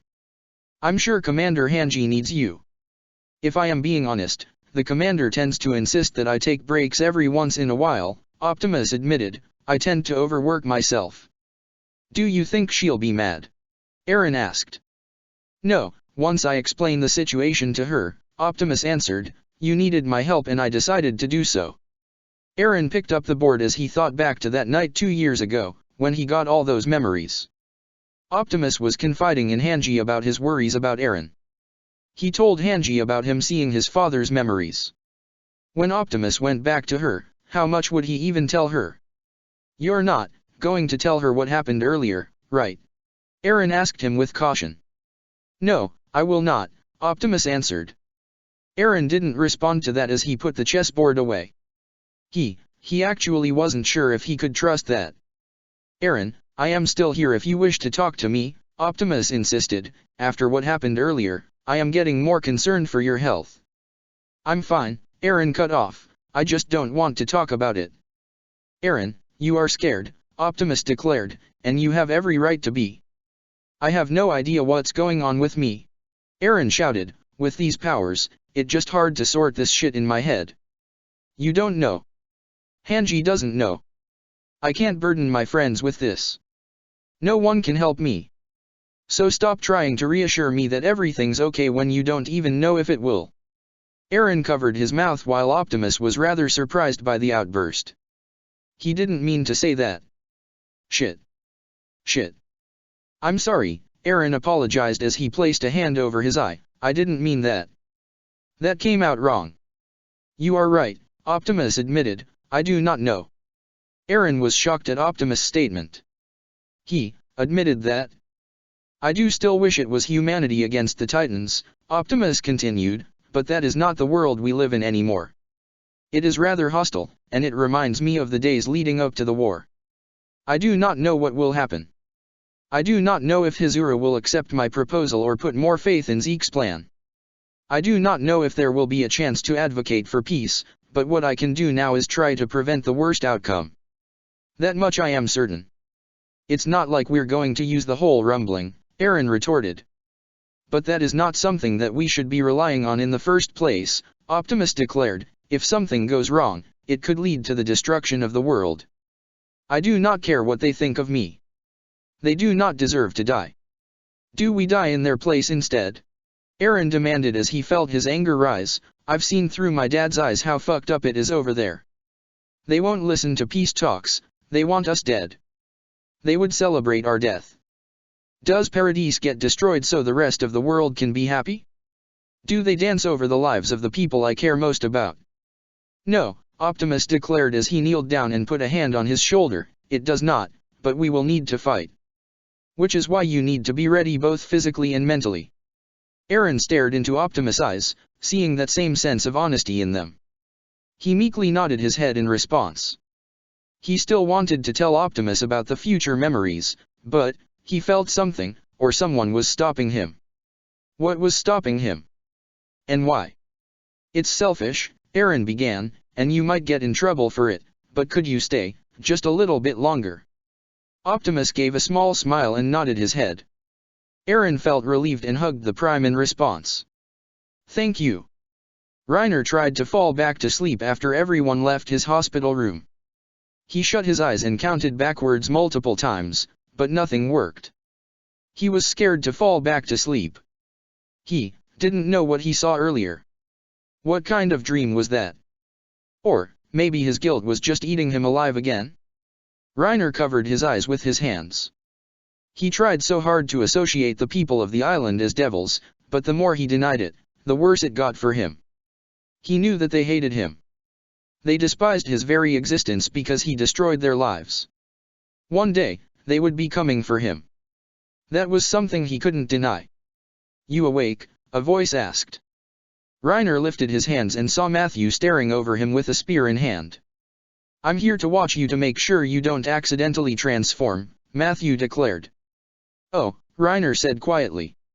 Matthew grabbed a chair and sat down next to the bed before pulling out a book and beginning to read. Reiner noted that the book was about Hello's life story. I didn't think you'd seem like the guy to like Hellos, Reiner remarked. I don't, Matthew agreed, but this is the only real chance that I have to get a proper education for myself. Well, as proper as it can be. This book is clearly biased and isn't even in Hello's perspective. Honestly, I should have expected less from an altered story. Altered? Reiner questioned as he sat up. Hellos was a hero. He saved the whole world from the Eldian Empire. And because of his heroic deed, he's seen as a symbol. Not a human with flaws, Matthew retorted. People don't want a savior of humanity to be flawed and full of weakness, or someone who has made mistakes. They want someone who is essentially a god. What about the Tiber family? Reiner asked. Same thing, Matthew shrugged as he went back to the book. They are literally Eldians, but because they saved the world, many are willing to ignore that and praise their descendants for not doing anything. I'm surprised that you're getting away with saying a lot of this stuff, Reiner admitted. They could kill you for that if they wanted to. They might not even care that you're a normal human. Matthew shut the book and set it down in response before lifting up his shirt to reveal the jagged scar in the middle of his chest, along with his other scars. Reiner nearly wanted to throw up as Matthew put down the shirt. Whatever they think about doing to me, I've already gone through worse, Matthew declared. I'm sorry, Reiner apologized. That's part of the reason I'm here, Matthew admitted. I know you're not okay. Reiner stared in confusion. I'm fine for right now. Marley's going to run some tests on me tomorrow. You know that's not what I'm talking about, Matthew cut off. You're suffering. Reiner grew tense at that before letting out a nervous chuckle. What are you talking about? I'm fine. You asked me to kill you when your comrade decapitated you and tried to rip you apart, Matthew cut off once more. You gave up in defeat when you assumed I was going to sell you out when you were grieving over Berthold. You don't want Gabby to inherit the Armored Titan. I might not have a proper education, but I'm not a fucking idiot. You know Marley's been feeding you lies. You know that the island isn't full of devils. You know that the same thing is going to happen to your cousin. The worst part about it is that you can't fight it. If you so much as say a word, your whole family pays the price. But the island might come for you one day. They want justice. They want vengeance. They want you to suffer for all the lives that you took. You have nowhere else to go. The only thing that you can do is lie to yourself and bottle up your emotions and be the perfect toy soldier until the sweet release of death comes and claims your soul. Reiner stared in horror while Matthew stared at him with bitterness. Reiner didn't know how to process this, how to feel about this. Dread was the next feeling. Matthew just picked him apart like it was nothing, but he didn't even know him. He felt sick. He felt like he was going to pass out. He felt like he was going to. Matthew quickly passed him a bucket, and Reiner quickly grabbed it before throwing up what was essentially acid from his stomach. Reiner continued coughing in the bucket and breathed heavily. That reaction, he couldn't deny it now. Matthew wasn't going to buy whatever excuse he presented to him. What should he do? Reiner stuttered, must be the new serum. Bullshit, Matthew declared. You don't know what I've seen on that island, Reiner growled, they're all heartless devils with no regard for anyone else. They're selfish, greedy, angry, and jealous. Reiner looked up at Matthew, and could tell that the man wasn't buying into any of it. Matthew merely leaned in and whispered. They are just as human as you are, and you're afraid of that. Matthew leaned back in his chair as Reiner began to panic. He put the bucket on the other side of the bed before quickly pulling the sheets off of him and trying to stand up. His legs were still tired and he merely collapsed to the floor.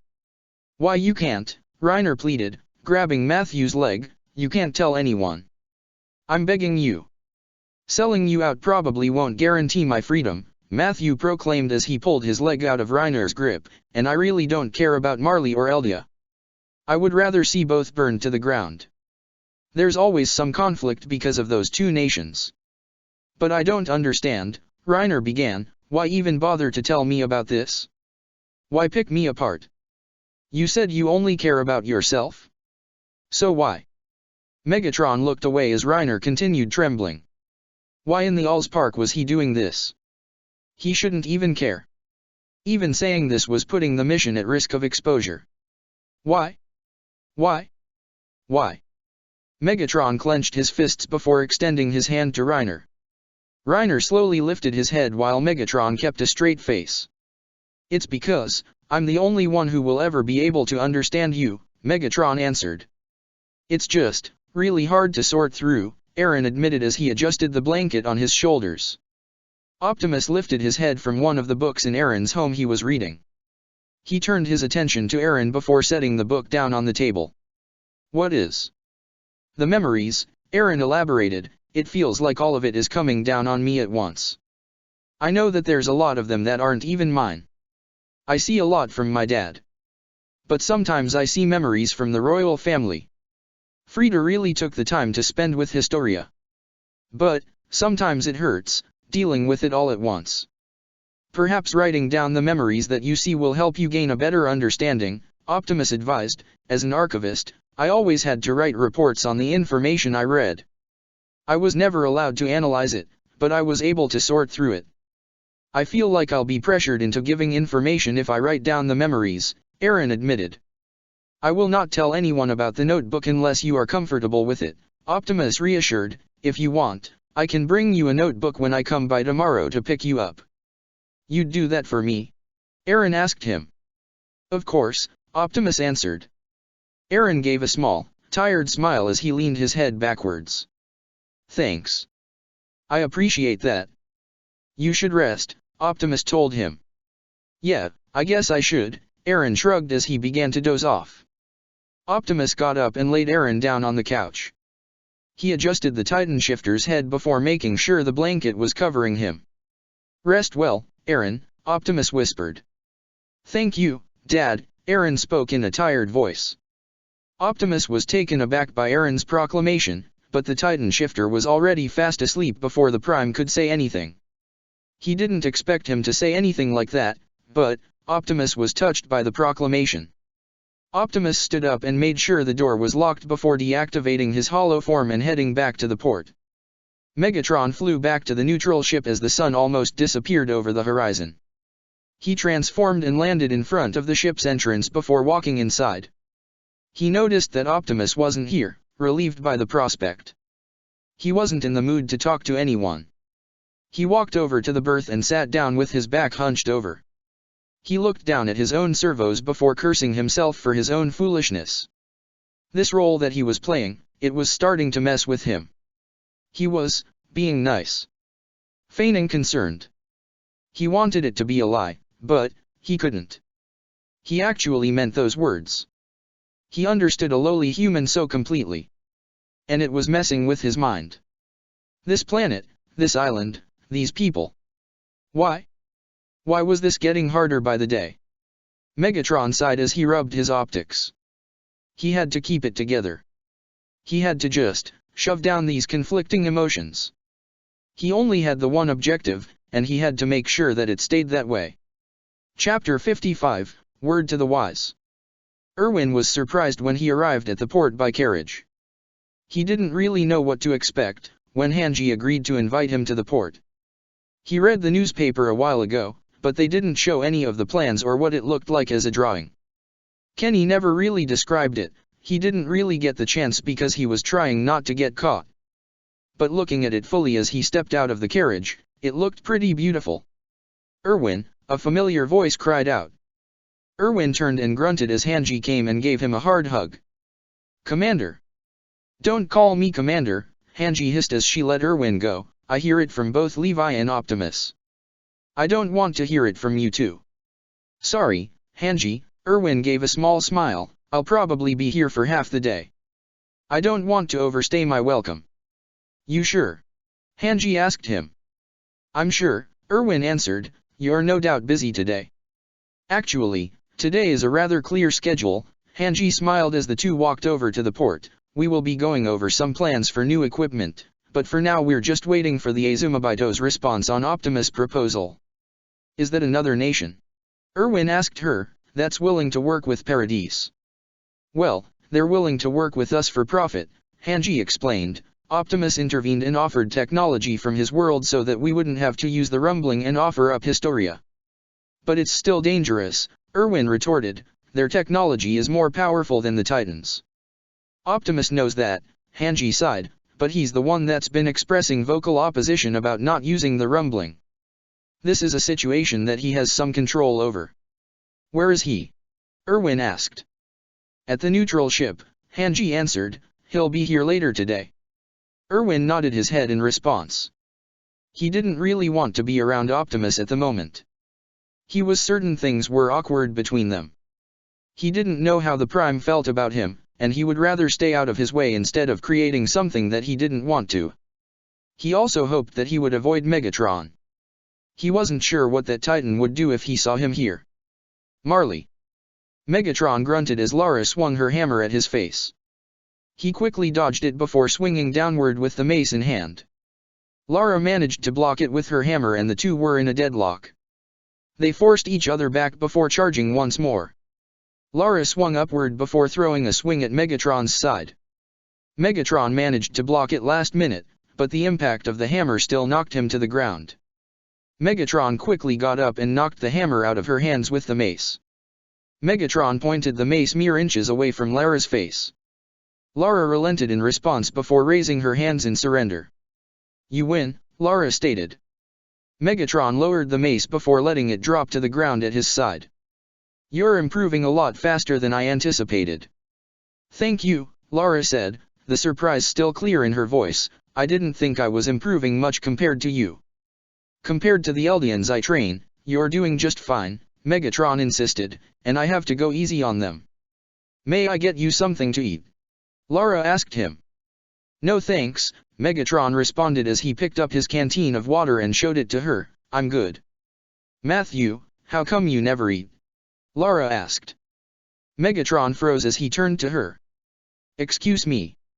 I offer you food to eat, and you never tend to eat it, or you say you'll eat it later, Lara explained. Is something wrong? Megatron sighed. He knew that this conversation would come up sooner or later. He was just expecting it from one of those Eldian kids, not the Tiber. I had a near-death experience, Megatron admitted. I don't like talking about it, it's rather traumatic. But essentially it fucked up all my organs. I can't eat without throwing up, so I don't eat in front of people. I had no idea, Lara spoke in surprise.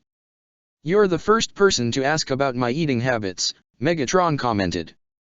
I'm sorry, Lara bowed, part of it in shame for asking about Megatron's personal life. I shouldn't have asked about it. It's fine, Megatron shrugged, I get asked about my scars all the time. It's still not fair to you, Lara insisted. Trust me, you're fine, Megatron reassured, besides, you're the most tolerable person I've been with for the past 2 years. Lara quickly brushed her hair to the side. Is there anything else that I can help with? Especially after all you've done for the Tiber family. Willy said that I could use your library, Megatron recalled. Of course, Lara smiled, right this way. Megatron followed Lara inside the mansion, looking back at the guard picking up the mace to store. The Warhammer Titan was progressing a lot faster than he anticipated. He went easy on the Eldian warriors because he knew that he'd break them if he went at full strength. But Lara was able to keep up with what he was teaching her. He knew that it would be a problem when he had to fight her, but Megatron knew better than to teach her everything that he knew. He just had to be careful. Erwin felt his mouth water as he looked at the seafood dish in front of him. It was so strange and foreign to him. He'd never seen anything like it before. Kenny actually told him that he stole a prepared meal and said it was the best fucking thing he ever tasted. This is Marley cuisine? Erwin questioned. Yep, Hanji smiled as she slung her arm over Nicolo's shoulder as he continued cooking. Thankfully we were able to get you on his last day at the port. Stop making me prepare food on such short notice. Nicolo exclaimed as Erwin took a bite out of his food. Erwin almost screamed, but forced himself not to as he continued eating the food. This is really amazing, Nicolo, Erwin complimented. Yeah, Nicolo waved off, at the very least I won't have to prepare for you scouts anymore. Yeah, you'll be preparing for the MPs, which isn't that much better in my book, Hanji retorted. Prepare for the MPs? Erwin questioned. That tall woman, Yelena, managed to get her proposal through to have Merlians integrate into our society, Hanji explained before pointing to Nicolo. He'll be going into the inner walls and be working as a chef there from now on. But don't worry, we'll swing by every once in a while. I hope not. Nicolo fired back. Erwin continued eating as he put the pieces together. Kenny said something about the wine being administered, and this chef was going to be sent to the inner walls where the MPs were. Yelena really was making a move, and fast. Megatron probably wouldn't be by his home for a while, and they had to be subtle about this. Megatron was reading a book about the War of the Titans while Lara was cleaning the shelf. The Titan did find it odd though. Every time he looked up at Lara to see what she was doing, she seemed to be quickly turning her head. Megatron didn't bother with that. It wasn't his place. Megatron flipped to the next page in the book, discussing how Hellos and Marley defeated the Titans and took 7 of the 9 Titan powers away from Marley. He always found that odd. When Megatron first arrived in Marley, the military only had 5 of the Titans. When they deployed the mission to send Reiner and Annie, they had 6 Titans at their disposal. But the attack Titan was in the possession of someone else who wasn't part of Marley military. It was out of their possession for over 25 years before the attack on the island was launched.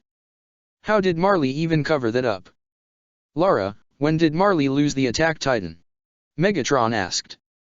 Megatron could tell that Lara was rather tense before she quickly regained her demeanor and straightened herself out. Why would you ask me this question? Because Marley hates my guts, Megatron reminded, and I'm their prisoner.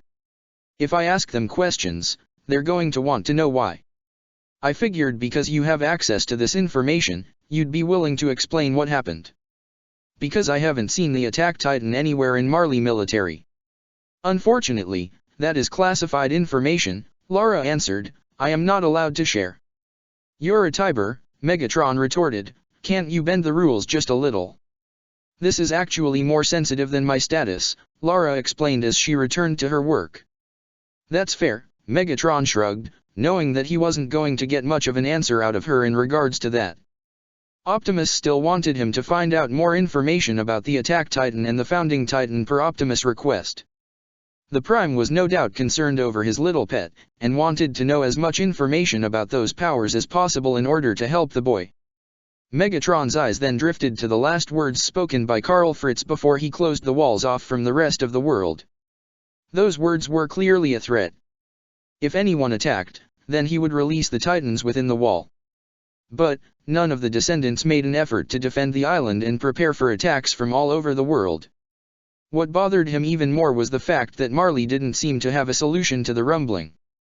He's never heard anything about a contingency plan to save as much of the population as possible. Lara, do you know if Marley has any plans to counteract the rumbling? Megatron asked. Counteract the rumbling? Lara questioned. That is impossible to do. Okay, but there has to be some contingency plan developed in order to save at least some of the population, right? Megatron retorted, are you just going to let the human race die without doing anything? Lara looked away from Megatron while mumbling something under her breath. What? Megatron pressed.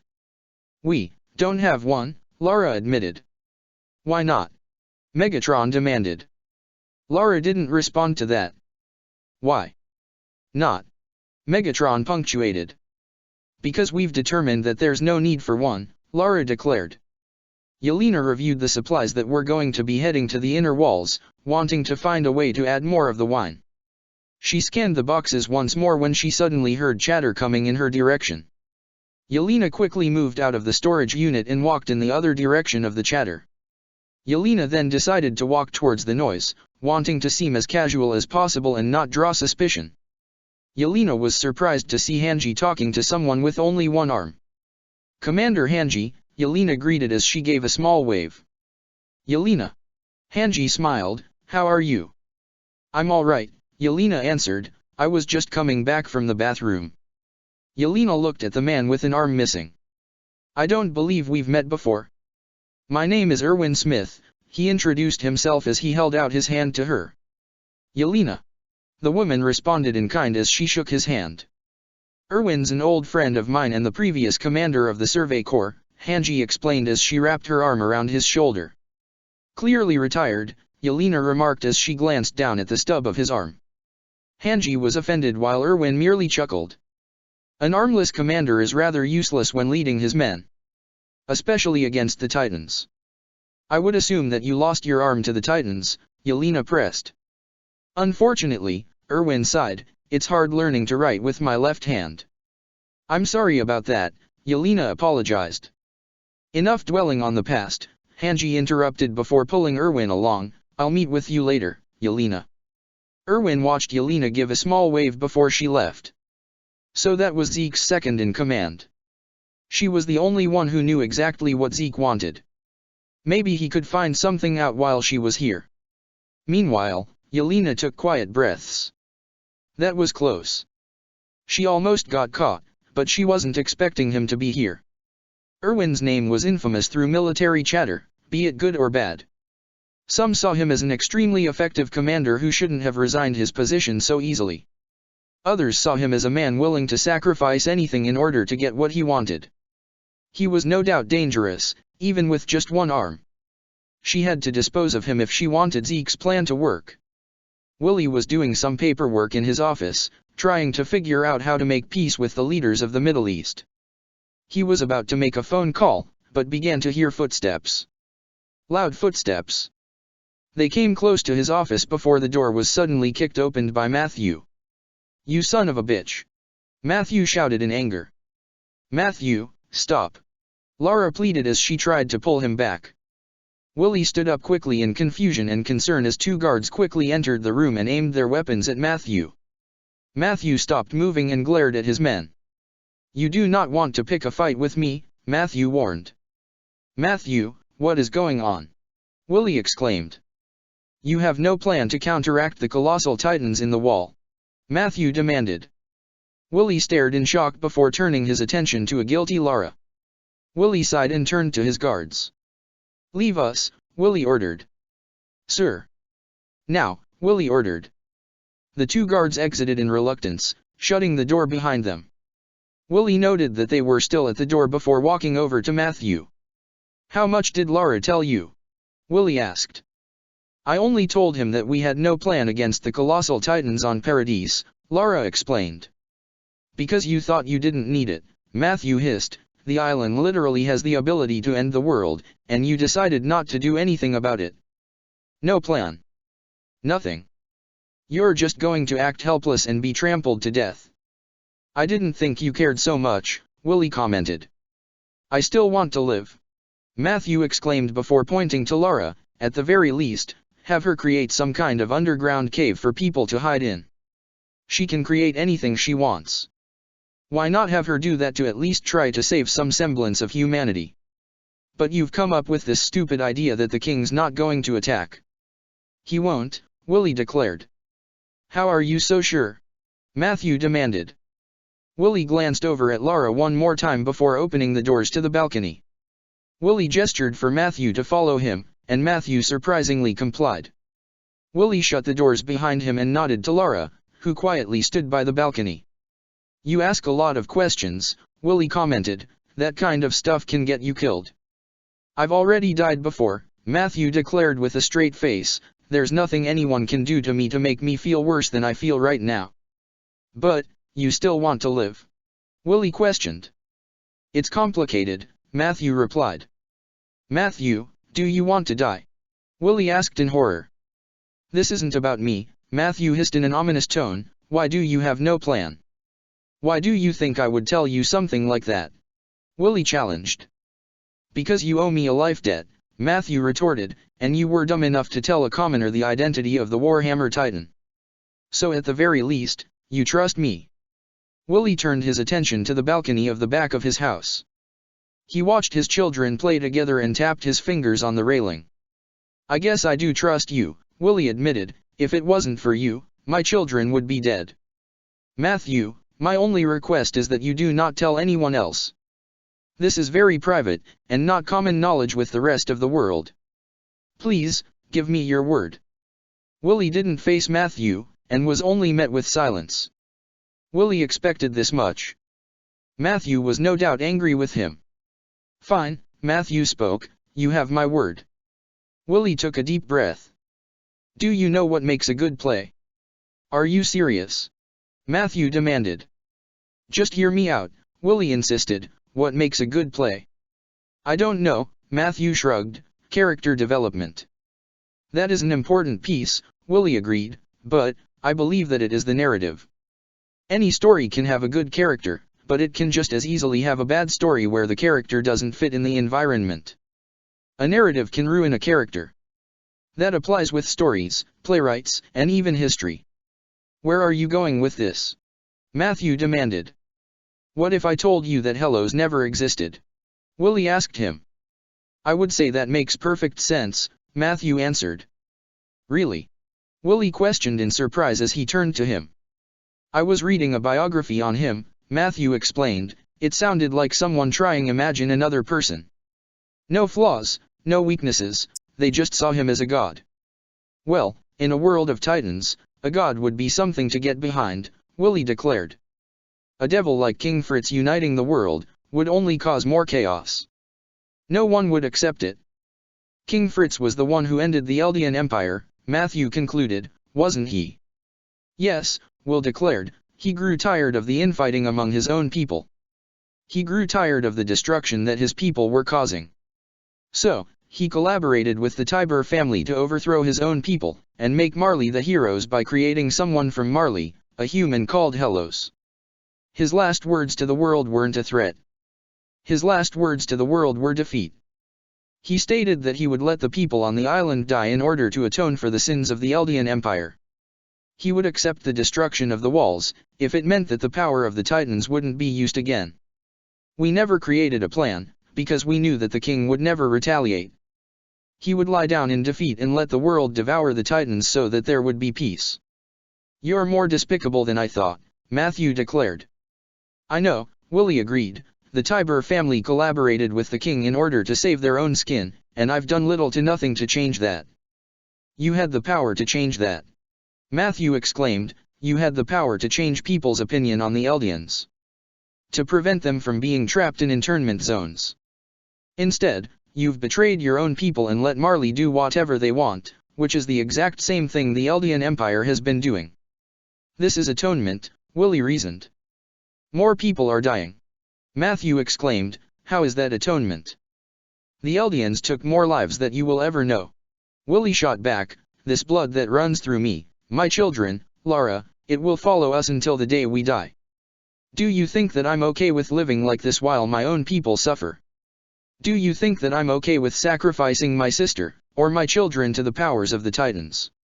What the Eldians did, can never be atoned for. King Fritz knew that, which is why he tore down the Empire. The Tiber family knew that, which is why we gave Marley control of the Eldians, to let them do what they wanted. Tell me, Matthew. Could you live with it? Could you live with the guilt and shame of destroying the lives and homes of millions? Could you live with the infighting among your own people? Could you live with the carnage? The devastation? The destruction caused by your ancestors, caused by you. Willie saw Matthew look away from him. The man's face scrunched in anger. He clenched his fists and shut his eyes in anger. He hung his head, shielding his eyes from the man. For some reason, Willie could tell that Matthew was holding something in. You're right, Matthew proclaimed, I can't understand what King Fritz went through. But, I do know where this leads to. Willie was stunned when Matthew grabbed his shoulder and forced him to look him in the eyes. This peace you created is false. People are still dying. People still fear the Eldians. People want the island gone. Everyone wants the other dead. This is not a world of peace that King Fritz wanted to create. This is a lie that will only lead to something much worse.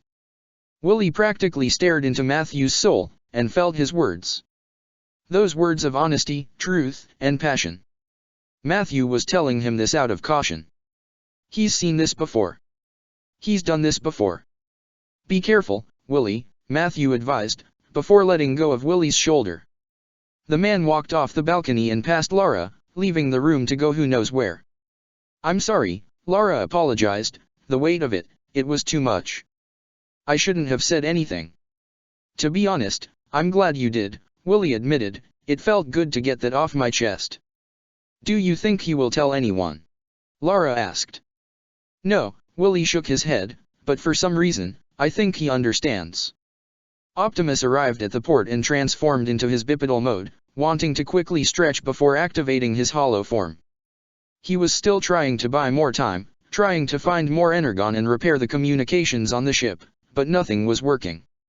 He didn't have experience in technology, and the island needed more time. Megatron already informed them that Reiner had taken the serum, but they didn't know the effects. But, it was still pressing. Very soon, all the Titan within Marley will have it. They had to plan for something. Optimus stopped stretching when he noticed something off in the distance. He quietly gasped, realizing that it was the ship the Azumabito clan came in. Optimus transformed into his alt mode before activating his hollow form. He ran to the port and skidded to a stop when he saw Hanji talking with Erwin. Commander, Optimus spoke, choosing to not look at Erwin. Optimus, you're here early, Hanji commented while Erwin looked rather uncomfortable.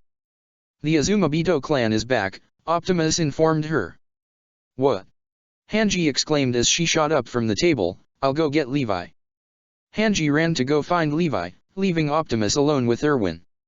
Optimus didn't say a word as he followed Hanji, leaving the former commander to his own devices. Megatron didn't say anything as he walked out of the compound. He noted that the Tiber family were waving goodbye, but neither Willie nor Lara were with them. He expected this. The two told him the biggest secret in the world. They wouldn't be prone to saying goodbye right now. Well, neither was he. He wasn't going to be offered a carriage or escort. He was just going to walk back to the Marley military base. For some odd reason, this whole situation frustrated him. Megatron had a feeling that the previous King of the Walls didn't want to fight the outside world. If he did, then the Survey Corps wouldn't have wanted to overthrow him and his government in the first place. He just never expected this.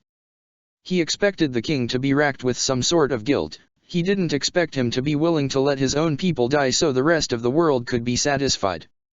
He didn't expect the Tiber family to know and withhold this information. He thought they were feigning ignorance and merely wanted to save their own necks. Which is what they did, but this was not what he expected.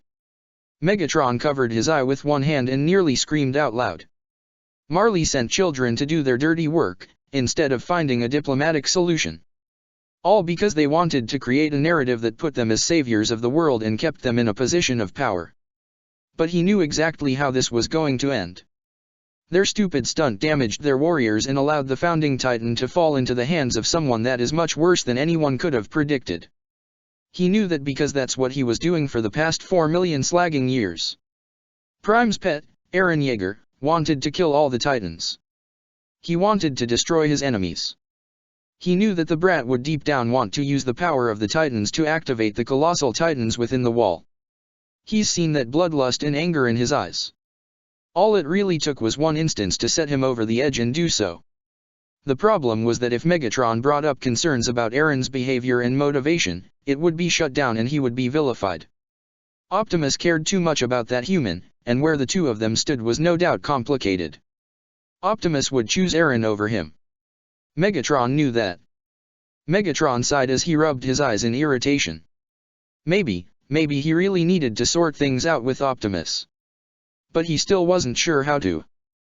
Kiyomi waited with her entourage in that same decorated room when they first arrived to Paradise. She tapped her foot, not sure how the island would react to the decision that Hizuru made. Kiyomi lifted her head when the door opened, and she saw Commander Hanji, Captain Levi, and Optimus Prime enter the room.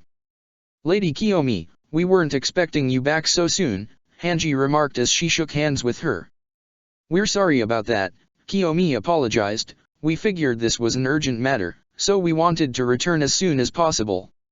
"So they have a response?" Levi assumed. "They do," Kiyomi answered. "The Emperor wants some modifications done." "The hell do you mean by modifications?" Levi demanded. "Zeke's plans is currently the most promising one," Kiyomi declared. "Once Zeke officially comes to the island, the rumbling could be activated and Marley's military would be destroyed. However, Hizuru fully understands the consequences of unleashing that type of power onto the world." Kiyomi then turned her attention to Optimus. "The promise of your world's technology is risky, but it is much better compared to the consequences of the rumbling. But there is a reason why Hizuru hasn't completely agreed to it.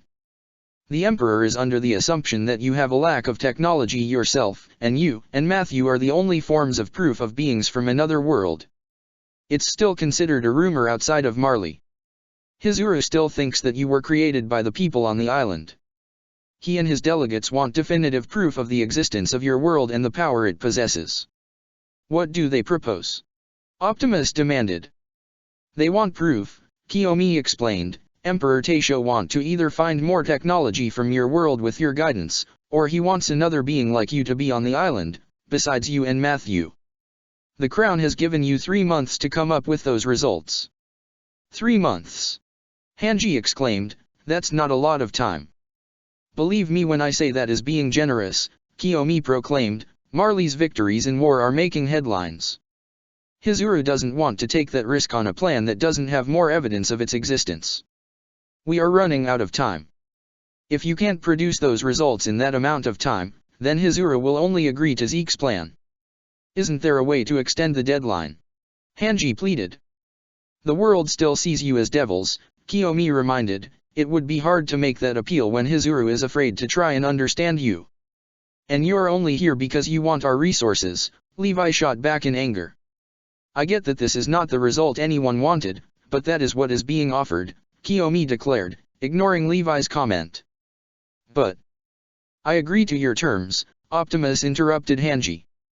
"Prime," Levi hissed. "Are you sure?" Kiyomi asked. "You don't want time to think this over?" "It is just as you stated, we are running out of time," Optimus agreed. "I will do everything in my power to establish contact with Cybertron and display more proof from my world." "And what about you, Commander?" Kiyomi asked Hanji. "Are you sure that you can't extend that deadline?" Hanji asked her. "I don't know if I can," Kiyomi admitted. Hanji sighed and nodded her head. Okay. Fine. Zeke heard the door open and looked up in shock to see Matthew drag himself into his office before shutting the door. Matthew, what are you doing here? Zeke nearly shouted. I could ask you the same thing, Matthew shot back in his normal voice, weren't you supposed to be on the front?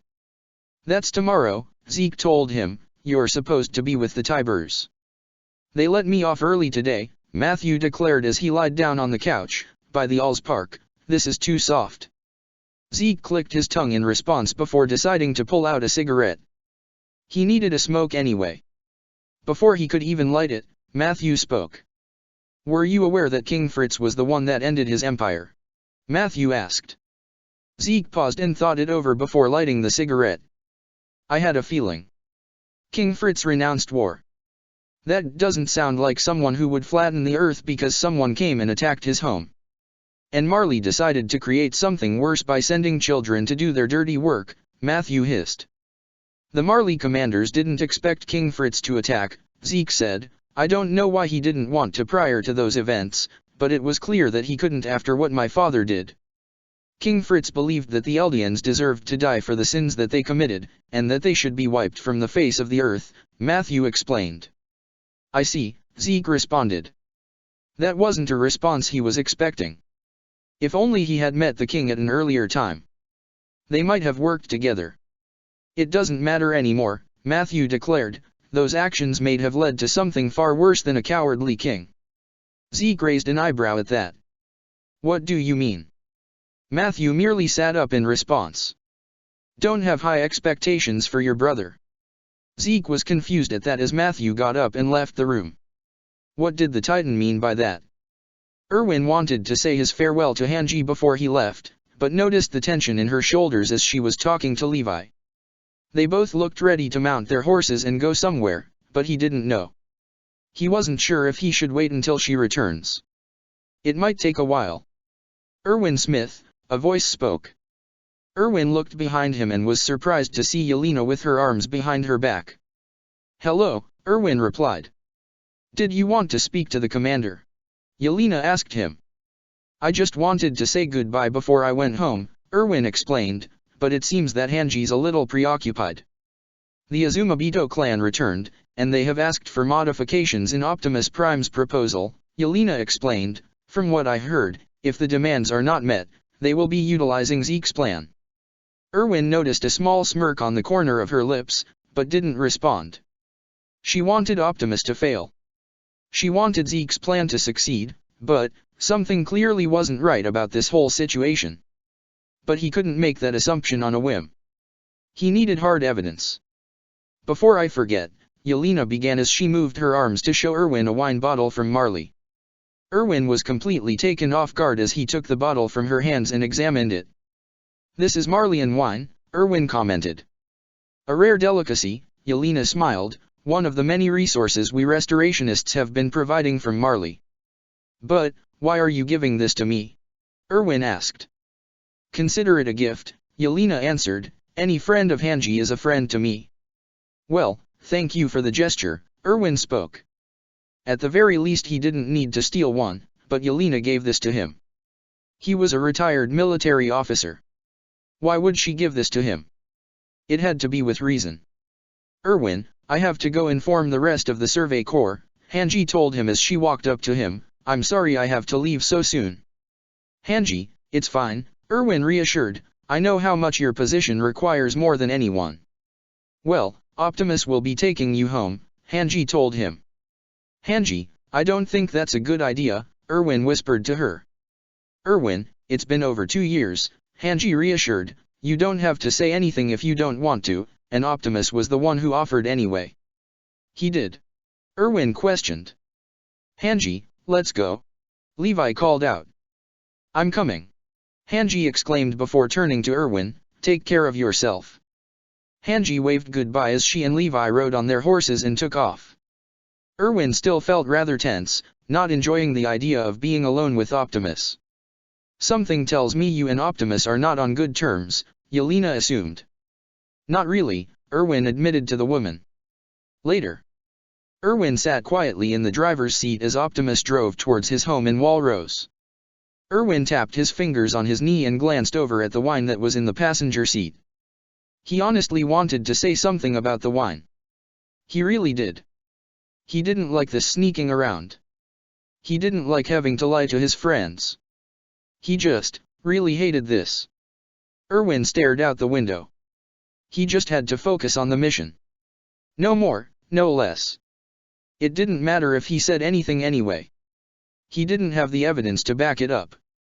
And if Optimus asked further questions, it might lead to him knowing that he broke Kenny out of prison and him working with his mortal enemy. You seem exhausted, Optimus spoke up. A little, Erwin admitted. I guess I'm worried for Hanji and the others. We were only given 3 months to produce proof of our world, Optimus explained. Once those 3 months are up and we have no results, Hizura will resort to using Zeke's plan. What was Zeke's plan? Erwin asked.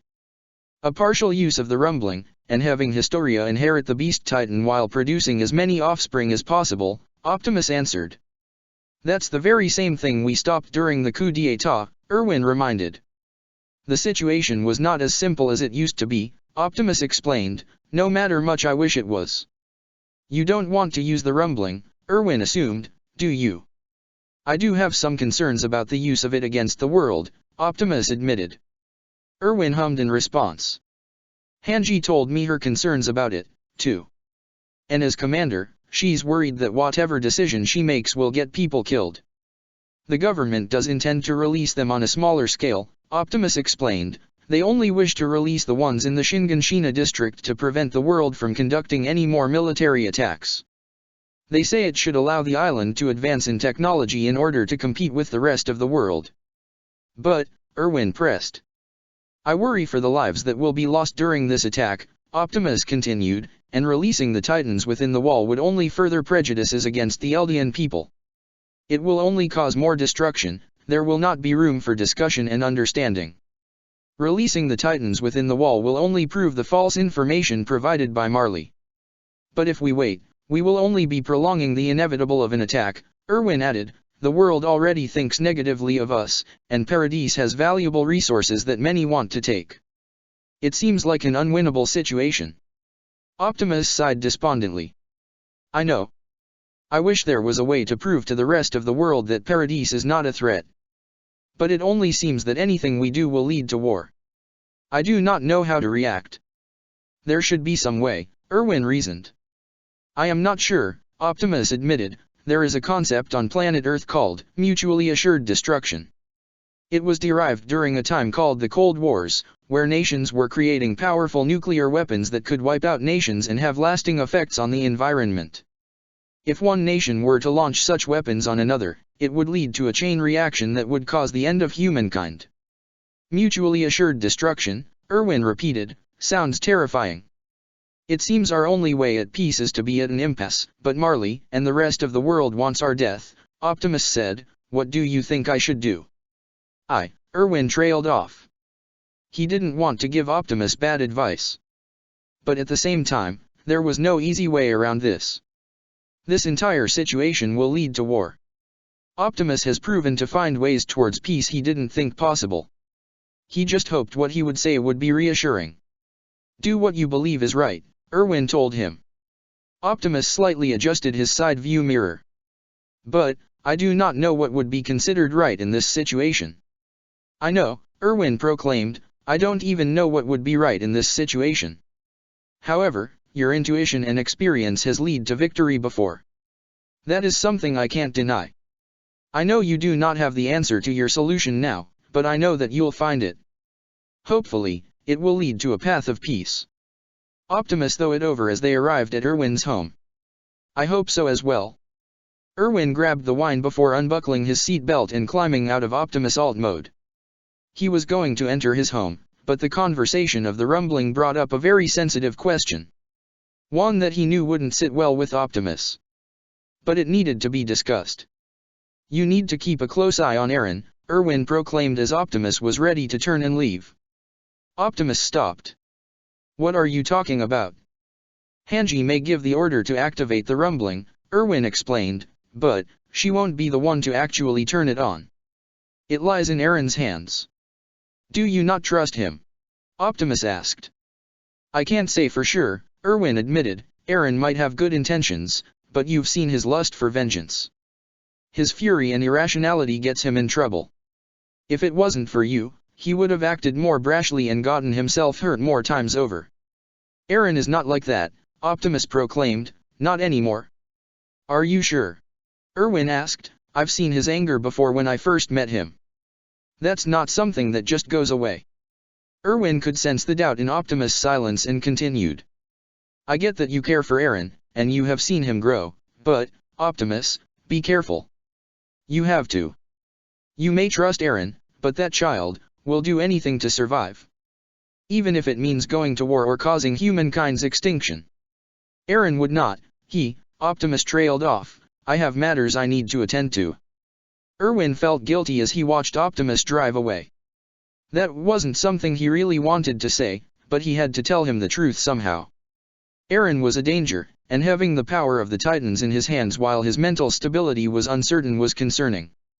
Eren tried to put a bullet in his skull. He had to be watched. So, what happened? A voice asked.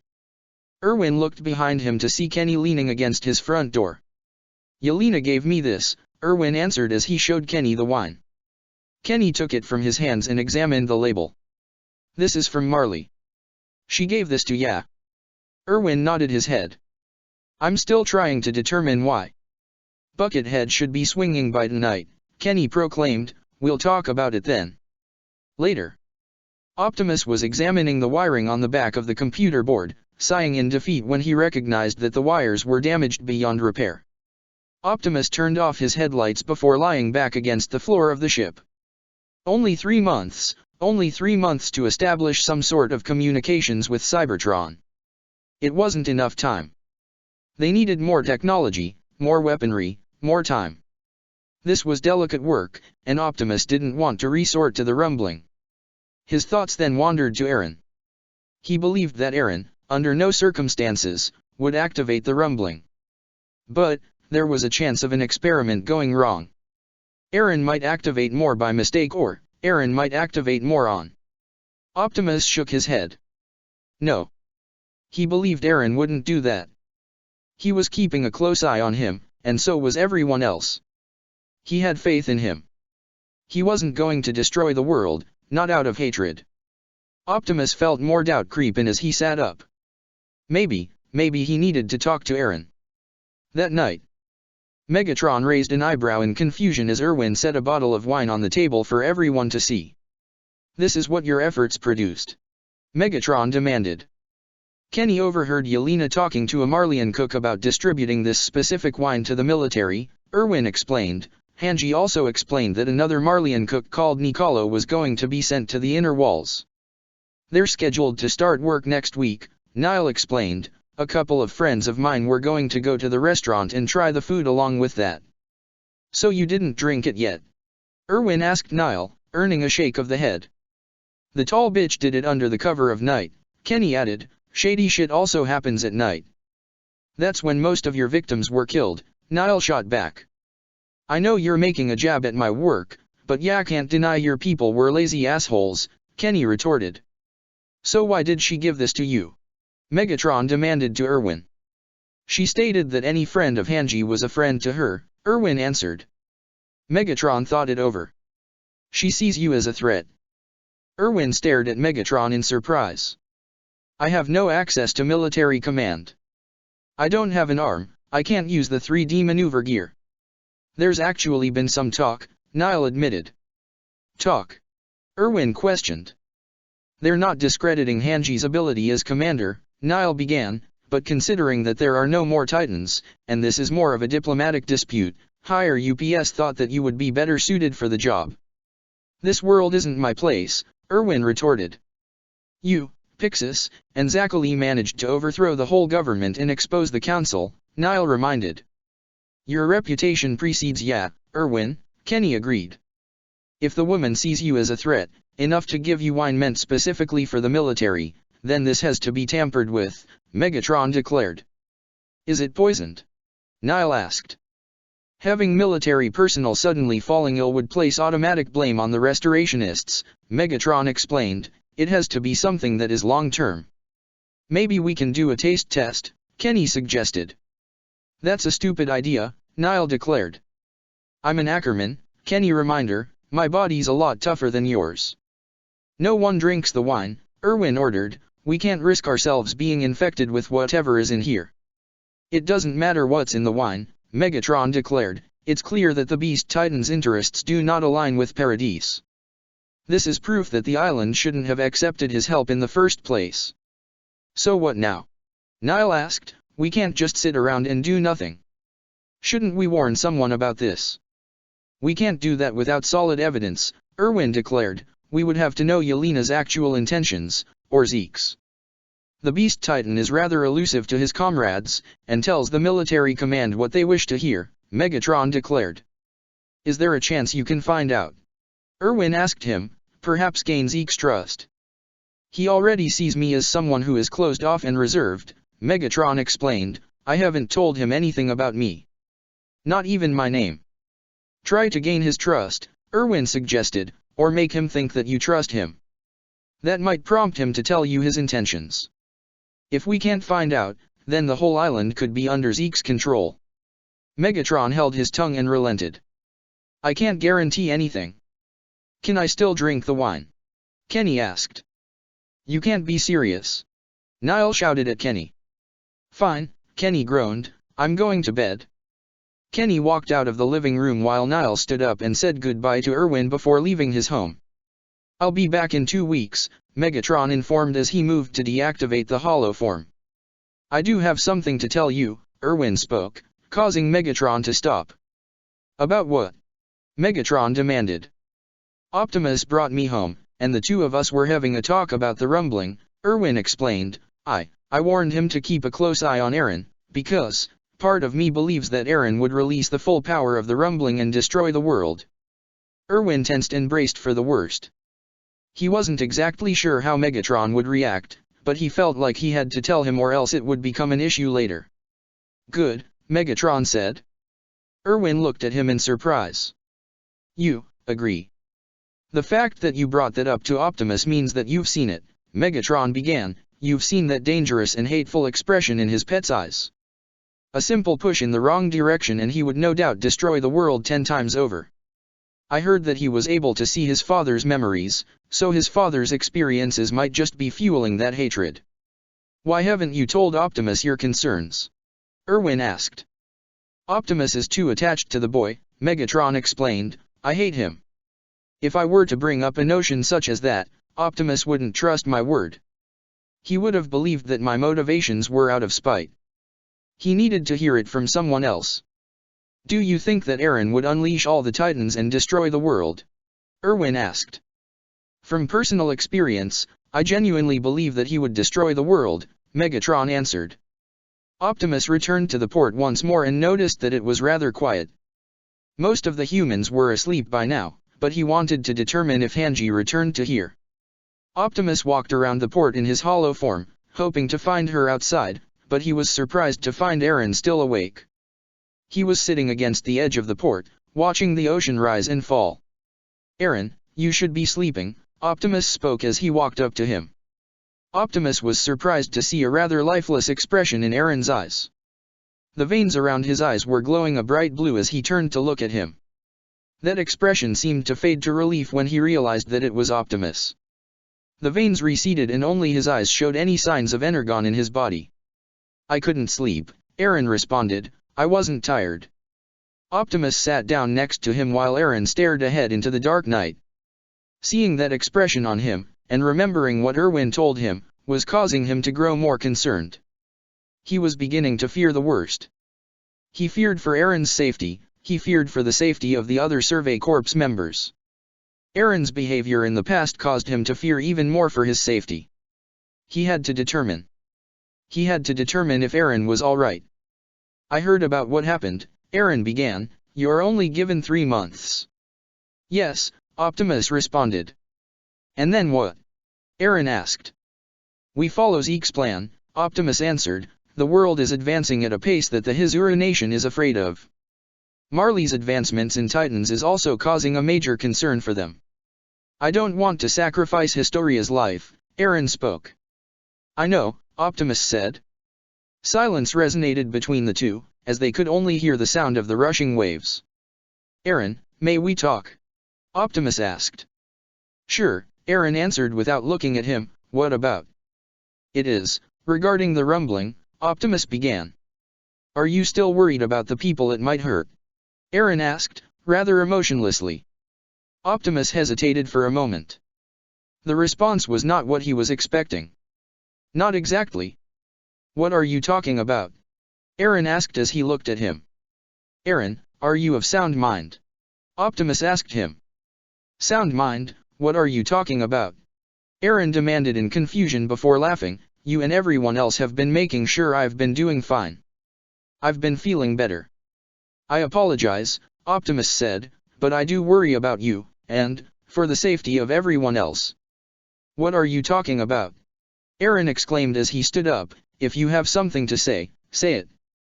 Hanji might be the one to order the activation of the rumbling, Optimus began, but, you are the one that will make that call and activate the Titans. So you think I won't be able to control it and accidentally release more Titans? Eren asked. When Optimus didn't respond, Eren's expression turned into one of dread. You think I would activate more Titans on purpose? Eren shouted. Eren. You don't trust me? Eren exclaimed, after everything, you don't trust me? Eren, I worry. Optimus exclaimed as he stood up, I'm worried about your health and your mind and your emotional stability. You've shown an extreme hatred against Marley and you've also shown hatred against the Titans. I worry that you might activate the Titans out of vengeance and anger. I worry that you lose control and cause a mass extinction event. If you're so worried about this, why haven't you told Hanji about this shit and chewed her out for activating the rumbling? Eren demanded.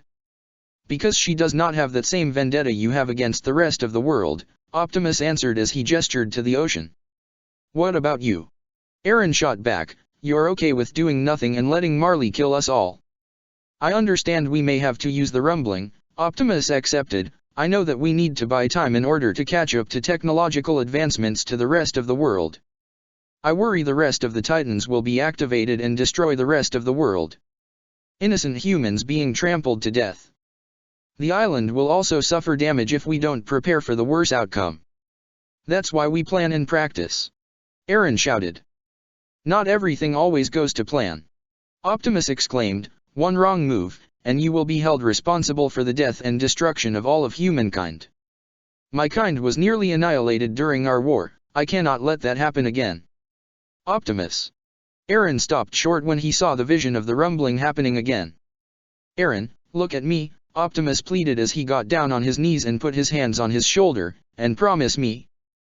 But, another memory of fighting Optimus flashed through his mind. Promise me. Optimus pleaded, promise me that you will not activate the rumbling until all options have been exerted. Optimus. Please. Eren was silent, only seeing the corpse of Optimus Prime playing over and over again in his mind. He couldn't handle it and he wanted to burst into tears, but every time he tried to tell him, something, or someone, always stopped him. Eren slowly nodded his head, trying his best to hide his emotions. Okay. I promise. Optimus sighed with relief as he left go of Eren. Thank you, Eren. Now, please get some rest. Eren watched Optimus walk away and hung his head. Another vision played in his mind that made tears pour from his eyes. It was a vision of Optimus Titan form, standing on what was essentially his last leg. He was bruised and bloodied. His mask was broken, and he could see faint amount of energon on his gritted teeth. His eyes, those same eyes that once looked at him with kindness and patience, now looked at him with sadness, defeat, and acceptance. Eren could see a large blade in his hand, but it was blurry and distorted. Optimus ran towards him at full speed, letting out a battle cry as he swung his large blade at him. Mikasa stared at the door in front of her. It was late, and she was tired, but after hearing what Hanji and Levi told her earlier, she decided she wanted to take matters into her own hands. She had to take Megatron's word to heart. If it was really true that the Azumabito clan wouldn't disregard her so easily, then maybe, she would be able to buy more time instead of using Zeke's plan. Mikasa knocked on the door and waited. When nothing happened, she knocked on the door again. This time, she heard rustling on the other end of the door. When the door opened, she saw Kiyomi wearing a silk robe with a tired expression on her face. Kiyomi blinked and narrowed her eyes, trying to see who the figure was. She became fully awake when she recognized that it was Mikasa at the door. "Lady Mikasa, what are you doing here?" Kiyomi asked as she shut the door to her room and adjusted her robe. "How important am I to Hizuru?" Mikasa demanded. Kiyomi was startled at the question. "Mikasa, am I just as valuable as the riches you want to take from the island?" Mikasa demanded. "Mikasa, you are the pride of Hizuru," Kiyomi answered with little hesitation. "Even if the riches on Paradise are not enough, or even Marley descends on the island, we would do everything in our power to protect you." Mikasa could tell. Out of the multiple fake expressions that she had during her visit, she could tell that this one was pure honesty and truth. She wasn't lying to her. "Then, I want to come with you to Hizuru," Mikasa declared. Check the description for the links to the author.